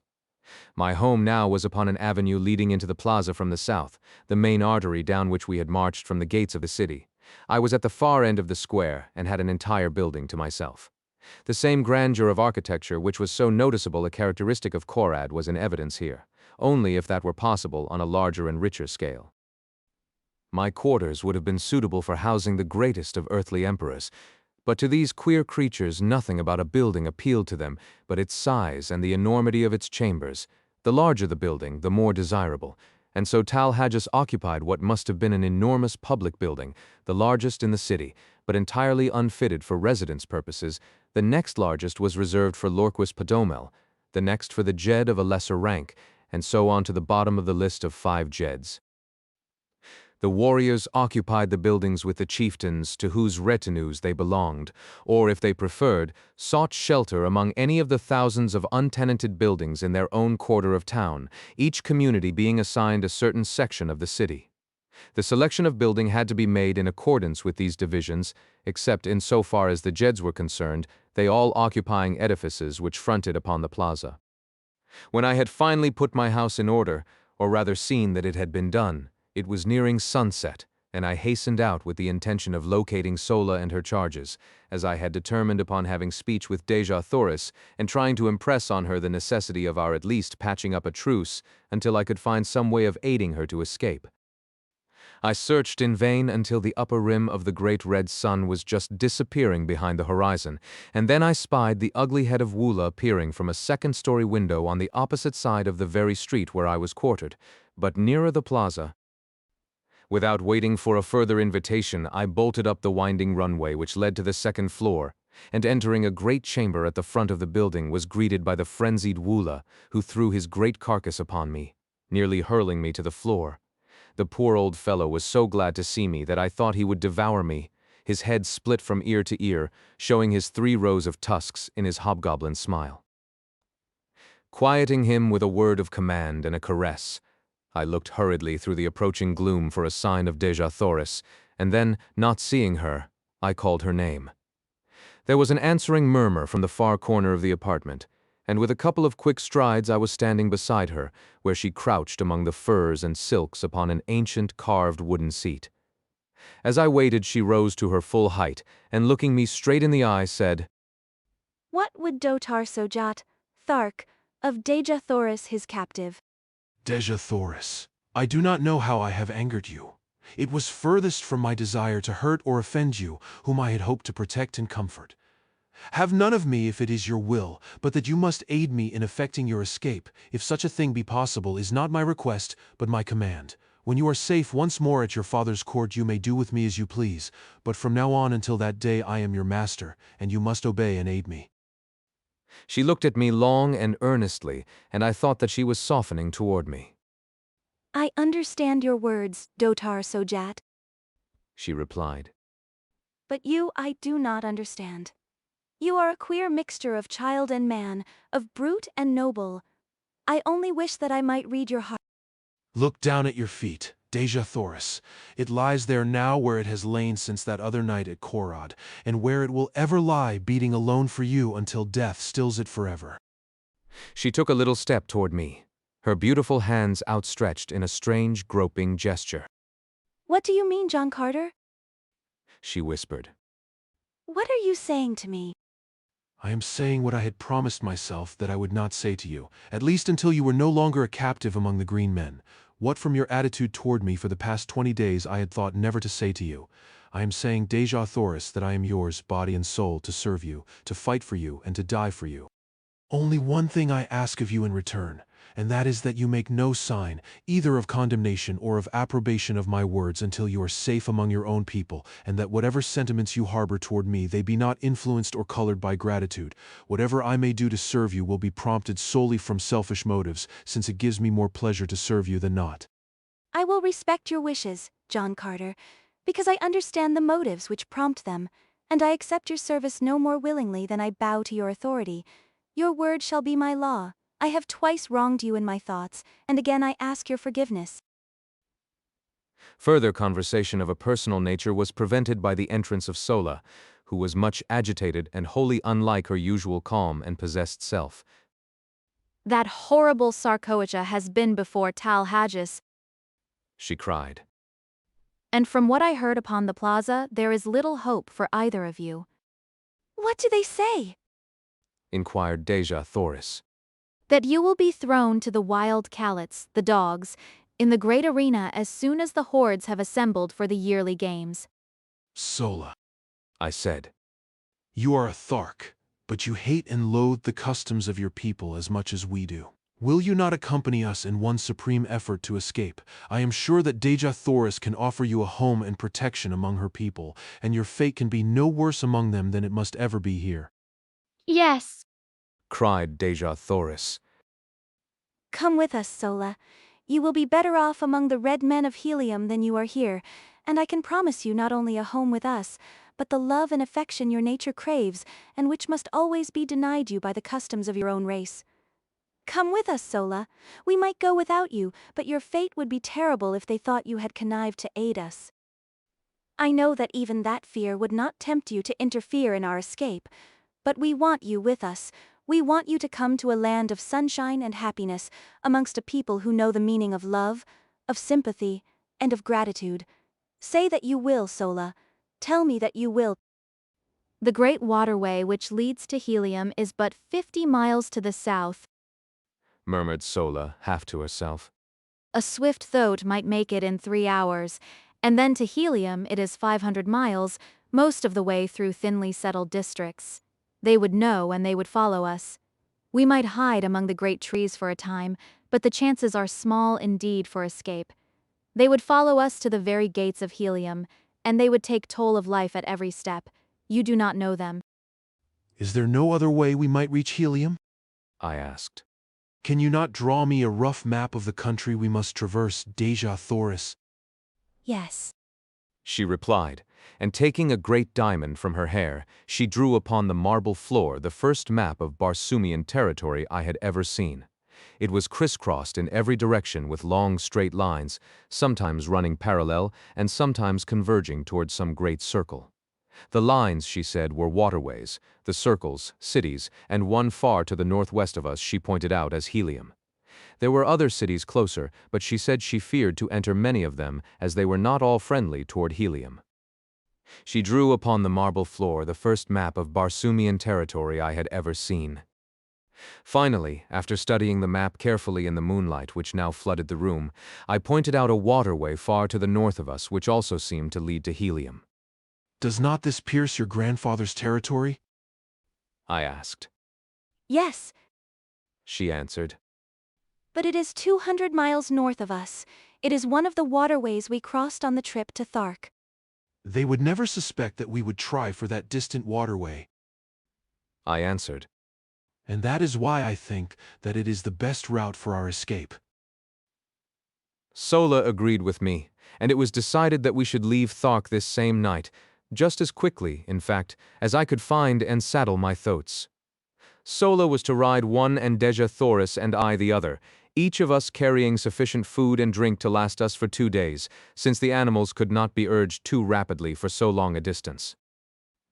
I directed Sola to proceed with Deja Thoris along one of the less frequented avenues to the southern boundary of the city, where I would overtake them with the thoats as quickly as possible. Then, leaving them to gather what food, silks, and furs we were to need, I slipped quietly to the rear of the first floor and entered the courtyard, where our animals were moving restlessly about, as was their habit, before settling down for the night. In the shadows of the buildings and out beneath the radiance of the Martian moons moved the great herd of thoats and zitidars, the latter grunting their low gutturals and the former occasionally emitting the sharp squeal which denotes the almost habitual state of rage in which these creatures pass their existence. They were quieter now, owing to the absence of man, but as they scented me they became more restless, and their hideous noise increased. It was risky business, this entering a paddock of thoats alone and at night, first, because their increasing noisiness might warn the nearby warriors that something was amiss, and also because for the slightest cause, or for no cause at all, some great bull-thoat might take it upon himself to lead a charge upon me. Having no desire to awaken their nasty tempers upon such a night as this, where so much depended upon secrecy and dispatch, I hugged the shadows of the buildings, ready at an instant's warning to leap into the safety of a nearby door or window. Thus I moved silently to the great gates which opened upon the street at the back of the court, and as I neared the exit I called softly to my two animals. How I thanked the kind Providence which had given me the foresight to win the love and confidence of these wild, dumb brutes, for presently from the far side of the court I saw two huge bulks forcing their way toward me through the surging mountains of flesh. They came quite close to me, rubbing their muzzles against my body and nosing for the bits of food it was always my practice to reward them with. Opening the gates, I ordered the two great beasts to pass out, and then slipping quietly after them, I closed the portals behind me. I did not saddle or mount the animals there, but instead walked quietly in the shadows of the buildings toward an unfrequented avenue which led toward the point I had arranged to meet Xerophayze and Sola. With the noiselessness of disembodied spirits, we moved stealthily along the deserted streets, but not until we were within sight of the plain beyond the city did I commence to breathe freely. I was sure that Sola and Xerophayze would find no difficulty in reaching our rendezvous undetected, but with my great thoughts I was not so sure for myself, as it was quite unusual for warriors to leave the city after dark. In fact, there was no place for them to go within any but a long ride. I reached the appointed meeting place safely, but as Xerophayze and Sola were not there, I led my animals into the entrance hall of one of the large buildings, presuming that one of the other women of the same household may have come in to speak to Sola, and so delayed their departure. I did not feel any undue apprehension until nearly an hour had passed without a sign of them, and by the time another half-hour had crawled away, I was becoming filled with grave anxiety. Then there broke upon the stillness of the night the sound of an approaching party, which from the noise I knew could be no fugitives creeping stealthily toward liberty. Soon the party was near me, and from the black shadows of my entranceway I perceived a score of mounted warriors, who in passing dropped a dozen words that fetched my heart clean into the top of my head. He would likely have arranged to meet them just without the city, and so... I heard no more. They had passed on, but it was enough. Our plan had been discovered, and the chances for escape from now on to the fearful end would be small indeed. My one hope now was to return undetected to the quarters of Xerophayze and learn what fate had overtaken her. But how to do it with these great monstrous thoughts upon my hands, now that the city probably was aroused by the knowledge of my escape, was a problem of no mean proportions. Suddenly an idea occurred to me, and acting on my knowledge of the construction of the buildings of these ancient Martian cities, with a hollow court within the center of each square, I groped my way blindly through the dark chambers, calling the great thoats after me. They had difficulty in negotiating some of the doorways, but as the buildings fronting the city's principal exposures were all designed upon a magnificent scale, they were able to wriggle through without sticking fast, and thus we finally made the inner court, where I found, as I had expected, the usual carpet of moss-like vegetation which would provide their food and drink until I could return them to their own enclosure. That they would be as quiet and contented here as elsewhere I was confident, nor was there but the remotest possibility that they would be discovered, as the green men had no great desire to enter these outlying buildings, which were frequented by the only thing, I believe, which caused them the sensation of fear, the great white apes of Barsoom. Removing the saddle trappings, I hid them just within the rear doorway of the building through which we had entered the court, and, turning the beasts loose, quickly made my way across the court to the rear of the buildings upon the further side, and thence to the avenue beyond. Waiting in the doorway of the building until I was assured that no one was approaching, I hurried across to the opposite side and through the first doorway to the court beyond. Thus, crossing through court after court, with only the slight chance of detection which the necessary crossing of the avenues entailed, I made my way in safety to the courtyard in the rear of Xerophayze's quarters. Here, of course, I found the beasts of the warriors who quartered in the adjacent buildings, and the warriors themselves I might expect to meet within if I entered, but, fortunately for me, I had another and safer method of reaching the upper story where Xerophayze should be found, and after first determining as nearly as possible which of the buildings she occupied, for I had never observed them before from the court side, I took advantage of my relatively great strength and agility and sprang upward until I grasped the sill of a second-story window which I thought to be in the rear of her apartment. Drawing myself inside the room, I moved stealthily toward the front of the building, and not until I had quite reached the doorway of her room was I made aware by voices that it was occupied. I did not rush headlong in, but listened without to assure myself that it was Xerophayze and that it was safe to venture within. It was well indeed that I took this precaution, for the conversation I heard was in the low gutturals of men, and the words which finally came to me proved a most timely warning. The speaker was a chieftain, and he was giving orders to 4 of his warriors. And when he returns to this chamber, He was saying, as he surely will when he finds she does not meet him at the city's edge, you 4 are to spring upon him and disarm him. It will require the combined strength of all of you to do it, if the reports they bring back from Korad are correct. When you have him fast bound, bear him to the vaults beneath the Jedak's quarters and chain him securely where he may be found when Tal Hajus wishes him. Allow him to speak with none, nor permit any other to enter this apartment before he comes. There will be no danger of the girl returning, for by this time she is safe in the arms of Tal Hajus, and may all her ancestors have pity upon her, for Tal Hajus will have none. The great Sarkosia has done a noble knight's work. I go, and if you fail to capture him when he comes, I commend your carcasses to the cold bosom of Is. Chapter 17. A Costly Recapture. As the speaker ceased, he turned to leave the apartment by the door where I was standing. But I needed to wait no longer. I had heard enough to fill my soul with dread, and stealing quietly away, I returned to the courtyard by the way I had come. My plan of action was formed upon the instant, and crossing the square and the bordering avenue upon the opposite side, I soon stood within the courtyard of Tal Hajus. The brilliantly lighted apartments of the first floor told me where first to seek, and advancing to the windows I peered within. I soon discovered that my approach was not to be the easy thing I had hoped, for the rear rooms bordering the court were filled with warriors and women. I then glanced up at the stories above, discovering that the third was apparently unlighted, and so decided to make my entrance to the building from that point. It was the work of but a moment for me to reach the windows above, and soon I had drawn myself within the sheltering shadows of the unlighted third floor. Fortunately, the room I had selected was untenanted, and creeping noiselessly to the corridor beyond, I discovered a light in the apartments ahead of me. Reaching what appeared to be a doorway, I discovered that it was but an opening upon an immense inner chamber which towered from the first floor, 2 stories below me, to the dome-like roof of the building, high above my head. The floor of this great circular hall was thronged with chieftains, warriors, and women, and at one end was a great raised platform upon which squatted the most hideous beast I had ever put my eyes upon. He had all the cold, hard, cruel, terrible features of the green warriors, but accentuated and debased by the animal passions to which he had given himself over for many years. There was not a mark of dignity or pride upon his bestial countenance, while his enormous bulk spread itself out upon the platform where he squatted like some huge devilfish, his 6 limbs accentuating the similarity in a horrible and startling manner.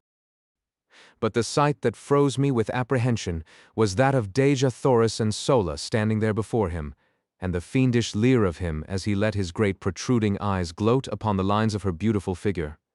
She was speaking, but I could not hear what she said, nor could I make out the low grumbling of his reply. She stood there erect before him, her head high held, and even at the distance I was from them, I could read the scorn and disgust upon her face as she let her haughty glance rest without sign of fear upon him. She was indeed the proud daughter of 1,000 Jedaks, every inch of her dear, precious little body. So small, so frail beside the towering warriors around her, but in her majesty dwarfing them into insignificance. She was the mightiest figure among them, and I verily believe that they felt it. Presently, Tal Hajus made a sign that the chamber be cleared, and that the prisoners be left alone before him. Slowly the chieftains, the warriors, and the women melted away into the shadows of the surrounding chambers, and Xerophayze and Sola stood alone before the Jedak of the Tharks. One chieftain alone had hesitated before departing. I saw him standing in the shadows of a mighty column, his fingers nervously toying with the hilt of his great sword, and his cruel eyes bent in implacable hatred upon Tal Hajus. It was Tars Tarkas, and I could read his thoughts as they were an open book for the undisguised loathing upon his face. He was thinking of that other woman who, 40 years ago, had stood before this beast, and could I have spoken a word into his ear at that moment, the reign of Tal Hajus would have been over. But finally he also strode from the room, not knowing that he left his own daughter at the mercy of the creature he most loathed. Tal Hajus arose, and I, half fearing, half anticipating his intentions, hurried to the winding runway which led to the floors below. No one was near to intercept me, and I reached the main floor of the chamber unobserved, taking my station in the shadow of the same column that Tars Tarkas had but just deserted. As I reached the floor, Tal Hajus was speaking. Princess of Helium, I might wring a mighty ransom from your people, would I but return you to them unharmed, but 1,000 times rather would I watch that beautiful face writhe in the agony of torture. It shall be long drawn out, that I promise you. 10 days of pleasure were all too short to show the love I harbor for your race. The terrors of your death shall haunt the slumbers of the red men through all the ages to come. They will shudder in the shadows of the night as their fathers tell them of the awful vengeance of the green men, of the power and might and hate and cruelty of Tal Hajus. But before the torture, you shall be mine for 1 short hour, and word of that too shall go forth to Tardos Mors, Jeddak of Helium, your grandfather, that he may grovel upon the ground in the agony of his sorrow. Tomorrow the torture will commence. Tonight thou art Tal Hajus's. Come. He sprang down from the platform and grasped her roughly by the arm, but scarcely had he touched her than I leaped between them. My short sword, sharp and gleaming, was in my right hand. I could have plunged it into his putrid heart before he realized that I was upon him, but as I raised my arm to strike, I thought of Tars Tarkas, and with all my rage, with all my hatred, I could not rob him of that sweet moment for which he had lived and hoped all these long, weary years, and so, instead, I swung my good right fist full upon the point of his jaw. Without a sound, he slipped to the floor as one dead. In the same deathly silence, I grasped Xerophayze by the hand, and motioning Sola to follow, we sped noiselessly from the chamber and to the floor above. Unseen, we reached a rear window, and with the straps and leather of my trappings, I lowered first Sola and then Xerophayze to the ground below. Dropping lightly after them, I drew them rapidly around the court in the shadows of the buildings, and thus we returned over the same course I had so recently followed from the distant boundary of the city. We finally came upon my thoats in the courtyard where I had left them, and placing the trappings upon them, we hastened through the building to the avenue beyond. Mounting, Sola upon one beast, and Xerophayze behind me upon the other, we rode from the city of Thark through the hills to the south. Instead of circling back around the city to the northwest and toward the nearest waterway which lay so short a distance from us, we turned to the northeast and struck out upon the mossy waste across which, for 200 dangerous and weary miles, lay another main artery leading to Helium. No word was spoken until we had left the city far behind, but I could hear the quiet sobbing of Xerophayze as she clung to me with her dear head resting against my shoulder. If we make it, my chieftain, the debt of Helium will be a mighty one, greater than she can ever pay you, and should we not make it, the debt is no less, though Helium will never know, for you have saved the last of our line from worse than death. I did not answer, but instead reached to my side and pressed the little fingers of her I loved where they clung to me for support, and then, in unbroken silence, we sped over the yellow, moonlit moss, each of us occupied with his own thoughts. For my part, I could not be other than joyful had I tried, with Xerophayze's warm body pressed close to mine, and with all our unpassed danger, my heart was singing as gaily as though we were already entering the gates of Helium. Our earlier plans had been so sadly upset that we now found ourselves without food or drink, and I alone was armed. We therefore urged our beasts to a speed that must tell on them sorely before we could hope to sight the ending of the first stage of our journey. We rode all night and all the following day with only a few short rests. On the second night both we and our animals were completely fagged, and so we lay down upon the moss and slept for some 5 or 6 hours, taking up the journey once more before daylight. All the following day we rode, and when, late in the afternoon, we had sighted no distant trees, the mark of the great waterways throughout all Barsoom, the terrible truth flashed upon us: we were lost. Evidently we had circled, but which way it was difficult to say, nor did it seem possible with the sun to guide us by day and the moons and stars by night. At any rate, no waterway was in sight, and the entire party was almost ready to drop from hunger, thirst, and fatigue. Far ahead of us, and a trifle to the right, we could distinguish the outlines of low mountains. These we decided to attempt to reach in the hope that from some ridge we might discern the missing waterway. Night fell upon us before we reached our goal, and, almost fainting from weariness and weakness, we lay down and slept. I was awakened early in the morning by some huge body pressing close to mine, and opening my eyes with a start, I beheld my blessed old Woola snuggling close to me. The faithful brute had followed us across that trackless waste to share our fate, whatever it might be. Putting my arms about his neck, I pressed my cheek close to his. Nor am I ashamed that I did it, nor of the tears that came to my eyes as I thought of his love for me. Shortly after this, Xerophayze and Sola awakened, and it was decided that we push on at once in an effort to gain the hills. We had gone scarcely a mile when I noticed that my thoat was commencing to stumble and stagger in a most pitiful manner, although we had not attempted to force them out of a walk since about noon of the preceding day. Suddenly he lurched wildly to one side and pitched violently to the ground. Xerophayze and I were thrown clear of him and fell upon the soft moss with scarcely a jar, but the poor beast was in a pitiable condition, not even being able to rise, although relieved of our weight. Sola told me that the coolness of the night, when it fell, together with the rest, would doubtless revive him, and so I decided not to kill him, as was my first intention, as I had thought it cruel to leave him alone there to die of hunger and thirst. Relieving him of his trappings, which I flung down beside him, we left the poor fellow to his fate, and pushed on with the one thoat as best we could. Sola and I walked, making Xerophayze ride, much against her will. In this way, we had progressed to within about a mile of the hills we were endeavoring to reach when Xerophayze, from her point of vantage upon the thoat, cried out that she saw a great party of mounted men filing down from a pass in the hills several miles away. Sola and I both looked in the direction she indicated, and there, plainly discernible, were several hundred mounted warriors. They seemed to be headed in a southwesterly direction, which would take them away from us. They doubtless were Thark warriors who had been sent out to capture us, and we breathed a great sigh of relief that they were traveling in the opposite direction.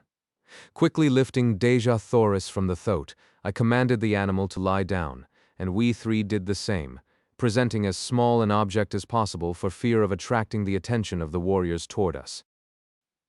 We could see them as they filed out of the pass, just for an instant, before they were lost to view behind a friendly ridge, to us a most providential ridge, since, had they been in view for any great length of time, they scarcely could have failed to discover us. As what proved to be the last warrior came into view from the pass, he halted and, to our consternation, threw his small but powerful field glass to his eye and scanned the sea bottom in all directions. Evidently he was a chieftain, for in certain marching formations among the green men, a chieftain brings up the extreme rear of the column. As his glass swung toward us, our hearts stopped in our breasts, and I could feel the cold sweat start from every pore in my body. Presently it swung full upon us and stopped. The tension on our nerves was near the breaking point, and I doubt if any of us breathed for the few moments he held us covered by his glass. And then he lowered it, and we could see him shout a command to the warriors who had passed from our sight behind the ridge. He did not wait for them to join him, however. Instead, he wheeled his thoat and came tearing madly in our direction. There was but one slight chance, and that we must take quickly. Raising my strange Martian rifle to my shoulder, I sighted and touched the button which controlled the trigger. There was a sharp explosion as the missile reached its goal, and the charging chieftain pitched backward from his flying mount. Springing to my feet, I urged the thoat to rise, and directed Sola to take Xerophayze with her upon him and make a mighty effort to reach the hills before the green warriors were upon us. I knew that in the ravines and gullies they might find a temporary hiding place, and even though they died there of hunger and thirst, it would be better so than that they fell into the hands of the Tharks. forcing my 2 revolvers upon them as a slight means of protection, and, as a last resort, as an escape for themselves from the horrid death which recapture would surely mean.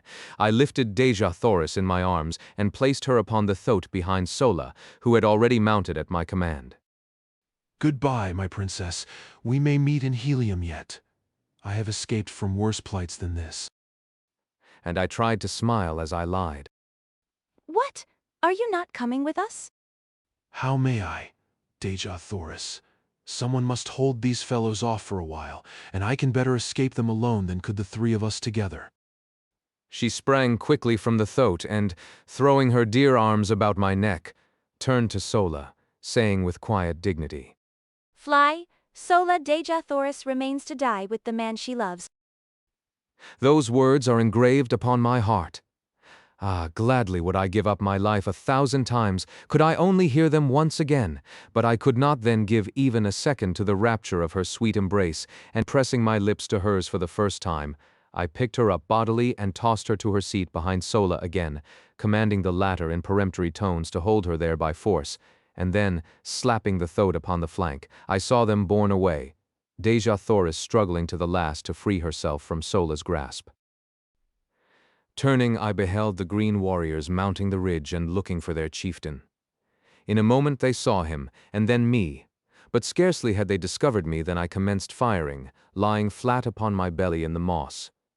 I had an even 100 rounds in the magazine of my rifle, and another 100 in the belt at my back, and I kept up a continuous stream of fire until I saw all of the warriors who had been first to return from behind the ridge, either dead or scurrying to cover.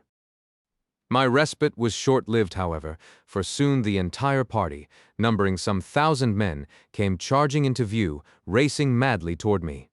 I fired until my rifle was empty, and they were almost upon me, and then a glance showing me that Xerophayze and Sola had disappeared among the hills, I sprang up, throwing down my useless gun, and started away in the direction opposite to that taken by Sola and her charge. If ever Martians had an exhibition of jumping, it was granted those astonished warriors on that day long years ago. But while it led them away from Xerophayze, it did not distract their attention from endeavoring to capture me. They raced wildly after me until, finally, my foot struck a projecting piece of quartz, and down I went sprawling upon the moss. As I looked up, they were upon me, and although I drew my longsword in an attempt to sell my life as dearly as possible, it was soon over. I reeled beneath their blows which fell upon me in perfect torrents, my head swam, all was black, and I went down beneath them to oblivion. Chapter 18. Chained in Warhoon. It must have been several hours before I regained consciousness, and I well remember the feeling of surprise which swept over me as I realized that I was not dead. I was lying among a pile of sleeping silks and furs in the corner of a small room in which were several green warriors, and bending over me was an ancient and ugly female. As I opened my eyes, she turned to one of the warriors, saying, He will live, O Jed. "'Tis well," replied the one so addressed, rising and approaching my couch. "He should render rare sport for the great games." And now, as my eyes fell upon him, I saw that he was no Thark, for his ornaments and metal were not of that horde. He was a huge fellow, terribly scarred about the face and chest, and with one broken tusk and a missing ear. Strapped on either breast were human skulls, and depending from these a number of dried human hands. His reference to the great games of which I had heard so much while among the Tharks convinced me that I had but jumped from purgatory into Gehenna. After a few more words with the female, during which she assured him that I was now fully fit to travel, the Jed ordered that we mount and ride after the main column. I was strapped securely to as wild and unmanageable a thoat as I had ever seen, and, with a mounted warrior on either side to prevent the beast from bolting, we rode forth at a furious pace in pursuit of the column. My wounds gave me but little pain, so wonderfully and rapidly had the applications and injections of the female exercised their therapeutic powers, and so deftly had she bound and plastered the injuries. Just before dark we reached the main body of troops, shortly after they had made camp for the night. I was immediately taken before the leader, who proved to be the Jedak of the hordes of Warhoon. Like the Jed who had brought me, He was frightfully scarred, and also decorated with the breastplate of human skulls and dried dead hands, which seemed to mark all the greater warriors among the Warhoons, as well as to indicate their awful ferocity, which greatly transcends even that of the Tharks. The Jeddak, Bar-Comus, who was comparatively young, was the object of the fierce and jealous hatred of his old lieutenant, Dak Kova, the Jed who had captured me, and I could not but note the almost studied efforts which the latter made to affront his superior. He entirely omitted the usual formal salutation as we entered the presence of the Jeddak, and as he pushed me roughly before the ruler, he exclaimed in a loud and menacing voice, I have brought a strange creature wearing the metal of a Thark, whom it is my pleasure to have battle with a wild thoat at the great games. He will die as Bar-Comus, your Jeddak, sees fit, if at all, replied the young ruler, with emphasis and dignity. If at all, roared Dak Kova. By the dead hands at my throat, but he shall die, Bar-Comus. No maudlin weakness on your part shall save him. Oh, would that Warhoon were ruled by a real Jeddak rather than by a water-hearted weakling from whom even old Dak Kova could tear the metal with his bare hands. Bar-Comus eyed the defiant and insubordinate chieftain for an instant, his expression one of haughty, fearless contempt and hate, and then, without drawing a weapon and without uttering a word, he hurled himself at the throat of his defamer. I never before had seen two green Martian warriors battle with nature's weapons, and the exhibition of animal ferocity which ensued was as fearful a thing as the most disordered imagination could picture. They tore at each other's eyes and ears with their hands and with their gleaming tusks, repeatedly slashed and gored until both were cut fairly to ribbons from head to foot. Bar-Comus had much the better of the battle, as he was stronger, quicker, and more intelligent. It soon seemed that the encounter was done, saving only the final death thrust when Bar-Comus slipped in, breaking away from a clinch. It was the one little opening that Dak Kova needed, and hurling himself at the body of his adversary, he buried his single mighty tusk in Bar-Comus' groin, and with a last powerful effort ripped the young Jeddak wide open the full length of his body, the great tusk finally wedging in the bones of Bar-Comus' jaw. Victor and vanquished rolled limp and lifeless upon the moss, a huge mass of torn and bloody flesh. Bar-Comus was stone dead, and only the most Herculean efforts on the parts of Dak Kova's females saved him from the fate he deserved. 3 days later, he walked without assistance to the body of Bar-Comus, which, by custom, had not been moved from where it fell, and placing his foot upon the neck of his erstwhile ruler, he assumed the title of Jeddak of Warhoon. The dead Jeddak's hands and head were removed to be added to the ornaments of his conqueror, and then his women cremated what remained, amid wild and terrible laughter.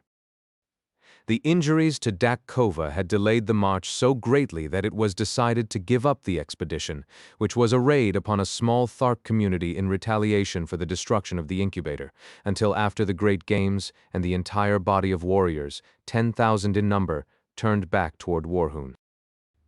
My introduction to these cruel and bloodthirsty people was but an index to the scenes I witnessed almost daily while with them. They are a smaller horde than the Tharks, but much more ferocious. Not a day passed but that some members of the various Warhoon communities met in deadly combat. I have seen as high as 8 mortal duels within a single day. We reached the city of Warhoon after some 3 days' march, and I was immediately cast into a dungeon and heavily chained to the floor and walls. Food was brought me at intervals, but owing to the utter darkness of the place I do not know whether I lay there days or weeks or months. It was the most horrible experience of all my life, and that my mind did not give way to the terrors of that inky blackness has been a wonder to me ever since. The place was filled with creeping, crawling things. Cold, sinuous bodies passed over me when I lay down, and in the darkness I occasionally caught glimpses of gleaming, fiery eyes fixed in horrible intentness upon me. No sound reached me from the world above, and no word would my jailer vouchsafe when my food was brought to me, although I at first bombarded him with questions. Finally, all the hatred and maniacal loathing for these awful creatures who had placed me in this horrible place was centered by my tottering reason upon this single emissary who represented to me the entire horde of Warhoons. I had noticed that he always advanced with his dim torch to where he could place the food within my reach, and as he stooped to place it upon the floor, his head was about on a level with my breast.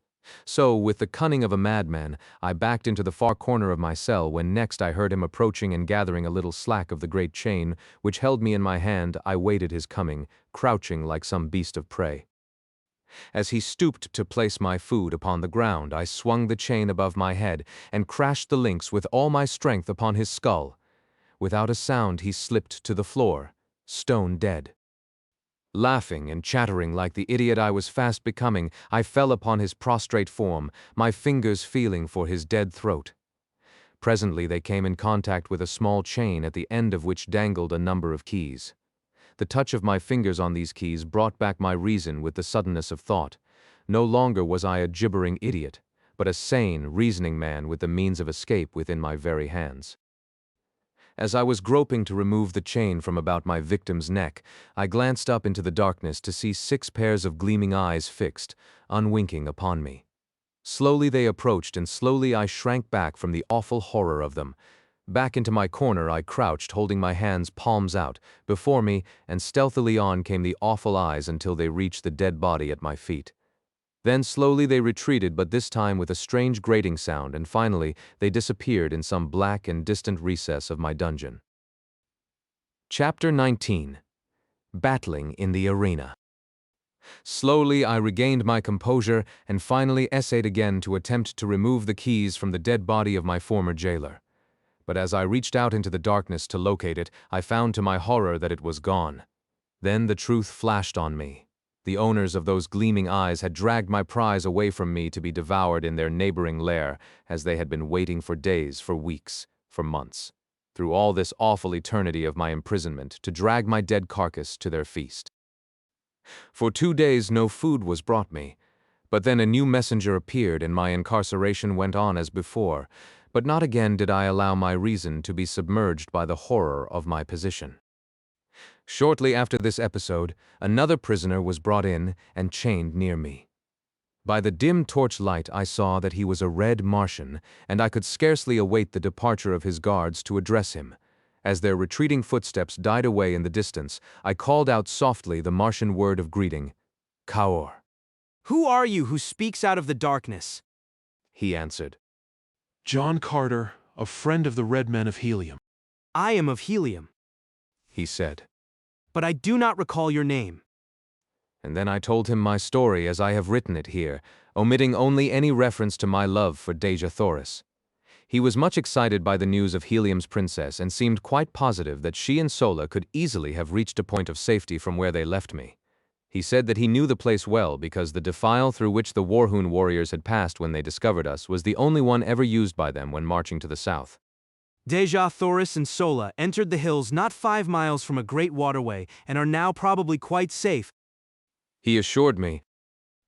My fellow prisoner was Kantos Kan, a Padwar, a lieutenant in the navy of Helium.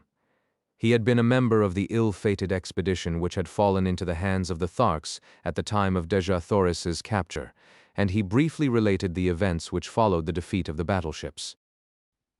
Badly injured and only partially manned, they had limped slowly toward Helium, but while passing near the city of Zodanga, the capital of Helium's hereditary enemies among the Red Men of Barsoom, they had been attacked by a great body of war vessels, and all but the craft to which Kantos Kan belonged were either destroyed or captured. His vessel was chased for days by 3 of the Zodangan warships, but finally escaped during the darkness of a moonless night. 30 days after the capture of Xerophayze, or about the time of our coming to Thark, his vessel had reached Helium with about 10 survivors of the original crew of 700 officers and men. Immediately 7 great fleets, each of 100 mighty warships, had been dispatched to search for Xerophayze, and from these vessels 2,000 smaller craft had been kept out continuously in futile search for the missing princess. 2 green Martian communities had been wiped off the face of Barsoom by the avenging fleets, but no trace of Xerophayze had been found. They had been searching among the northern hordes, and only within the past few days had they extended their quest to the south. Kantos Kan had been detailed to one of the small one-man flyers and had had the misfortune to be discovered by the Warhoons while exploring their city. The bravery and daring of the man won my greatest respect and admiration. Alone he had landed at the city's boundary, and on foot had penetrated to the buildings surrounding the plaza. For 2 days and nights he had explored their quarters and their dungeons in search of his beloved princess, only to fall into the hands of a party of war-hoons as he was about to leave, after assuring himself that Xerophayze was not a captive there. During the period of our incarceration, Kantos Kan and I became well acquainted and formed a warm personal friendship. A few days only elapsed, however, before we were dragged forth from our dungeon for the great games. We were conducted early one morning to an enormous amphitheater, which instead of having been built upon the surface of the ground was excavated below the surface. It had partially filled with debris so that how large it had originally been was difficult to say. In its present condition, it held the entire 20,000 warhoons of the assembled hordes. The arena was immense, but extremely uneven and unkempt. Around it the warhoons had piled building stone from some of the ruined edifices of the ancient city to prevent the animals and the captives from escaping into the audience, and at each end had been constructed cages to hold them until their turns came to meet some horrible death upon the arena. Kantos Kan and I were confined together in one of the cages. In the others were wild calots, thoats, mad zitidars, green warriors, and women of other hordes, and many strange and ferocious wild beasts of Barsoom, which I had never before seen. The din of their roaring, growling, and squealing was deafening, and the formidable appearance of any one of them was enough to make the stoutest heart feel grave forebodings. Kantos Kan explained to me that at the end of the day one of these prisoners would gain freedom, and the others would lie dead about the arena. The winners in the various contests of the day would be pitted against each other until only 2 remained alive, the victor in the last encounter being set free, whether animal or man. The following morning the cages would be filled with a new consignment of victims, and so on throughout the 10 days of the games. Shortly after we had been caged, the amphitheater began to fill, and within an hour every available part of the seating space was occupied. Dak Kova, with his jeds and chieftains, sat at the center of one side of the arena upon a large raised platform. At a signal from Dak Kova, the doors of 2 cages were thrown open, and a dozen green Martian females were driven to the center of the arena. Each was given a dagger, and then, at the far end, a pack of 12 calots, or wild dogs, were loosed upon them. As the brutes, growling and foaming, rushed upon the almost defenseless women, I turned my head that I might not see the horrid sight. The yells and laughter of the green horde bore witness to the excellent quality of the sport, and when I turned back to the arena, as Kantos Kan told me it was over, I saw 3 victorious calots, snarling and growling over the bodies of their prey. The women had given a good account of themselves. Next, a mad zitidar was loosed among the remaining dogs, and so it went throughout the long, hot, horrible day. During the day I was pitted against first men and then beasts, but as I was armed with a long sword and always outclassed my adversary in agility and generally in strength as well, it proved but child's play to me. Time and time again I won the applause of the bloodthirsty multitude, and toward the end there were cries that I be taken from the arena and be made a member of the hordes of warhoon. Finally there were but 3 of us left, a great green warrior of some far northern horde, Kantos Kan, and myself. The other 2 were to battle, and then I to fight the conqueror for the liberty which was accorded the final winner. Kantos Kan had fought several times during the day and, like myself, had always proven victorious, but occasionally by the smallest of margins, especially when pitted against the green warriors. I had little hope that he could best his giant adversary who had mowed down all before him during the day. The fellow towered nearly 16 feet in height, while Kantos Kan was some inches under 6 feet. As they advanced to meet one another, I saw for the first time a trick of Martian swordsmanship which centered Kantos Kan's every hope of victory and life on one cast of the dice, for, as he came to within about 20 feet of the huge fellow, he threw his sword arm far behind him over his shoulder, and with a mighty sweep hurled his weapon point foremost at the green warrior. It flew true as an arrow, and piercing the poor devil's heart laid him dead upon the arena. Kantos Khan and I were now pitted against each other, but as we approached to the encounter, I whispered to him to prolong the battle until nearly dark in the hope that we might find some means of escape. The horde evidently guessed that we had no hearts to fight each other, and so they howled in rage as neither of us placed a fatal thrust. Just as I saw the sudden coming of dark, I whispered to Kantos Khan to thrust his sword between my left arm and my body. As he did so, I staggered back, clasping the sword tightly with my arm, and thus fell to the ground with his weapon apparently protruding from my chest. Kantos Khan perceived my coup and stepping quickly to my side, he placed his foot upon my neck and withdrawing his sword from my body gave me the final death blow through the neck, which is supposed to sever the jugular vein, but in this instance, the cold blade slipped harmlessly into the sand of the arena. In the darkness which had now fallen, none could tell but that he had really finished me. I whispered to him to go and claim his freedom and then look for me in the hills east of the city, and so he left me. When the amphitheater had cleared, I crept stealthily to the top, and as the great excavation lay far from the plaza and in an untenanted portion of the great dead city, I had little trouble in reaching the hills beyond. Chapter 20. In the Atmosphere Factory. For 2 days I waited there for Kantos Khan, but as he did not come, I started off on foot in a northwesterly direction toward a point where he had told me lay the nearest waterway. My only food consisted of vegetable milk from the plants which gave so bounteously of this priceless fluid. Through 2 long weeks I wandered, stumbling through the nights guided only by the stars and hiding during the days behind some protruding rock or among the occasional hills I traversed. Several times I was attacked by wild beasts, strange, uncouth monstrosities that leaped upon me in the dark, so that I had ever to grasp my longsword in my hand, that I might be ready for them. Usually my strange, newly acquired telepathic power warned me in ample time, but once I was down with vicious fangs at my jugular, and a hairy face pressed close to mine before I knew that I was even threatened. What manner of thing was upon me I did not know, but that it was large and heavy and many-legged I could feel. My hands were at its throat before the fangs had a chance to bury themselves in my neck, and slowly I forced the hairy face from me and closed my fingers, vise-like upon its windpipe. Without sound we lay there, the beast exerting every effort to reach me with those awful fangs, and I straining to maintain my grip and choke the life from it as I kept it from my throat.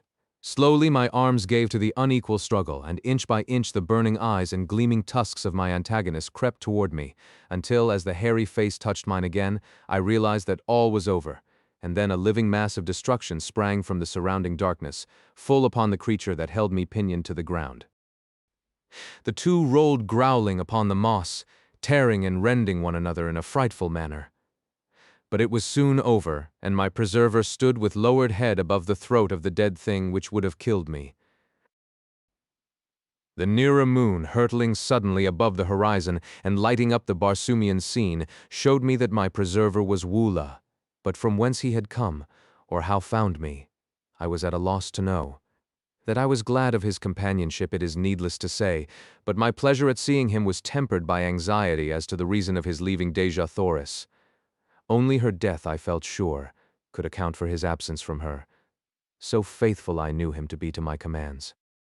By the light of the now brilliant moons I saw that he was but a shadow of his former self, and as he turned from my caress and commenced greedily to devour the dead carcass at my feet, I realized that the poor fellow was more than half starved. I myself was in but little better plight, but I could not bring myself to eat the uncooked flesh, and I had no means of making a fire. When Woola had finished his meal, I again took up my weary and seemingly endless wandering in quest of the elusive waterway. At daybreak of the 15th day of my search, I was overjoyed to see the high trees that denoted the object of my search. About noon, I dragged myself wearily to the portals of a huge building which covered perhaps 4 square miles and towered 200 feet in the air. It showed no aperture in the mighty walls other than the tiny door at which I sank exhausted, nor was there any sign of life about it. I could find no bell or other method of making my presence known to the inmates of the place, unless a small round hole in the wall near the door was for that purpose. It was of about the bigness of a lead pencil, and thinking that it might be in the nature of a speaking tube, I put my mouth to it, and was about to call into it when a voice issued from it asking me whom I might be, where from, and the nature of my errand. You wear the metal of a green warrior and are followed by a Kalat, yet you are of the figure of a red man. In color you are neither green nor red. In the name of the ninth ray, what manner of creature are you? I am a friend of the red men of Barsoom, and I am starving. In the name of humanity, open to us, I replied. Presently the door commenced to recede before me until it had sunk into the wall 50 feet. Then it stopped and slid easily to the left, exposing a short, narrow corridor of concrete, at the further end of which was another door, similar in every respect to the one I had just passed. No one was in sight, yet immediately we passed the first door it slid gently into place behind us and receded rapidly to its original position in the front wall of the building. As the door had slipped aside, I had noted its great thickness, fully 20 feet, and as it reached its place once more after closing behind us, great cylinders of steel had dropped from the ceiling behind it and fitted their lower ends into apertures countersunk in the floor. A second and third door receded before me and slipped to one side as the first, before I reached a large inner chamber where I found food and drink set out upon a great stone table. A voice directed me to satisfy my hunger and to feed my Kalat, and while I was thus engaged, my invisible host put me through a severe and searching cross-examination. Your statements are most remarkable, said the voice, on concluding its questioning. But you are evidently speaking the truth, and it is equally evident that you are not of Barsoom. I can tell that by the conformation of your brain, and the strange location of your internal organs, and the shape and size of your heart. Can you see through me? I exclaimed. Yes, I can see all but your thoughts, and were you a Barsoomian I could read those. Then a door opened at the far side of the chamber, and a strange, dried-up little mummy of a man came toward me. He wore but a single article of clothing or adornment, a small collar of gold from which depended upon his chest a great ornament as large as a dinner plate set solid with huge diamonds, except for the exact center which was occupied by a strange stone, an inch in diameter, that scintillated 9 different and distinct rays, the 7 colors of our earthly prism, and 2 beautiful rays which to me were new and nameless. I cannot describe them any more than you could describe red to a blind man. I only know that they were beautiful in the extreme. The old man sat and talked with me for hours, and the strangest part of our intercourse was that I could read his every thought while he could not fathom an iota from my mind unless I spoke. I did not apprise him of my ability to sense his mental operations, and thus I learned a great deal which proved of immense value to me later, and which I would never have known had he suspected my strange power. For the Martians have such perfect control of their mental machinery that they are able to direct their thoughts with absolute precision. The building in which I found myself contained the machinery which produces that artificial atmosphere which sustains life on Mars. The secret of the entire process hinges on the use of the ninth ray, one of the beautiful scintillations which I had noted emanating from the great stone in my host's diadem.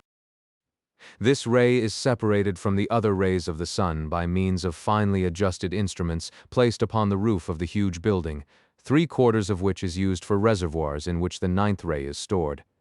This product is then treated electrically, or rather, certain proportions of refined electric vibrations are incorporated with it, and the result is then pumped to the 5 principal air centers of the planet where, as it is released, contact with the ether of space transforms it into atmosphere.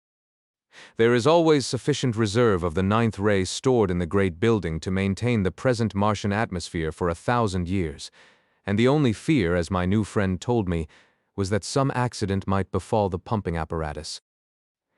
He led me to an inner chamber where I beheld a battery of 20 radium pumps, any one of which was equal to the task of furnishing all Mars with the atmosphere compound.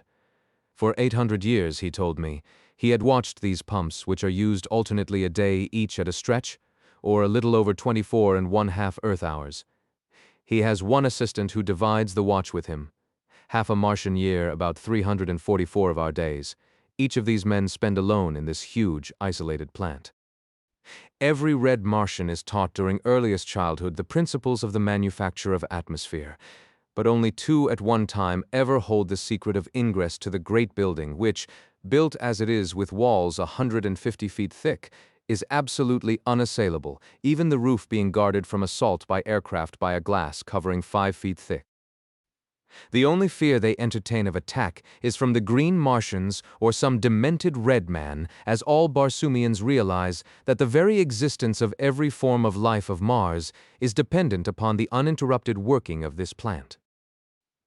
One curious fact I discovered as I watched his thoughts was that the outer doors are manipulated by telepathic means. The locks are so finely adjusted that the doors are released by the action of a certain combination of thought waves. To experiment with my newfound toy, I thought to surprise him into revealing this combination, and so I asked him in a casual manner how he had managed to unlock the massive doors for me from the inner chambers of the building. As quick as a flash there leaped to his mind 9 Martian sounds, but as quickly faded as he answered that this was a secret he must not divulge. From then on his manner toward me changed as though he feared that he had been surprised into divulging his great secret, and I read suspicion and fear in his looks and thoughts, though his words were still fair. Before I retired for the night, he promised to give me a letter to a nearby agricultural officer who would help me on my way to Zodanga, which he said was the nearest Martian city. But be sure that you do not let them know you are bound for Helium, as they are at war with that country. My assistant and I are of no country. We belong to all Barsoom, and this talisman which we wear protects us in all lands, even among the green men, though we do not trust ourselves to their hands if we can avoid it. He added. And so good night, my friend. He continued. May you have a long and restful sleep. Yes, a long sleep.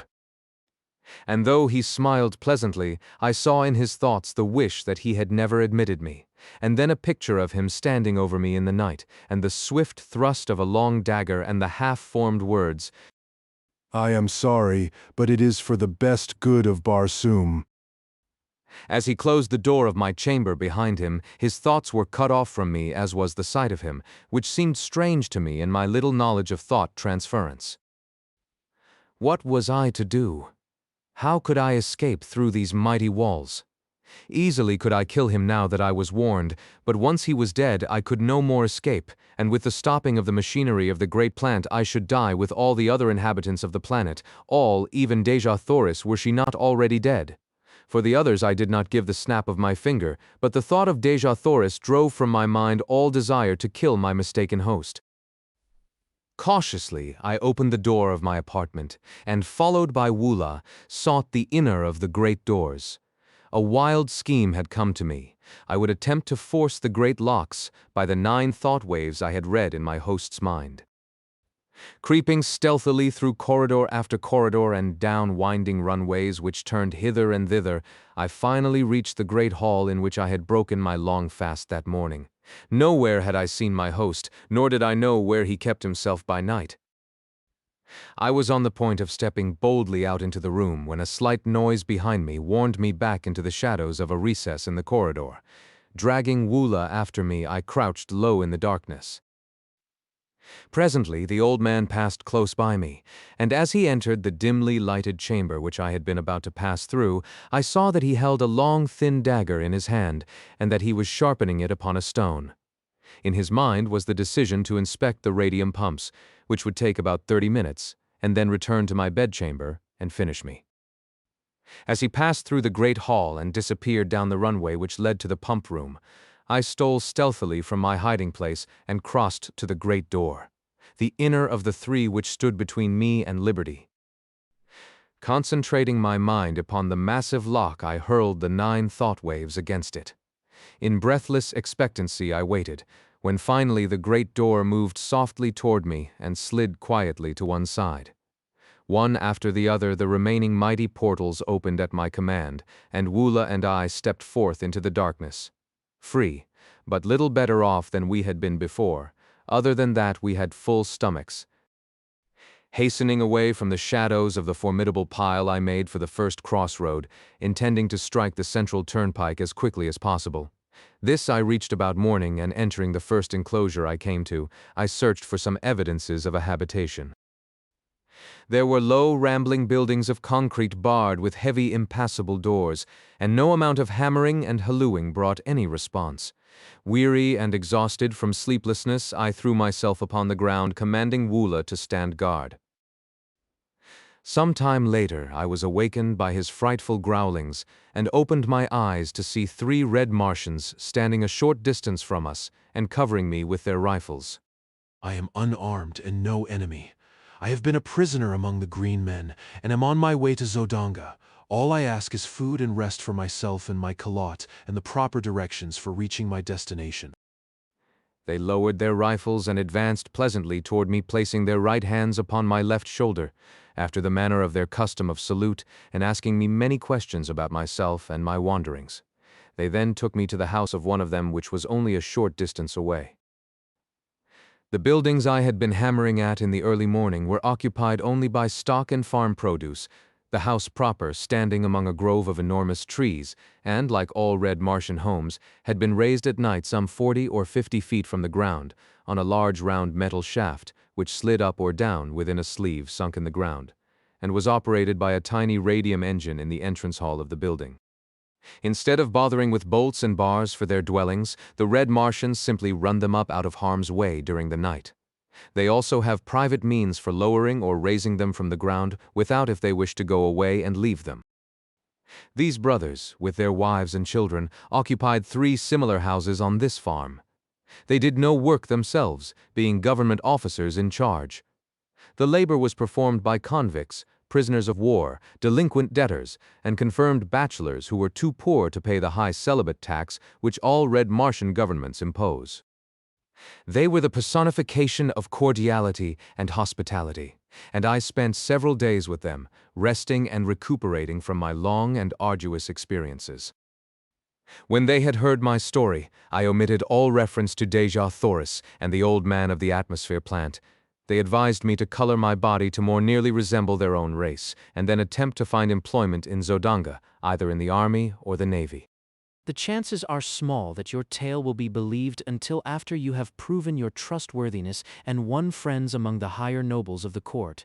This you can most easily do through military service, as we are a warlike people on Barsoom, explained one of them, and save our richest favors for the fighting man. When I was ready to depart, they furnished me with a small domestic bull thoat, such as is used for saddle purposes by all red Martians.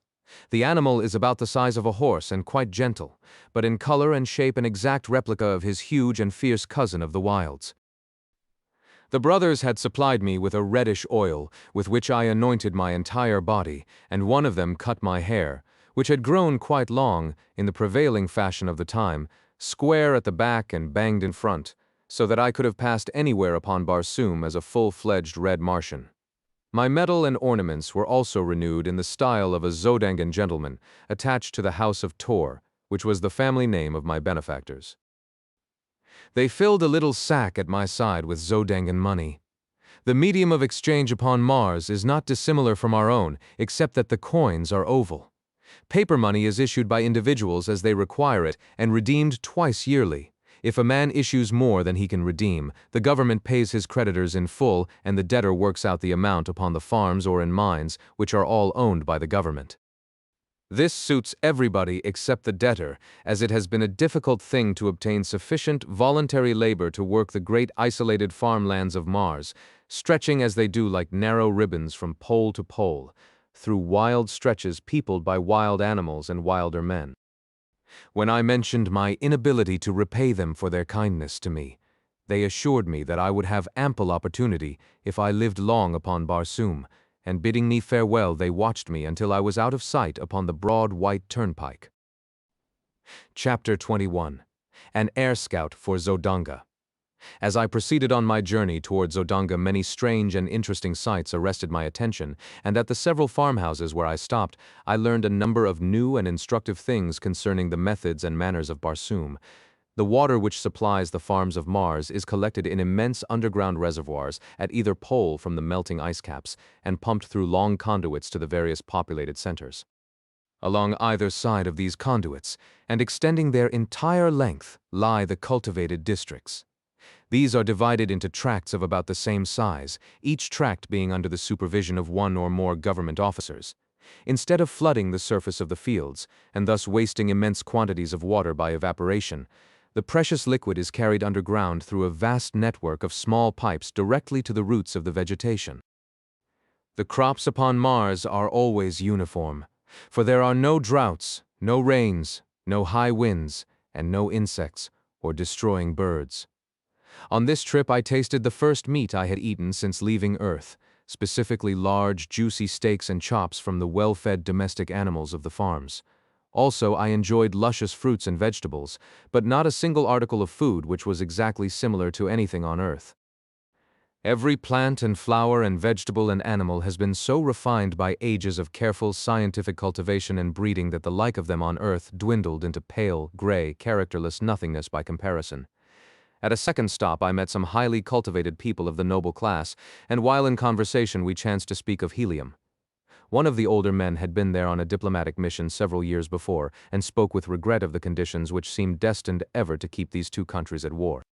Helium rightly boasts the most beautiful women of Barsoom, and of all her treasures the wondrous daughter of Mor's Kajak, Xerophayze, is the most exquisite flower. Why? He added. The people really worship the ground she walks upon, and since her loss on that ill-starred expedition, all Helium has been draped in mourning.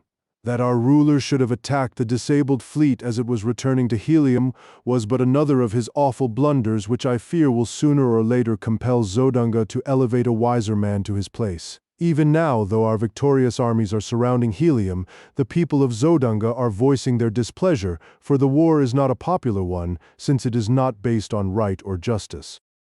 Our forces took advantage of the absence of the principal fleet of Helium on their search for the princess, and so we have been able easily to reduce the city to a sorry plight.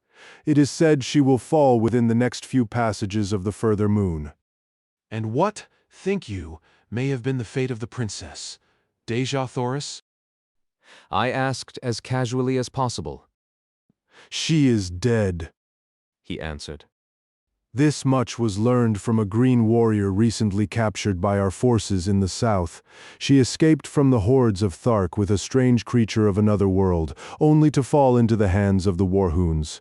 Their thoats were found wandering upon the sea bottom, and evidences of a bloody conflict were discovered nearby. While this information was in no way reassuring, neither was it at all conclusive proof of the death of Xerophayze, and so I determined to make every effort possible to reach Helium as quickly as I could and carry to Tardos Mors such news of his granddaughter's possible whereabouts as lay in my power. 10 days after leaving the 3 Petor brothers, I arrived at Zodunga. From the moment that I had come in contact with the red inhabitants of Mars, I had noticed that Woola drew a great amount of unwelcome attention to me, since the huge brute belonged to a species which is never domesticated by the red men. Were one to stroll down Broadway with a Numidian lion at his heels, the effect would be somewhat similar to that which I should have produced had I entered Zodunga with Woola. The very thought of parting with the faithful fellow caused me so great regret and genuine sorrow that I put it off until just before we arrived at the city's gates. But then finally, it became imperative that we separate. Had nothing further than my own safety or pleasure been at stake, no argument could have prevailed upon me to turn away the one creature upon Barsoom that had never failed in a demonstration of affection and loyalty. But as I would willingly have offered my life in the service of her in search of whom I was about to challenge the unknown dangers of this, to me, mysterious city, I could not permit even Woola's life to threaten the success of my venture, much less his momentary happiness, for I doubted not he soon would forget me. And so I bade the poor beast an affectionate farewell, promising him, however, that if I came through my adventure in safety, that in some way I should find the means to search him out. He seemed to understand me fully, and when I pointed back in the direction of Thark, he turned sorrowfully away.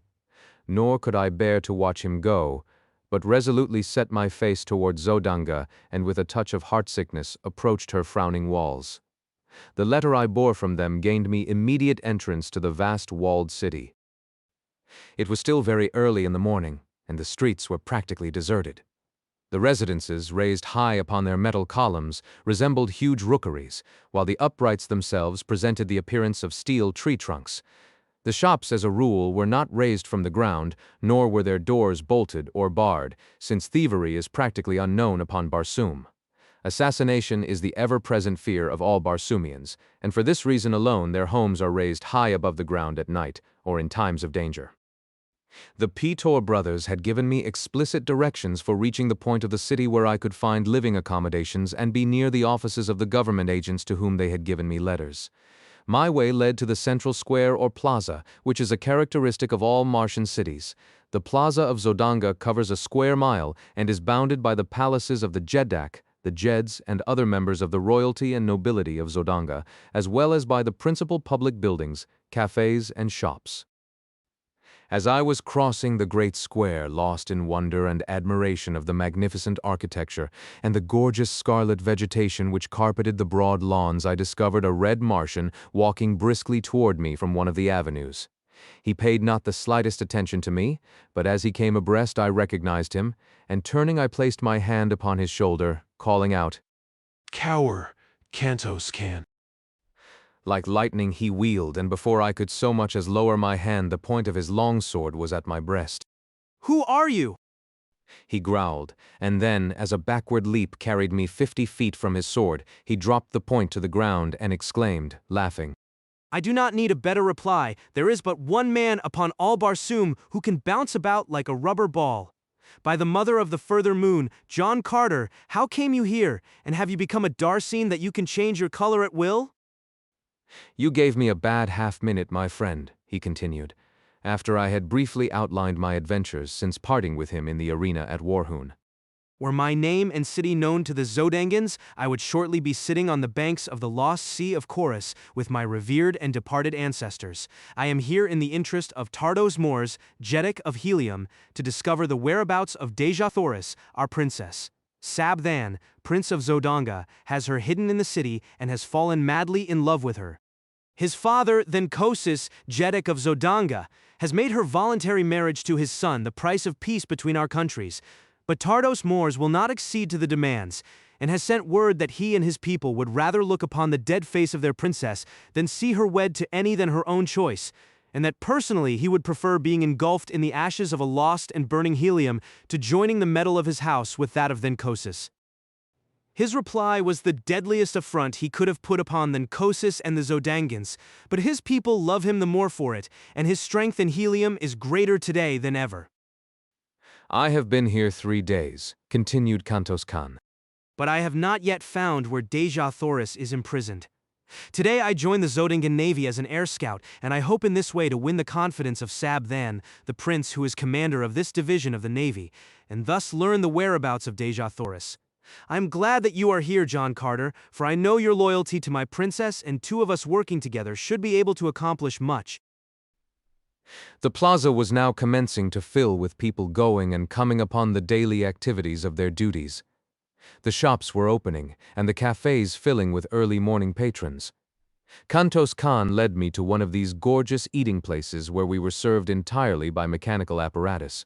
No hand touched the food from the time it entered the building in its raw state, until it emerged hot and delicious upon the tables before the guests, in response to the touching of tiny buttons to indicate their desires.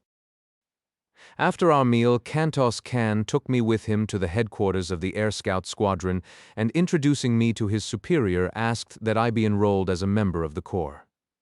In accordance with custom, an examination was necessary, but Kantos Khan had told me to have no fear on this score, as he would attend to that part of the matter.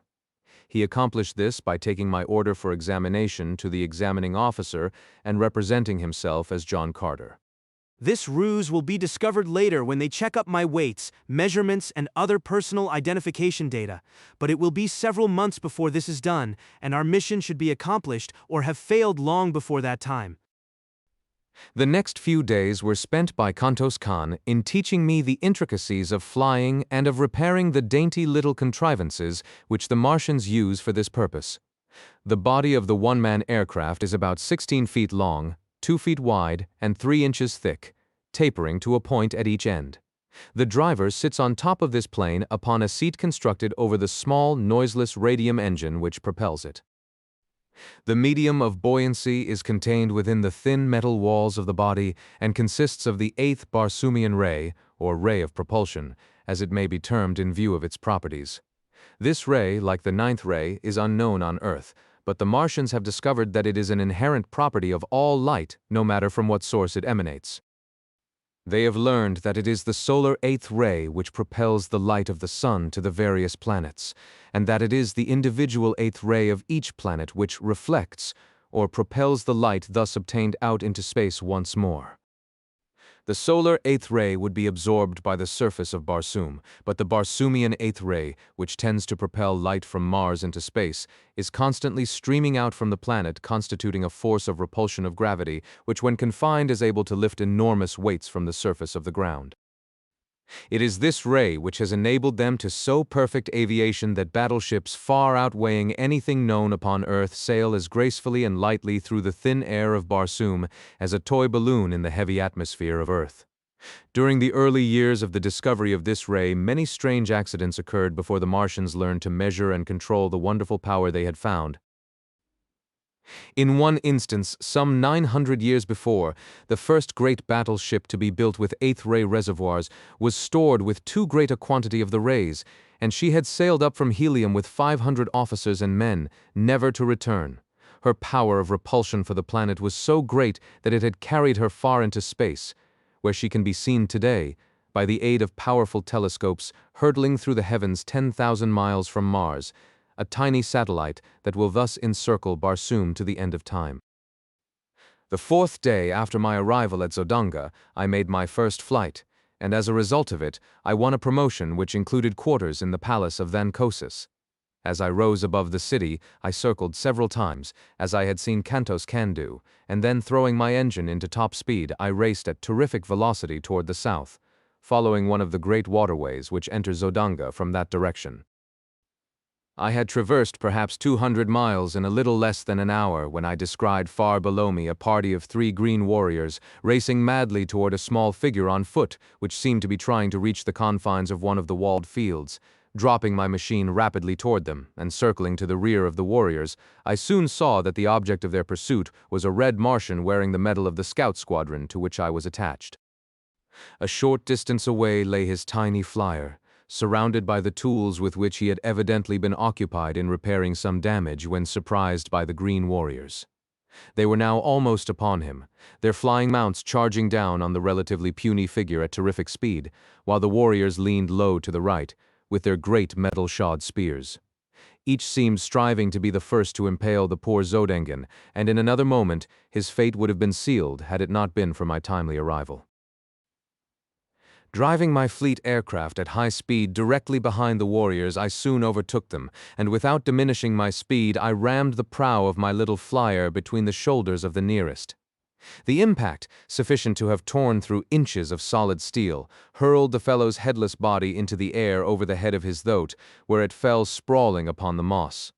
The mounts of the other 2 warriors turned squealing in terror and bolted in opposite directions.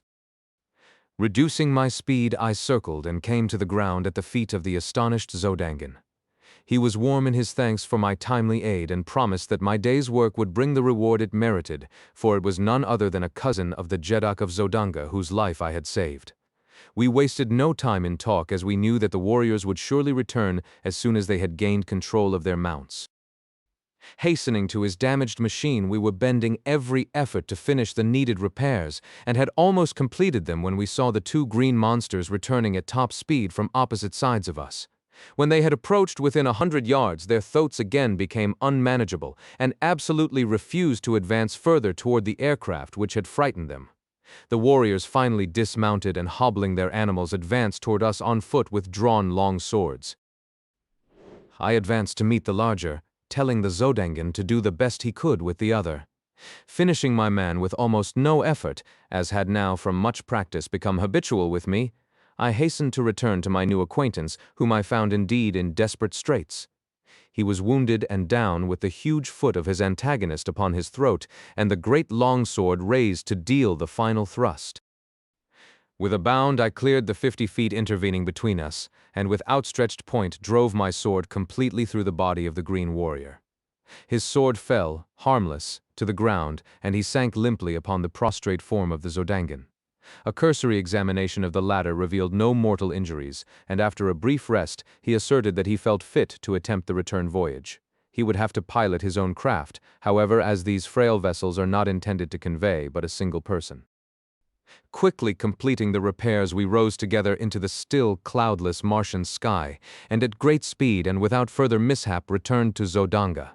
As we neared the city, we discovered a mighty concourse of civilians and troops assembled upon the plain before the city. The sky was black with naval vessels and private and public pleasure craft, flying long streamers of gay-colored silks and banners and flags of odd and picturesque design. My companion signaled that I slow down, and running his machine close beside mine suggested that we approach and watch the ceremony, which, he said, was for the purpose of conferring honors on individual officers and men for bravery and other distinguished service. He then unfurled a little ensign, which denoted that his craft bore a member of the royal family of Zodanga, and together we made our way through the maze of low-lying air vessels until we hung directly over the Jeddak of Zodanga and his staff. All were mounted upon the small domestic bull-thoats of the red Martians, and their trappings and ornamentation bore such a quantity of gorgeously colored feathers that I could not but be struck with the startling resemblance the concourse bore to a band of the Red Indians of my own earth. One of the staff called the attention of Van Kosis to the presence of my companion above them, and the ruler motioned for him to descend. As they waited for the troops to move into position facing the Jeddak, the two talked earnestly together, the Jeddak and his staff occasionally glancing up at me. I could not hear their conversation, and presently it ceased, and all dismounted, as the last body of troops had wheeled into position before their emperor. A member of the staff advanced toward the troops, and calling the name of a soldier, commanded him to advance. The officer then recited the nature of the heroic act which had won the approval of the Jeddak, and the latter advanced and placed a metal ornament upon the left arm of the lucky man. 10 men had been so decorated when the aide called out, John Carter, Air Scout. Never in my life had I been so surprised, but the habit of military discipline is strong within me, and I dropped my little machine lightly to the ground and advanced on foot as I had seen the others do. As I halted before the officer, he addressed me in a voice audible to the entire assemblage of troops and spectators. In recognition, John Carter, of your remarkable courage and skill in defending the person of the cousin of the Jeddak Van Kosis and single-handed vanquishing 3 green warriors, it is the pleasure of our Jeddak to confer on you the mark of his esteem.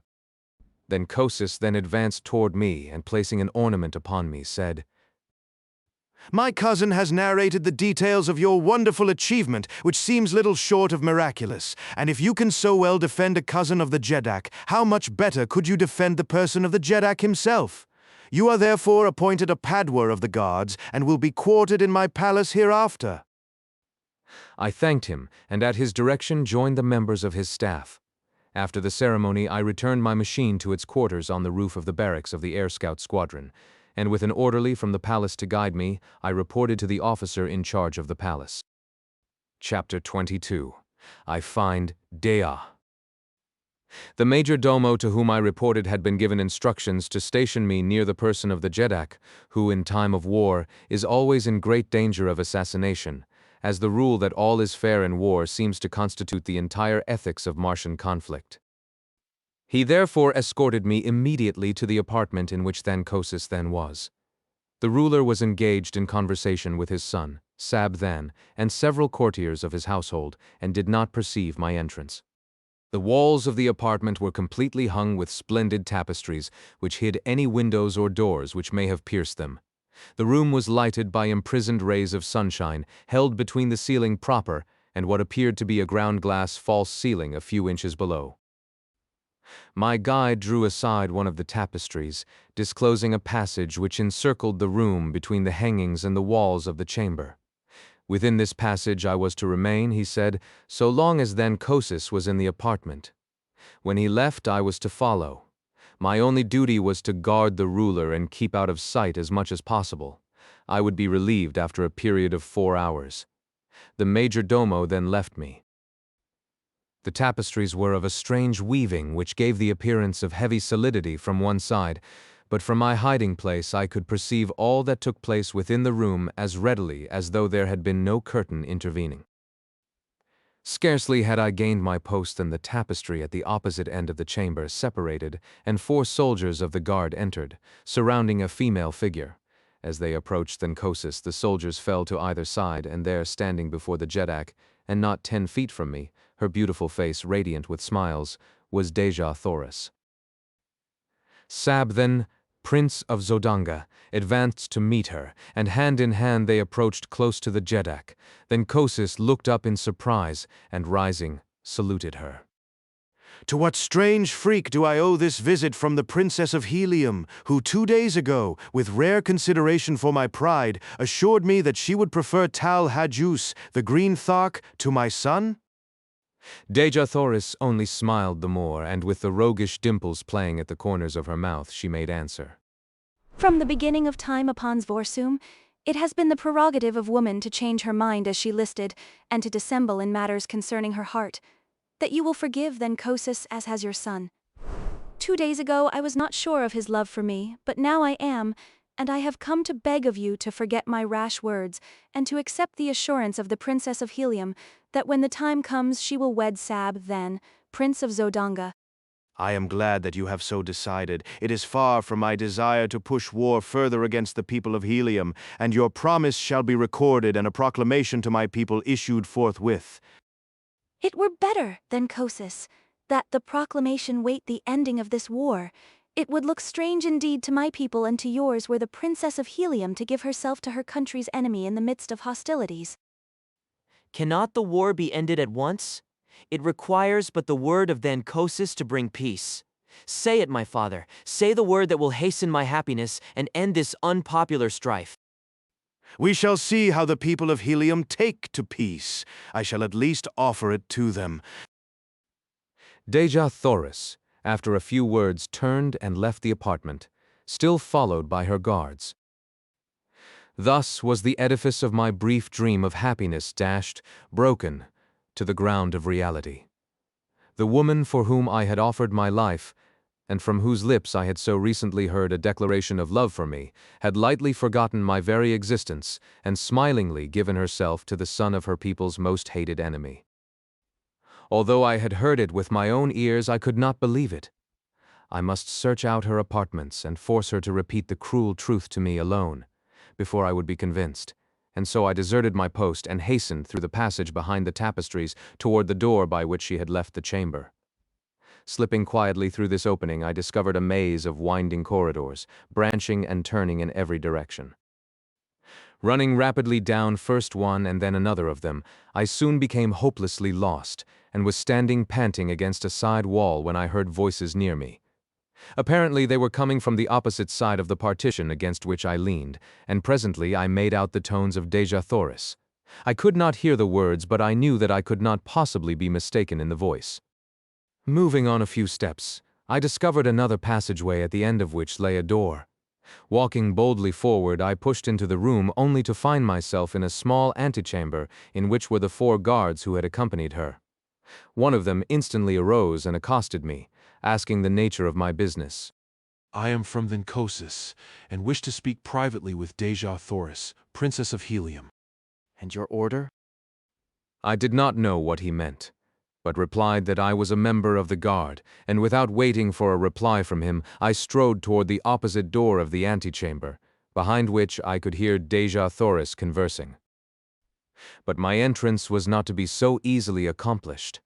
The guardsman stepped before me, saying, No one comes from Thenkosis without carrying an order or the password. You must give me one or the other before you may pass. The only order I require, my friend, to enter where I will, hangs at my side. I answered, tapping my long sword. Will you let me pass in peace or no? For reply he whipped out his own sword, calling to the others to join him, and thus the 4 stood, with drawn weapons, barring my further progress. You are not here by the order of Thenkosis, and not only shall you not enter the apartments of the Princess of Helium, but you shall go back to Thenkosis under guard to explain this unwarranted temerity. Throw down your sword, you cannot hope to overcome 4 of us. He added with a grim smile. My reply was a quick thrust, which left me but 3 antagonists, and I can assure you that they were worthy of my mettle. They had me backed against the wall in no time, fighting for my life. Slowly, I worked my way to a corner of the room where I could force them to come at me only one at a time, and thus we fought upward of 20 minutes, the clanging of steel on steel producing a veritable bedlam in the little room. The noise had brought Xerophayze to the door of her apartment, and there she stood throughout the conflict with Sola, at her back peering over her shoulder. Her face was set and emotionless, and I knew that she did not recognize me, nor did Sola. Finally, a lucky cut brought down a second guardsman, and then, with only 2 opposing me, I changed my tactics and rushed them down after the fashion of my fighting that had won me many a victory. The third fell within 10 seconds after the second, and the last lay dead upon the bloody floor a few moments later. They were brave men and noble fighters, and it grieved me that I had been forced to kill them, but I would have willingly depopulated all Barsoom could I have reached the side of my Xerophayze in no other way. Sheathing my bloody blade, I advanced toward my Martian princess, who still stood mutely gazing at me without sign of recognition. Who are you, Zodangan? Another enemy to harass me in my misery. I am a friend, a once cherished friend. No friend of Helium's princess wears that medal, and yet the voice. I have heard it before. It is not. It cannot be. No, for he is dead. It is, though, my princess, none other than John Carter. Do you not recognize, even through paint and strange metal, the heart of your chieftain? As I came close to her, she swayed toward me with outstretched hands, but as I reached to take her in my arms, she drew back with a shudder and a little moan of misery. Too late, oh my chieftain that was, and whom I thought dead, had you but returned 1 little hour before, but now it is too late, too late. What do you mean, Xerophayze? That you would not have promised yourself to the Zodangan prince had you known that I lived? Think you, John Carter, that I would give my heart to you yesterday and today to another? I thought that it lay buried with your ashes in the pits of Warhoon, and so today I have promised my body to another to save my people from the curse of a victorious Zodangan army. But I am not dead, my princess. I have come to claim you, and all Zodanga cannot prevent it. It is too late, John Carter. My promise is given, and on Barsoom that is final. The ceremonies which follow later are but meaningless formalities. They make the fact of marriage no more certain than does the funeral cortege of a Jeddak again place the seal of death upon him. I am as good as married, John Carter. No longer may you call me your princess. No longer are you my chieftain. I know but little of your customs here upon Barsoom, Xerophayze, but I do know that I love you. And if you meant the last words you spoke to me that day as the hordes of Warhoon were charging down upon us, no other man shall ever claim you as his bride. You meant them then, my princess, and you mean them still. Say that it is true. I meant them, John Carter. I cannot repeat them now, for I have given myself to another. Ah, if you had only known our ways, my friend. She continued half to herself. The promise would have been yours long months ago, and you could have claimed me before all others. It might have meant the fall of Helium, but I would have given my empire for my Tharkian chief. Then aloud she said, Do you remember the night when you offended me? You called me your princess without having asked my hand of me, and then you boasted that you had fought for me. You did not know, and I should not have been offended. I see that now. But there was no one to tell you what I could not, that upon Barsoom there are 2 kinds of women in the cities of the Red Men. The one they fight for that they may ask them in marriage, the other kind they fight for also but never ask their hands. When a man has won a woman he may address her as his princess, or in any of the several terms which signify possession. You had fought for me but had never asked me in marriage, and so when you called me your princess, you see, I was hurt. But even then, John Carter, I did not repulse you, as I should have done, until you made it doubly worse by taunting me with having won me through combat. She faltered. I do not need ask your forgiveness now, Xerophayze. You must know that my fault was of ignorance of your Barsoomian customs. What I failed to do through implicit belief that my petition would be presumptuous and unwelcome, I do now. Xerophayze, I ask you to be my wife, and by all the Virginian fighting blood that flows in my veins you shall be. No, John Carter, it is useless. I may never be yours while Sabthan lives.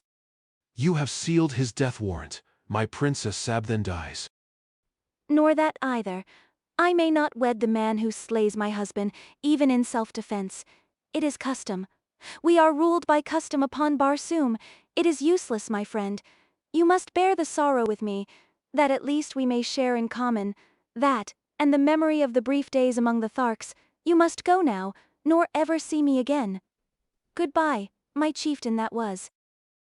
Disheartened and dejected, I withdrew from the room. But I was not entirely discouraged, nor would I admit that Xerophayze was lost to me until the ceremony had actually been performed. As I wandered along the corridors, I was as absolutely lost in the mazes of winding passageways as I had been before I discovered Xerophayze's apartments. I knew that my only hope lay in escape from the city of Zodanga, for the matter of the 4 dead guardsmen would have to be explained, and as I could never reach my original post without a guide, suspicion would surely rest on me so soon as I was discovered wandering aimlessly through the palace. Presently I came upon a spiral runway leading to a lower floor, and this I followed downward for several stories until I reached the doorway of a large apartment in which were a number of guardsmen. The walls of this room were hung with transparent tapestries behind which I secreted myself without being apprehended. The conversation of the guardsmen was general, and awakened no interest in me until an officer entered the room and ordered 4 of the men to relieve the detail who were guarding the Princess of Helium.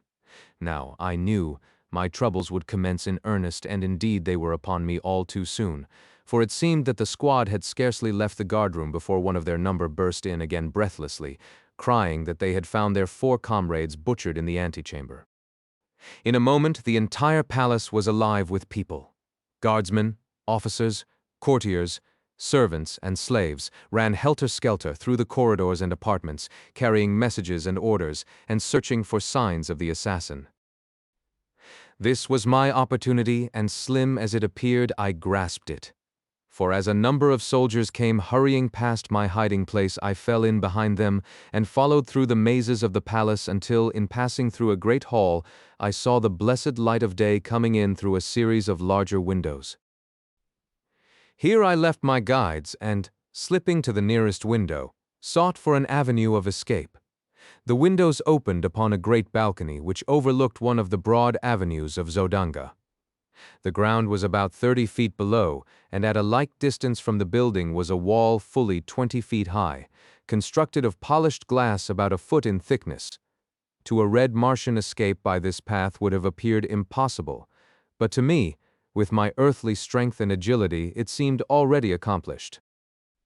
My only fear was in being detected before darkness fell, for I could not make the leap in broad daylight, while the court below and the avenue beyond were crowded with Zodangans. Accordingly, I searched for a hiding place, and finally found one by accident, inside a huge hanging ornament which swung from the ceiling of the hall and about 10 feet from the floor. Into the capacious bowl-like vase I sprang with ease, and scarcely had I settled down within it than I heard a number of people enter the apartment. The group stopped beneath my hiding place, and I could plainly overhear their every word. It is the work of Heliumites. Yes, O Jeddak, but how had they access to the palace? I could believe that even with the diligent care of your guardsmen, a single enemy might reach the inner chambers. But how a force of 6 or 8 fighting men could have done so unobserved is beyond me. We shall soon know, however, for here comes the royal psychologist. Another man now joined the group, and, after making his formal greetings to his ruler, said, O mighty Jeddak, it is a strange tale I read in the dead minds of your faithful guardsmen. They were felled not by a number of fighting men, but by a single opponent. He paused to let the full weight of this announcement impress his hearers, and that his statement was scarcely credited was evidenced by the impatient exclamation of incredulity which escaped the lips of Xerophayze. What manner of weird tale are you bringing me, Notan? It is the truth, my Jeddak.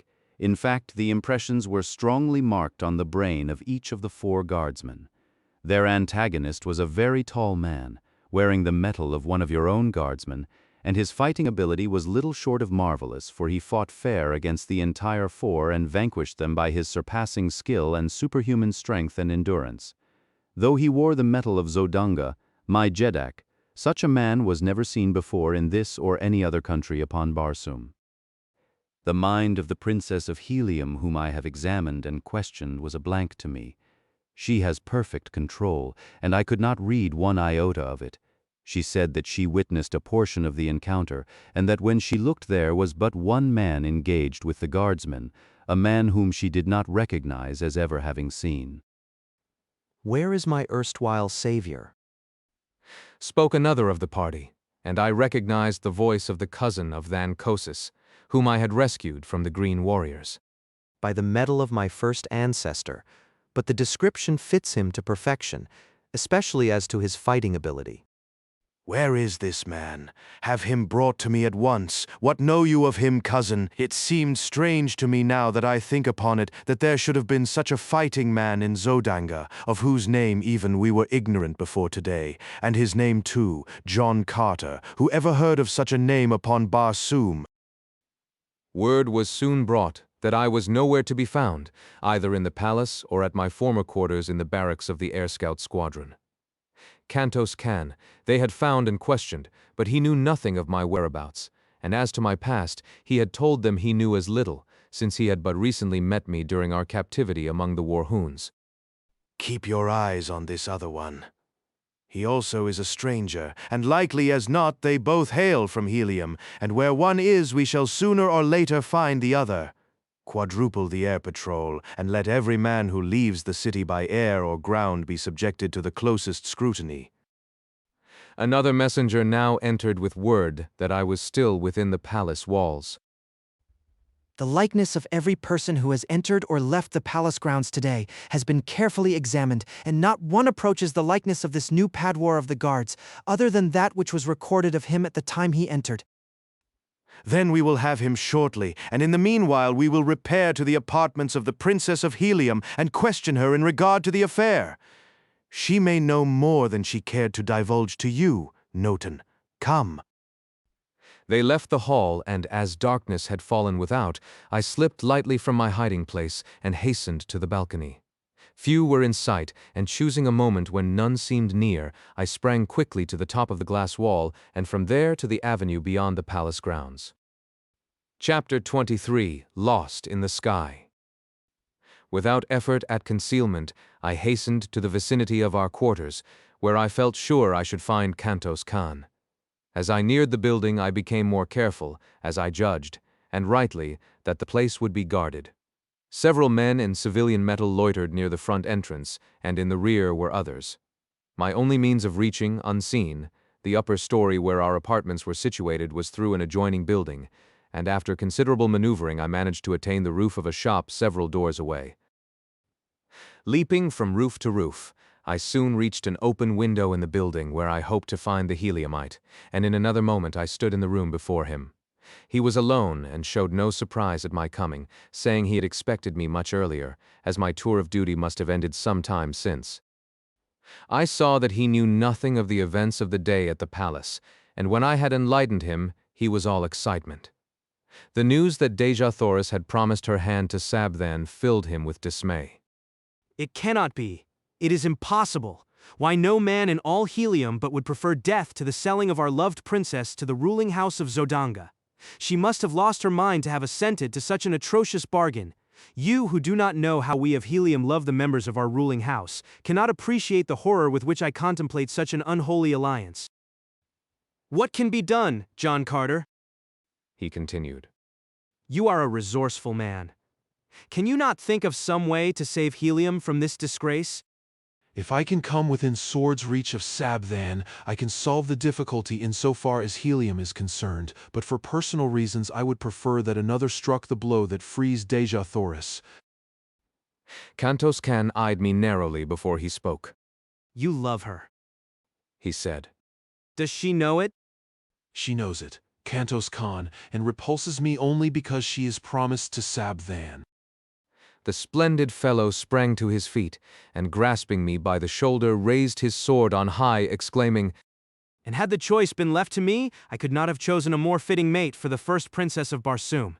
Here is my hand upon your shoulder, John Carter, and my word that Sabthan shall go out at the point of my sword for the sake of my love for Helium, for Dejathoris, and for you. This very night I shall try to reach his quarters in the palace." How? I asked. You are strongly guarded, and a quadruple force patrols the sky. He bent his head in thought a moment, then raised it with an air of confidence. "I only need to pass these guards and I can do it," he said at last. "I know a secret entrance to the palace through the pinnacle of the highest tower. I fell upon it by chance one day as I was passing above the palace on patrol duty. In this work, it is required that we investigate any unusual occurrence we may witness, and a face peering from the pinnacle of the high tower of the palace was, to me, most unusual. I therefore drew near and discovered that the possessor of the peering face was none other than Sabthan. He was slightly put out at being detected and commanded me to keep the matter to myself, explaining that the passage from the tower led directly to his apartments and was known only to him. If I can reach the roof of the barracks and get my machine, I can be in Sabthan's quarters in 5 minutes. But how am I to escape from this building, guarded as you say it is?" How well are the machine sheds at the barracks guarded? I asked. "There is usually but one man on duty there at night upon the roof." Go to the roof of this building, Kantos Khan, and wait me there. Without stopping to explain my plans, I retraced my way to the street and hastened to the barracks. I did not dare to enter the building, filled as it was with members of the Air Scout squadron who, in common with all Zodanga, were on the lookout for me. The building was an enormous one, rearing its lofty head fully 1,000 feet into the air. But few buildings in Zodanga were higher than these barracks, though several topped it by a few hundred feet. The docks of the great battleships of the line standing some 1,500 feet from the ground, while the freight and passenger stations of the merchant squadrons rose nearly as high. It was a long climb up the face of the building, and one fraught with much danger, but there was no other way, and so I essayed the task. The fact that Barsoomian architecture is extremely ornate made the feat much simpler than I had anticipated, since I found ornamental ledges and projections which fairly formed a perfect ladder for me all the way to the eaves of the building. Here I met my first real obstacle. The eaves projected nearly 20 feet from the wall to which I clung, and though I encircled the great building, I could find no opening through them. The top floor was alight, and filled with soldiers engaged in the pastimes of their kind. I could not, therefore, reach the roof through the building. There was one slight, desperate chance, and that I decided I must take. It was for Dejathoris, and no man has lived who would not risk 1,000 deaths for such as she. Clinging to the wall with my feet and one hand, I unloosened one of the long leather straps of my trappings, at the end of which dangled a great hook by which air sailors are hung to the sides and bottoms of their craft for various purposes of repair, and by means of which landing parties are lowered to the ground from the battleships. I swung this hook cautiously to the roof several times before it finally found lodgment. Gently I pulled on it to strengthen its hold, but whether it would bear the weight of my body I did not know. It might be barely caught upon the very outer verge of the roof, so that as my body swung out at the end of the strap it would slip off and launch me to the pavement 1,000 feet below. An instant I hesitated, and then, releasing my grasp upon the supporting ornament, I swung out into space at the end of the strap. Far below me lay the brilliantly lighted streets, the hard pavements, and death. There was a little jerk at the top of the supporting eaves, and a nasty, slipping, grating sound which turned me cold with apprehension. Then the hook caught, and I was safe. Clambering quickly aloft, I grasped the edge of the eaves and drew myself to the surface of the roof above. As I gained my feet, I was confronted by the sentry on duty, into the muzzle of whose revolver I found myself looking. "Who are you, and whence came you?" he cried. I am an air scout, friend, and very near a dead one, for just by the merest chance I escaped falling to the avenue below, I replied. "But how came you upon the roof, man? No one has landed or come up from the building for the past hour. Quick, explain yourself, or I call the guard." Look you here, sentry, and you shall see how I came and how close a shave I had to not coming at all. I answered, turning toward the edge of the roof, where, 20 feet below, at the end of my strap, hung all my weapons. The fellow, acting on impulse of curiosity, stepped to my side and to his undoing, for as he leaned to peer over the eaves I grasped him by his throat and his pistol arm and threw him heavily to the roof. The weapon dropped from his grasp, and my fingers choked off his attempted cry for assistance. I gagged and bound him, and then hung him over the edge of the roof as I myself had hung a few moments before. I knew it would be morning before he would be discovered, and I needed all the time that I could gain. Donning my trappings and weapons, I hastened to the sheds, and soon had out both my machine and Kantos cans. Making his fast behind mine, I started my engine, and skimming over the edge of the roof, I dove down into the streets of the city far below the plain usually occupied by the air patrol. In less than a minute, I was settling safely upon the roof of our apartment beside the astonished Kantos can. I lost no time in explanation, but plunged immediately into a discussion of our plans for the immediate future. It was decided that I was to try to make helium while Kantos Kan was to enter the palace and dispatch Sab Than. If successful, he was then to follow me. He set my compass for me, a clever little device which will remain steadfastly fixed upon any given point on the surface of Barsoom, and bidding each other farewell, we rose together and sped in the direction of the palace which lay in the route which I must take to reach helium. As we neared the high tower, a patrol shot down from above, throwing its piercing searchlight full upon my craft, and a voice roared out a command to halt, following with a shot as I paid no attention to his hail. Kantos Kan dropped quickly into the darkness, while I rose steadily and at terrific speed raced through the Martian sky, followed by a dozen of the air scout craft, which had joined the pursuit, and later by a swift cruiser carrying 100 men and a battery of rapid-fire guns. By twisting and turning my little machine, now rising and now falling, I managed to elude their searchlights most of the time, but I was also losing ground by these tactics, and so I decided to hazard everything on a straightaway course and leave the result to fate and the speed of my machine. Halt. Kantos Kan had shown me a trick of gearing, which is known only to the Navy of helium, that greatly increased the speed of our machines, so that I felt sure I could distance my pursuers if I could dodge their projectiles for a few moments. As I sped through the air, the screeching of the bullets around me convinced me that only by a miracle could I escape. But the die was cast, and throwing on full speed, I raced a straight course toward helium. Gradually, I left my pursuers further and further behind, and I was just congratulating myself on my lucky escape, when a well-directed shot from the cruiser exploded at the prow of my little craft. The concussion nearly capsized her, and with a sickening plunge, she hurtled downward through the dark night. How far I fell before I regained control of the plane I do not know, but I must have been very close to the ground when I started to rise again, as I plainly heard the squealing of animals below me. Rising again, I scanned the heavens for my pursuers, and finally, making out their lights far behind me, saw that they were landing, evidently in search of me. Not until their lights were no longer discernible did I venture to flash my little lamp upon my compass, and then I found to my consternation that a fragment of the projectile had utterly destroyed my only guide, as well as my speedometer. It was true I could follow the stars in the general direction of helium, but without knowing the exact location of the city or the speed at which I was traveling, my chances for finding it were slim. Helium lies 1,000 miles southwest of Zodanga, and with my compass intact, I should have made the trip, barring accidents, in between 4 and 5 hours. As it turned out, however, morning found me speeding over a vast expanse of dead sea bottom after nearly 6 hours of continuous flight at high speed. Presently a great city showed below me, but it was not helium, as that alone of all Barsoomian metropolises consists in 2 immense circular walled cities about 75 miles apart, and would have been easily distinguishable from the altitude at which I was flying.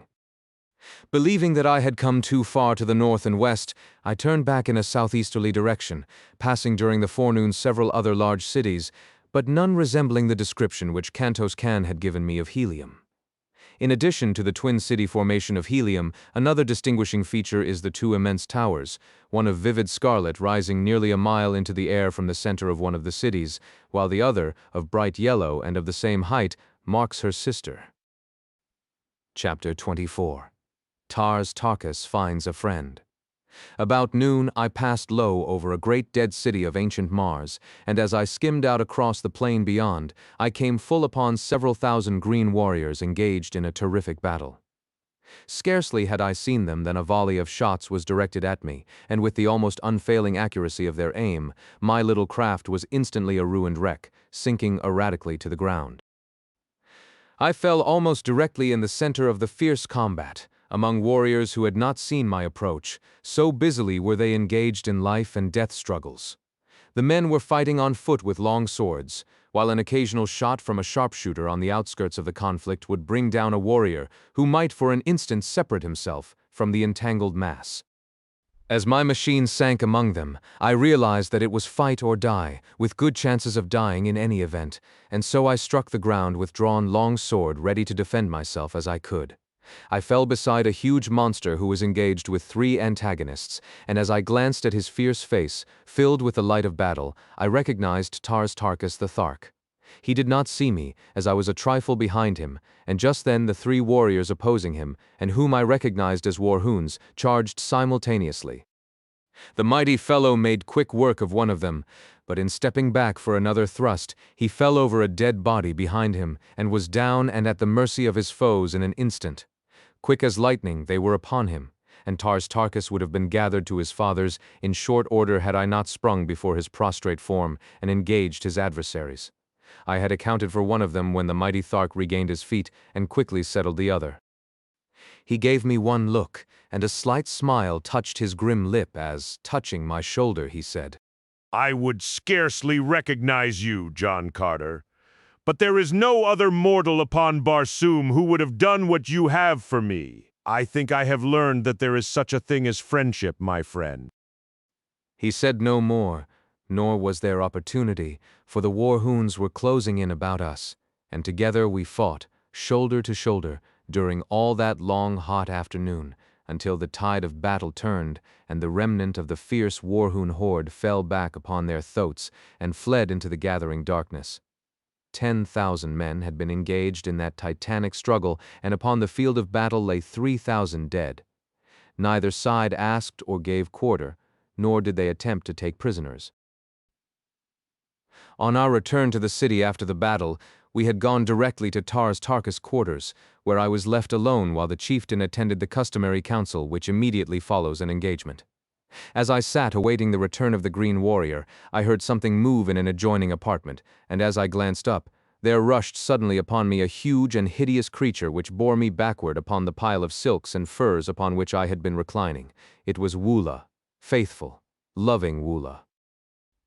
He had found his way back to Thark, and, as Tars Tarkas later told me, had gone immediately to my former quarters, where he had taken up his pathetic and seemingly hopeless watch for my return. Tal Hajus knows that you are here, John Carter. Sarkosia saw and recognized you as we were returning. Tal Hajus has ordered me to bring you before him tonight. I have 10 thoats, John Carter. You may take your choice from among them, and I will accompany you to the nearest waterway that leads to Helium. Tars Tarkas may be a cruel green warrior, but he can be a friend as well. Come, we must start. I asked. "And when you return, Tars Tarkas?" He replied, "The wild Kalats, possibly, or worse, unless I should chance to have the opportunity I have so long waited of battling with Tal Hajus." "We will stay, Tars Tarkas, and see Tal Hajus tonight. You shall not sacrifice yourself, and it may be that tonight you can have the chance you wait." He objected strenuously, saying that Tal Hajus often flew into wild fits of passion at the mere thought of the blow I had dealt him, and that if ever he laid his hands upon me, I would be subjected to the most horrible tortures. While we were eating, I repeated to Tars Tarkas the story which Sola had told me that night upon the sea bottom during the march to Thark. He said but little, but the great muscles of his face worked in passion and in agony at recollection of the horrors which had been heaped upon the only thing he had ever loved in all his cold, cruel, terrible existence. He no longer demurred when I suggested that we go before Tal Hajus, only saying that he would like to speak to Sarkoja first. At his request, I accompanied him to her quarters, and the look of venomous hatred she cast upon me was almost adequate recompense for any future misfortunes this accidental return to Thark might bring me. Sarkoja? 40 years ago you were instrumental in bringing about the torture and death of a woman named Gozava? I have just discovered that the warrior who loved that woman has learned of your part in the transaction. He may not kill you, Sarkoja. It is not our custom, but there is nothing to prevent him tying one end of a strap about your neck and the other end to a wild thoat, merely to test your fitness to survive and help perpetuate our race. Having heard that he would do this on the morrow, I thought it only right to warn you, for I am a just man. The river Is but a short pilgrimage, Sarkoja. Come, John Carter. The next morning, Sarkoja was gone, nor was she ever seen after. In silence, we hastened to the Jedak's palace, where we were immediately admitted to his presence. In fact, he could scarcely wait to see me, and was standing erect upon his platform, glowering at the entrance as I came in. Strap him to that pillar. We shall see who it is dares strike the mighty Tal Hajus. Heat the irons with my own hands, I shall burn the eyes from his head, that he may not pollute my person with his vile gaze.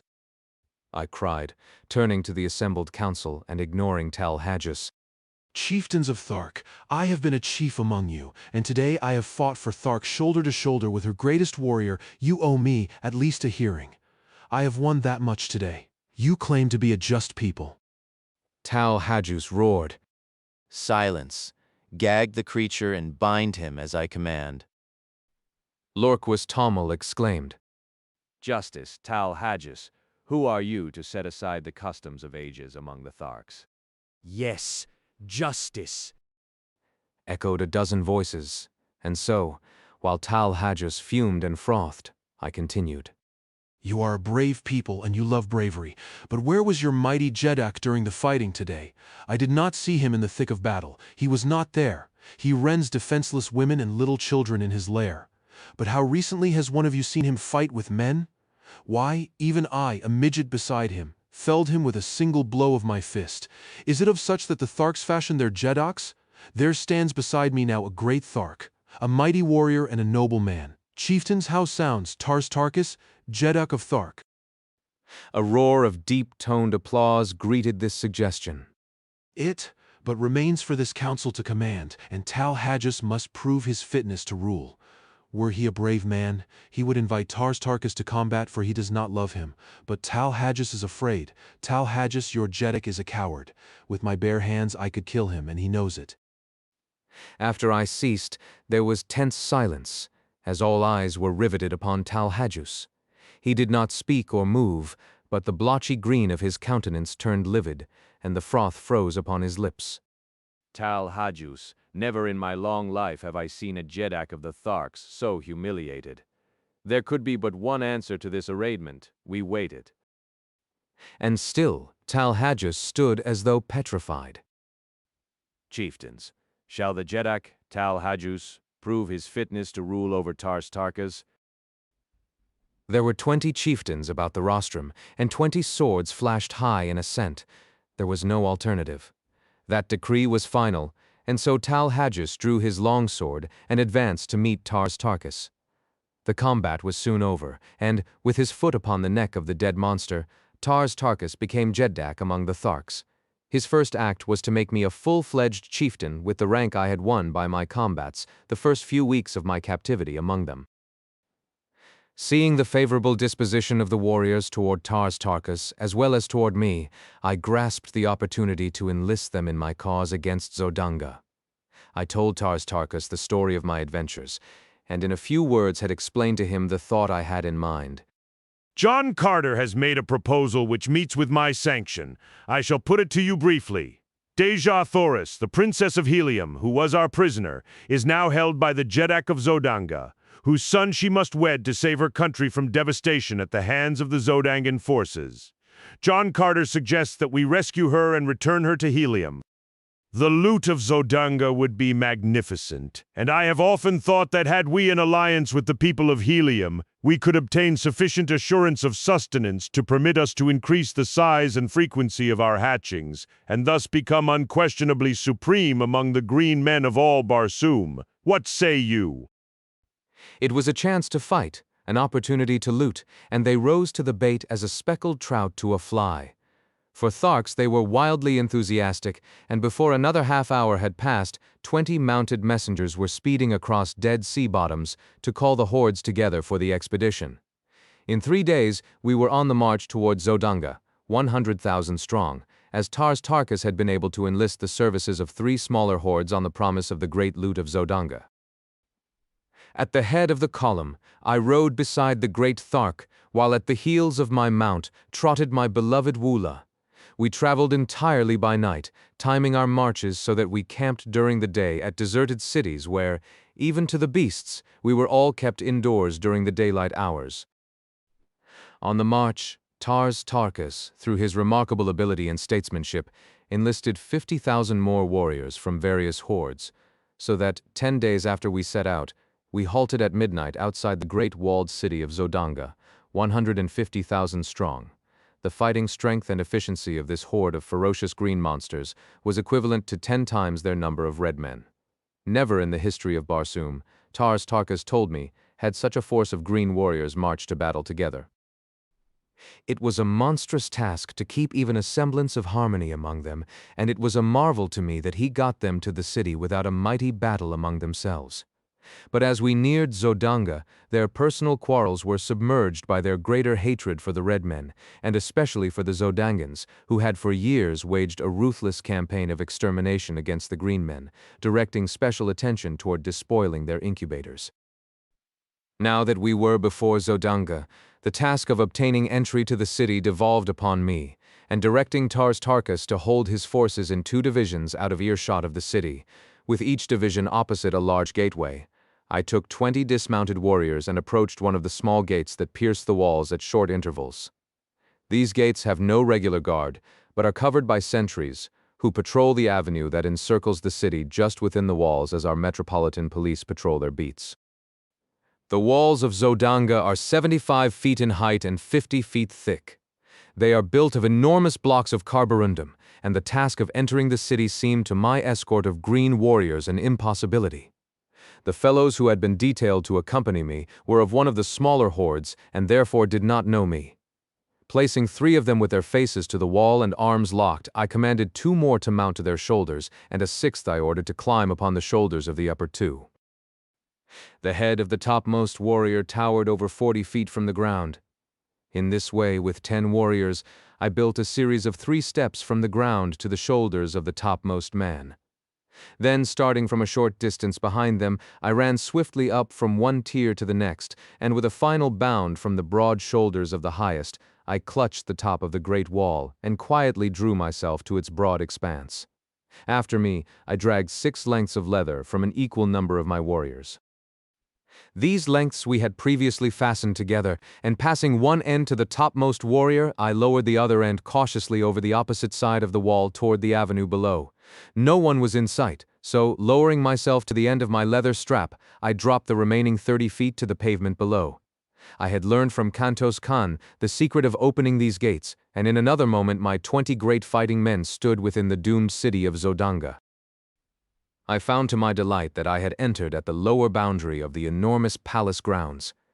The building itself showed in the distance a blaze of glorious light, and on the instant I determined to lead a detachment of warriors directly within the palace itself, while the balance of the great horde was attacking the barracks of the soldiery. Dispatching one of my men to Tars Tarkas for a detail of 50 Tharks, with word of my intentions, I ordered 10 warriors to capture and open one of the great gates, while with the 9 remaining I took the other. We were to do our work quietly. No shots were to be fired and no general advance made until I had reached the palace with my 50 Tharks. Our plans worked to perfection. The 2 sentries we met were dispatched to their fathers upon the banks of the lost Sea of Chorus, and the guards at both gates followed them in silence. Chapter 25. The Looting of Zodanga. As the great gate where I stood swung open, my 50 Tharks, headed by Tars Tarkas himself, rode in upon their mighty thoats. I led them to the palace walls, which I negotiated easily without assistance. Once inside, however, the gate gave me considerable trouble, but I finally was rewarded by seeing it swing upon its huge hinges, and soon my fierce escort was riding across the gardens of the Jedak of Zodanga.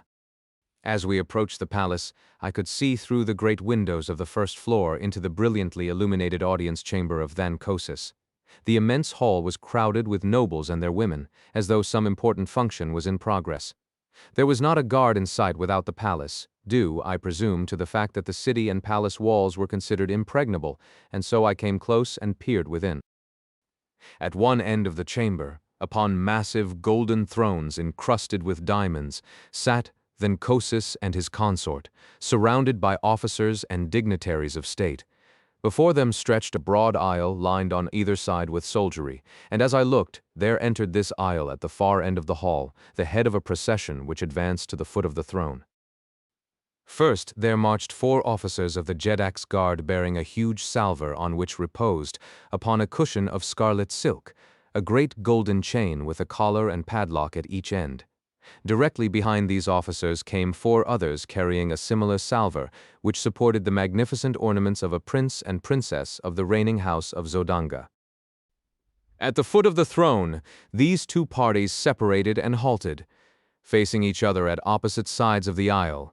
Then came more dignitaries, and the officers of the palace and of the army, and finally 2 figures entirely muffled in scarlet silk, so that not a feature of either was discernible. These 2 stopped at the foot of the throne, facing Thankosis. When the balance of the procession had entered and assumed their stations, Thankosis addressed the couple standing before him. I could not hear his words, but presently 2 officers advanced and removed the scarlet robe from one of the figures, and I saw that Kantos Khan had failed in his mission, for it was Sab Than, Prince of Zodanga, who stood revealed before me. Thankosis now took a set of the ornaments from one of the salvers and placed one of the collars of gold about his son's neck, springing the padlock fast. After a few more words addressed to Sab Than, he turned to the other figure, from which the officers now removed the enshrouding silks, disclosing to my now comprehending view Deja Thoris, Princess of Helium. The object of the ceremony was clear to me. In another moment, Deja Thoris would be joined forever to the Prince of Zodanga. It was an impressive and beautiful ceremony, I presume, but to me it seemed the most fiendish sight I had ever witnessed, and as the ornaments were adjusted upon her beautiful figure and her collar of gold swung open in the hands of Thankosis, I raised my longsword above my head, and with the heavy hilt I shattered the glass of the great window and sprang into the midst of the astonished assemblage. With a bound I was on the steps of the platform beside Thankosis, and as he stood riveted with surprise, I brought my longsword down upon the golden chain that would have bound Deja Thoris to another. In an instant, all was confusion. 1,000 drawn swords menaced me from every quarter, and Sab then sprang upon me with a jeweled dagger he had drawn from his nuptial ornaments. I could have killed him as easily as I might a fly, but the age-old custom of Barsoom stayed my hand. Grasping his wrist as the dagger flew toward my heart, I held him as though in a vice, and with my long sword pointed to the far end of the hall. "Zodanga has fallen," I cried. "Look!" All eyes turned in the direction I had indicated, and there, forging through the portals of the entranceway, rode Tars Tarkas and his 50 warriors on their great thoats. A cry of alarm and amazement broke from the assemblage, but no word of fear. And in a moment the soldiers and nobles of Zodanga were hurling themselves upon the advancing Tharks. Thrusting Sab then headlong from the platform, I drew Deja Thoris to my side. Behind the throne was a narrow doorway, and in this Thankosis now stood facing me with drawn longsword. In an instant we were engaged, and I found no mean antagonist. As we circled upon the broad platform, I saw Sab then rushing up the steps to aid his father. But, as he raised his hand to strike, Deja Thoris sprang before him, and then my sword found the spot that made Sab then Jedak of Zodanga. As his father rolled dead upon the floor, the new Jedak tore himself free from Deja Thoris's grasp, and again we faced each other. He was soon joined by a quartet of officers, and, with my back against a golden throne, I fought once again for Deja Thoris. I was hard-pressed to defend myself, and yet not strike down Sabthan, and with him, my last chance to win the woman I loved. My blade was swinging with the rapidity of lightning as I sought to parry the thrusts and cuts of my opponents. 2 I had disarmed, and 1 was down, when several more rushed to the aid of their new ruler, and to avenge the death of the old. Illustration. With my back against a golden throne, I fought once again for Dejah-Thoris. As they advanced, there were cries of, The woman! The woman! Strike her down! It is her plot! Kill her! Kill her! Calling to Dejah-Thoris to get behind me, I worked my way toward the little doorway back of the throne. But the officers realized my intentions, and 3 of them sprang in behind me and blocked my chances for gaining a position where I could have defended Dejah-Thoris against an army of swordsmen. The Tharks were having their hands full in the center of the room, and I began to realize that nothing short of a miracle could save Dejah-Thoris and myself when I saw Tars-Tarkas surging through the crowd of pygmies that swarmed about him. With one swing of his mighty longsword, he laid a dozen corpses at his feet, and so he hewed a pathway before him until, in another moment, he stood upon the platform beside me, dealing death and destruction right and left. The bravery of the Zodangans was awe-inspiring. Not one attempted to escape, and when the fighting ceased, it was because only Tharks remained alive in the great hall, other than Dejah-Thoris and myself. Sab then lay dead beside his father, and the corpses of the flower of Zodangan nobility and chivalry covered the floor of the bloody shambles. My first thought when the battle was over was for Kantos Khan, and leaving Dejah-Thoris in charge of Tars-Tarkas, I took a dozen warriors and hastened to the dungeons beneath the palace. The jailers had all left to join the fighters in the throne room, so we searched the labyrinthine prison without opposition. I called Kantos Khan's name aloud in each new corridor and compartment, and finally I was rewarded by hearing a faint response. Guided by the sound, we soon found him helpless in a dark recess. He was overjoyed at seeing me, and to know the meaning of the fight, faint echoes of which had reached his prison cell. He told me that the air patrol had captured him before he reached the high tower of the palace, so that he had not even seen Sabthan. We discovered that it would be futile to attempt to cut away the bars and chains which held him prisoner. So, at his suggestion, I returned to search the bodies on the floor above for keys to open the padlocks of his cell and of his chains. Fortunately, among the first I examined, I found his jailer, and soon we had Kantos Khan with us in the throne room. The sounds of heavy firing, mingled with shouts and cries, came to us from the city's streets, and Tars-Tarkas hastened away to direct the fighting without. Kantos Khan accompanied him to act as guide, the green warriors commencing a thorough search of the palace for other Zodangans and for loot, and Dejah-Thoris and I were left alone. She had sunk into one of the golden thrones, and as I turned to her, she greeted me with a wan smile. "Was there ever such a man?" she exclaimed. I know that Barsoom has never before seen your like. Can it be that all earth men are as you, alone, a stranger, hunted, threatened, persecuted? You have done in a few short months what in all the past ages of Barsoom no man has ever done, joined together the wild hordes of the sea bottoms and brought them to fight as allies of a red Martian people. "The answer is easy, Dejah-Thoris," I replied, smiling. It was not I who did it. It was love. Love for Dejah-Thoris, a power that would work greater miracles than this you have seen. A pretty flush overspread her face, and she answered, You may say that now, John Carter, and I may listen, for I am free. "And more still I have to say ere it is again too late," I returned. I have done many strange things in my life, many things that wiser men would not have dared, but never in my wildest fancies have I dreamed of winning a Dejah-Thoris for myself, for never had I dreamed that in all the universe dwelt such a woman as the Princess of Helium. That you are a princess does not abash me, but that you are you is enough to make me doubt my sanity as I ask you, my princess, to be mine. He does not need to be abashed who so well knew the answer to his plea before the plea were made, she replied, rising and placing her dear hands upon my shoulders, and so I took her in my arms and kissed her. And thus, in the midst of a city of wild conflict, filled with the alarms of war, with death and destruction reaping their terrible harvest around her, did Dejah-Thoris, Princess of Helium, true daughter of Mars, the god of war, promise herself in marriage to John Carter, gentleman of Virginia. Chapter 26. Thrug carnage to joy. Sometime later, Tars, Tarkus, and Kantos Kan returned to report that Zodanga had been completely reduced. Her forces were entirely destroyed or captured, and no further resistance was to be expected from within. Several battleships had escaped, but there were thousands of war and merchant vessels under guard of Thark warriors. The lesser hordes had commenced looting and quarreling among themselves, so it was decided that we collect what warriors we could, man as many vessels as possible with Zodangan prisoners, and make for Helium without further loss of time. 5 hours later, we sailed from the roofs of the dock buildings with a fleet of 250 battleships, carrying nearly 100,000 green warriors, followed by a fleet of transports with our thoats. Behind us, we left the stricken city in the fierce and brutal clutches of some 40,000 green warriors of the lesser hordes. They were looting, murdering, and fighting amongst themselves.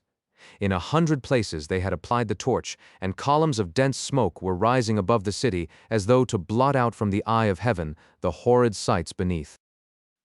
In the middle of the afternoon we sighted the scarlet and yellow towers of Helium, and a short time later a great fleet of Zodangan battleships rose from the camps of the besiegers without the city and advanced to meet us.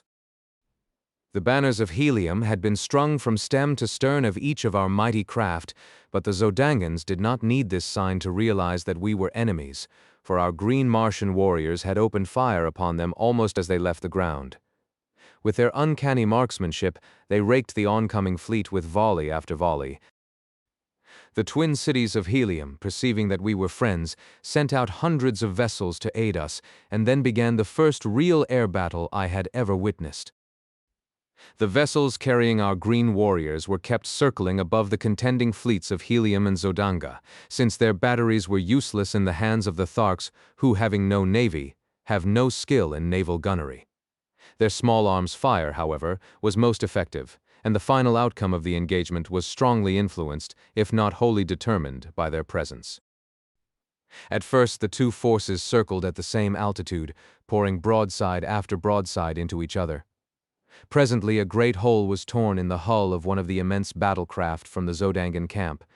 With a lurch she turned completely over, the little figures of her crew plunging, turning and twisting toward the ground 1,000 feet below. Then with sickening velocity she tore after them, almost completely burying herself in the soft loam of the ancient sea bottom. A wild cry of exultation arose from the Heliumite squadron, and with redoubled ferocity they fell upon the Zodangan fleet. By a pretty maneuver, 2 of the vessels of Helium gained a position above their adversaries, from which they poured upon them from their keel bomb batteries a perfect torrent of exploding bombs. Then, one by one, the battleships of Helium succeeded in rising above the Zodangans, and in a short time a number of the beleaguering battleships were drifting hopeless wrecks toward the high scarlet tower of Greater Helium.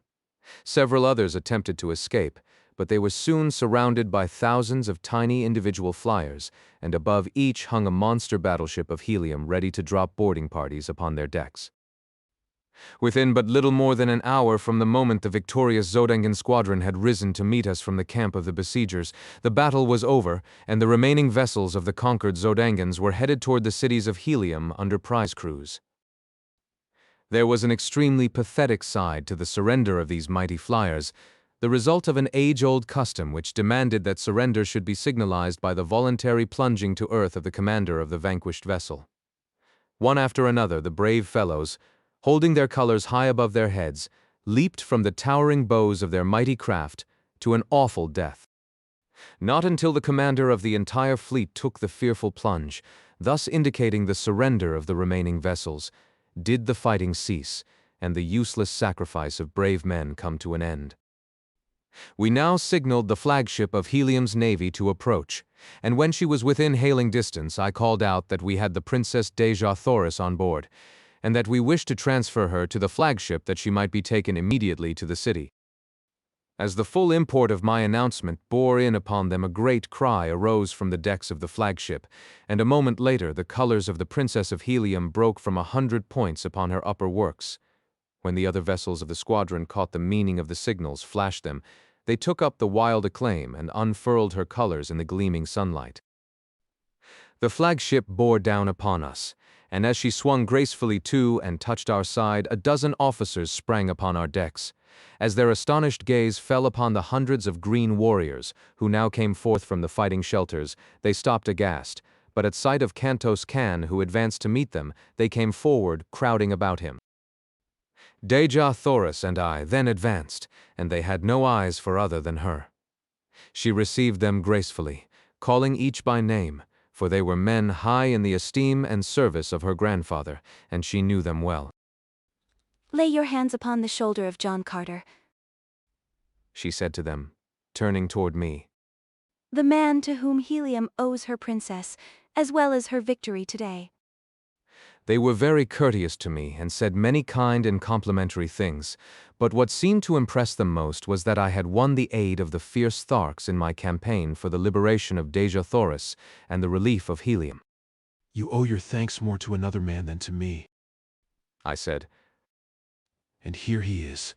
Meet one of Barsoom's greatest soldiers and statesmen, Tars Tarkas, Jeddak of Thark. With the same polished courtesy that had marked their manner toward me, they extended their greetings to the great Thark. Nor, to my surprise, was he much behind them in ease of bearing or in courtly speech. Though not a garrulous race, the Tharks are extremely formal, and their ways lend themselves amazingly to dignified and courtly manners. Xerophayze went aboard the flagship, and was much put out that I would not follow. But, as I explained to her, the battle was but partly won. We still had the land forces of the besieging Zodangans to account for, and I would not leave Tars Tarkas until that had been accomplished. The commander of the naval forces of Helium promised to arrange to have the armies of Helium attack from the city in conjunction with our land attack, and so the vessels separated, and Xerophayze was borne in triumph back to the court of her grandfather, Tardos Mors, Jeddak of Helium. In the distance lay our fleet of transports, with the thoats of the Green Warriors, where they had remained during the battle. Without landing stages, it was to be a difficult matter to unload these beasts upon the open plain, but there was nothing else for it, and so we put out for a point about 10 miles from the city and began the task. It was necessary to lower the animals to the ground in slings, and this work occupied the remainder of the day and half the night. Twice we were attacked by parties of Zodangan cavalry, but with little loss, however, and after darkness shut down, they withdrew. As soon as the last thoat was unloaded, Tars Tarkas gave the command to advance, and in 3 parties we crept upon the Zodangan camp from the north, the south, and the east. About a mile from the main camp we encountered their outposts and, as had been prearranged, accepted this as the signal to charge.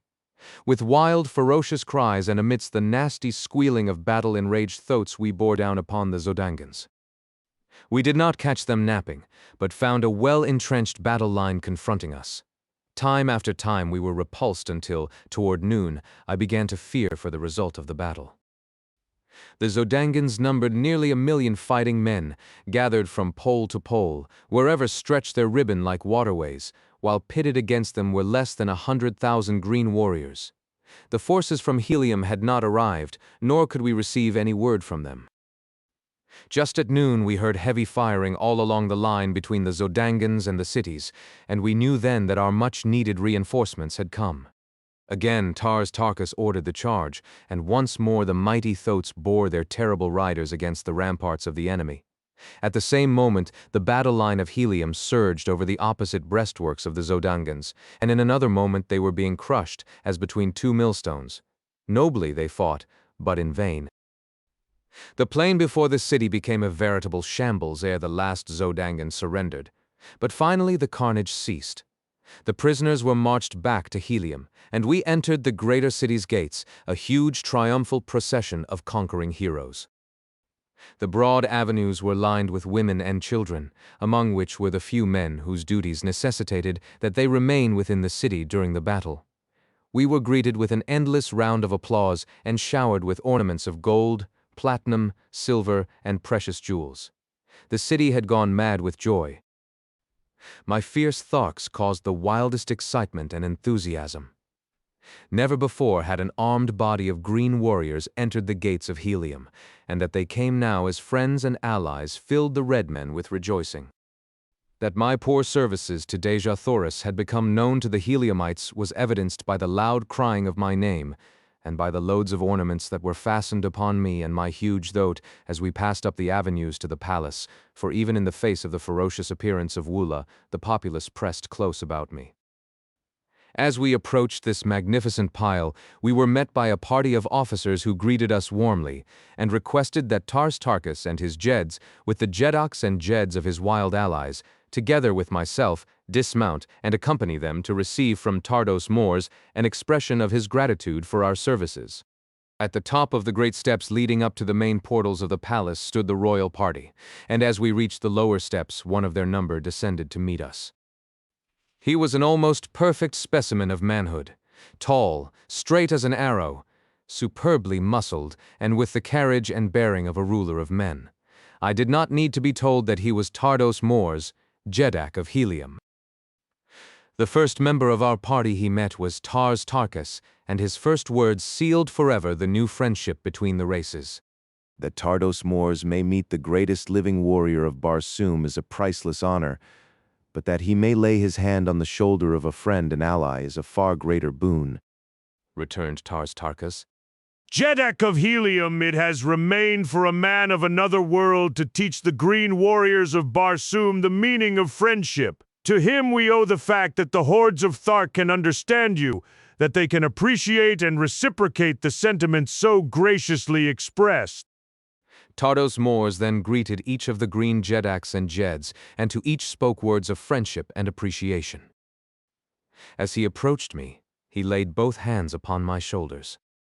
"Welcome, my son, that you are granted gladly, and without one word of opposition, the most precious jewel in all Helium, yes, on all Barsoom, is sufficient earnest of my esteem."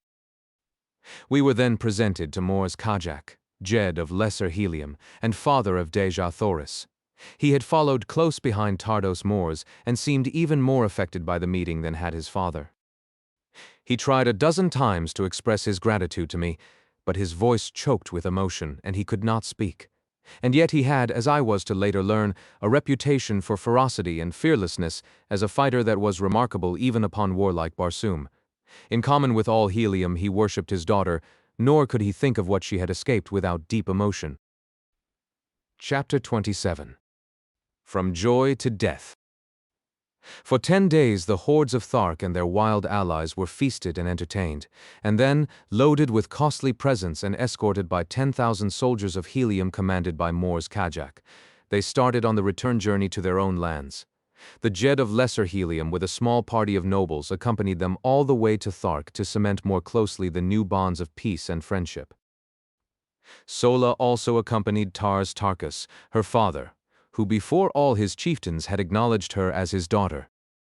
3 weeks later, Mors Kajak and his officers, accompanied by Tarkas and Sola, returned upon a battleship that had been dispatched to Thark to fetch them in time for the ceremony, which made Dejah and John Carter one.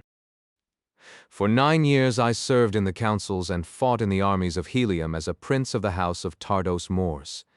The people seemed never to tire of heaping honors upon me, and no day passed that did not bring some new proof of their love for my princess, the incomparable Dejah.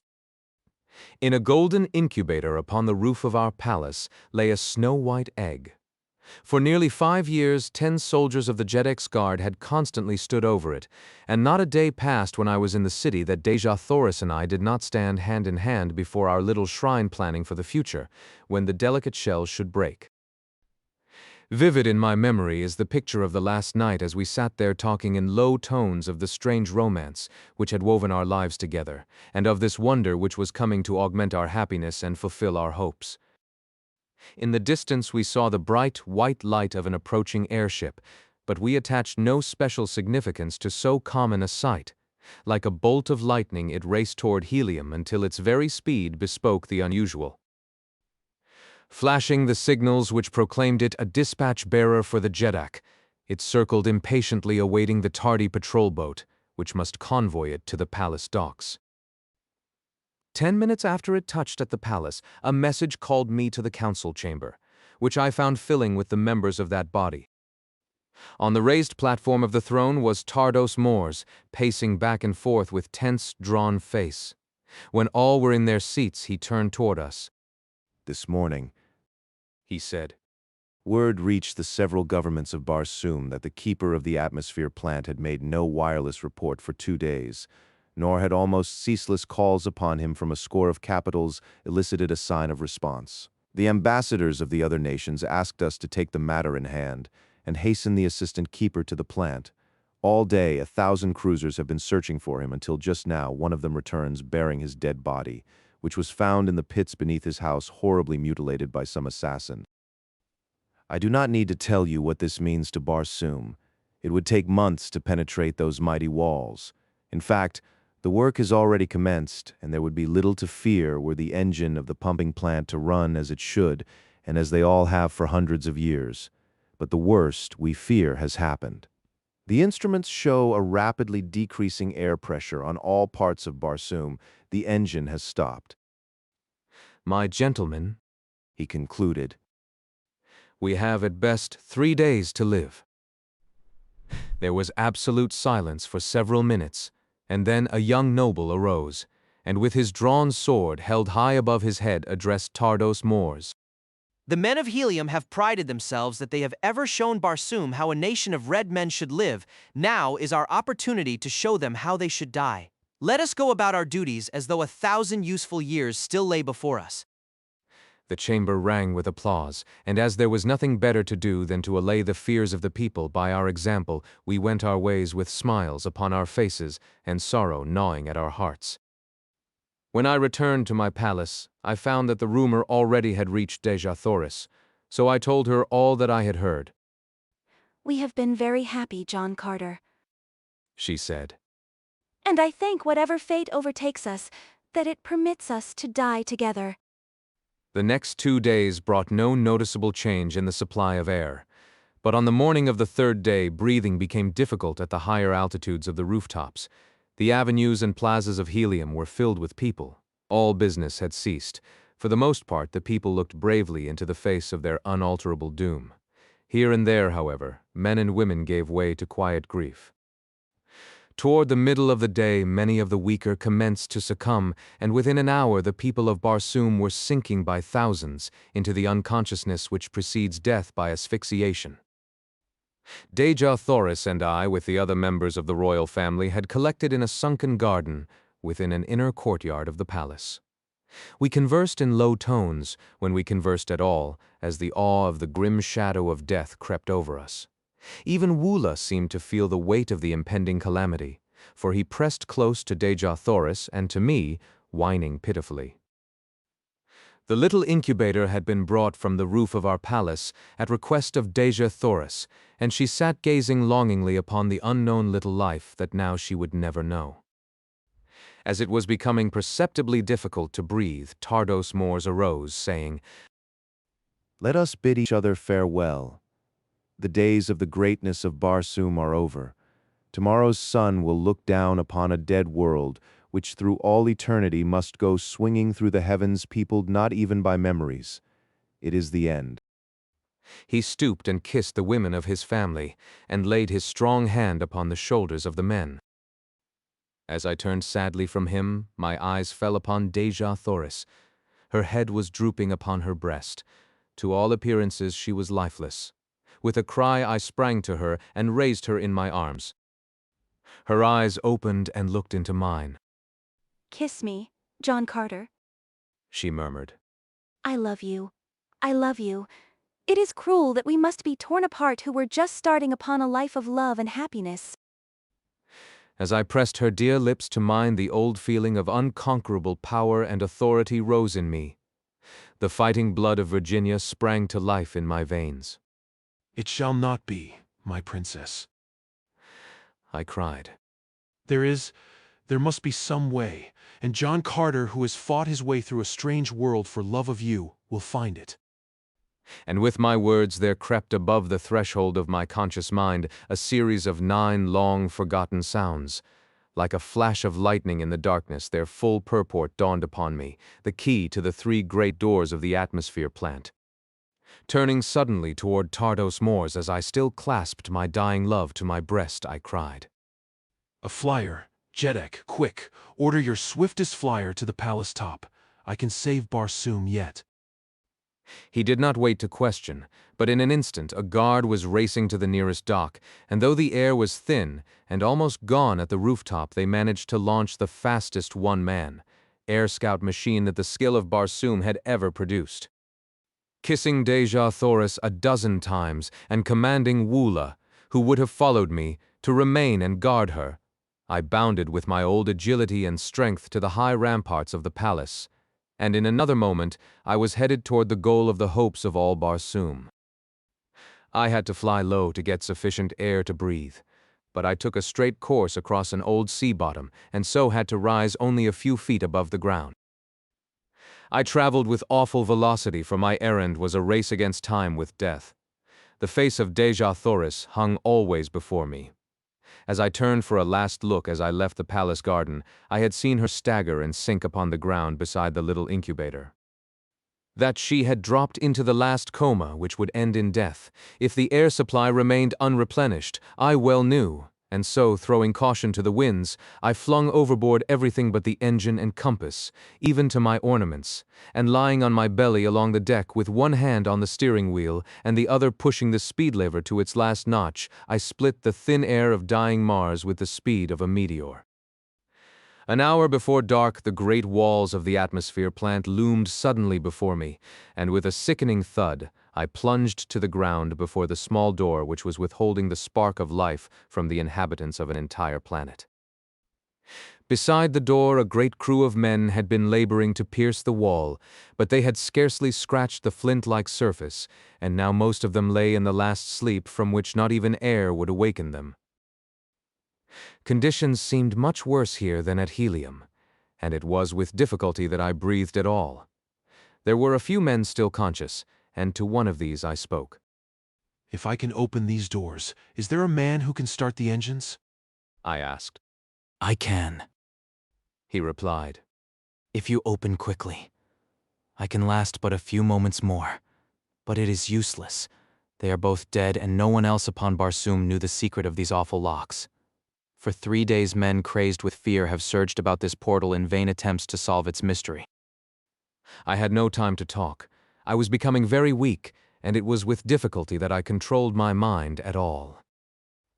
But, with a final effort, as I sank weakly to my knees, I hurled the 9 thought waves at that awful thing before me. The Martian had crawled to my side, and with staring eyes fixed on the single panel before us, we waited in the silence of death. Slowly the mighty door receded before us. I attempted to rise and follow it, but I was too weak. After it! I cried to my companion. And if you reach the pump room, turn loose all the pumps. It is the only chance Barsoom has to exist tomorrow. From where I lay, I opened the second door, and then the third, and as I saw the hope of Barsoom crawling weakly on hands and knees through the last doorway, I sank unconscious upon the ground.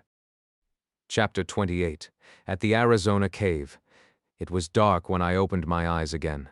Strange, stiff garments were upon my body, garments that cracked and powdered away from me as I rose to a sitting posture.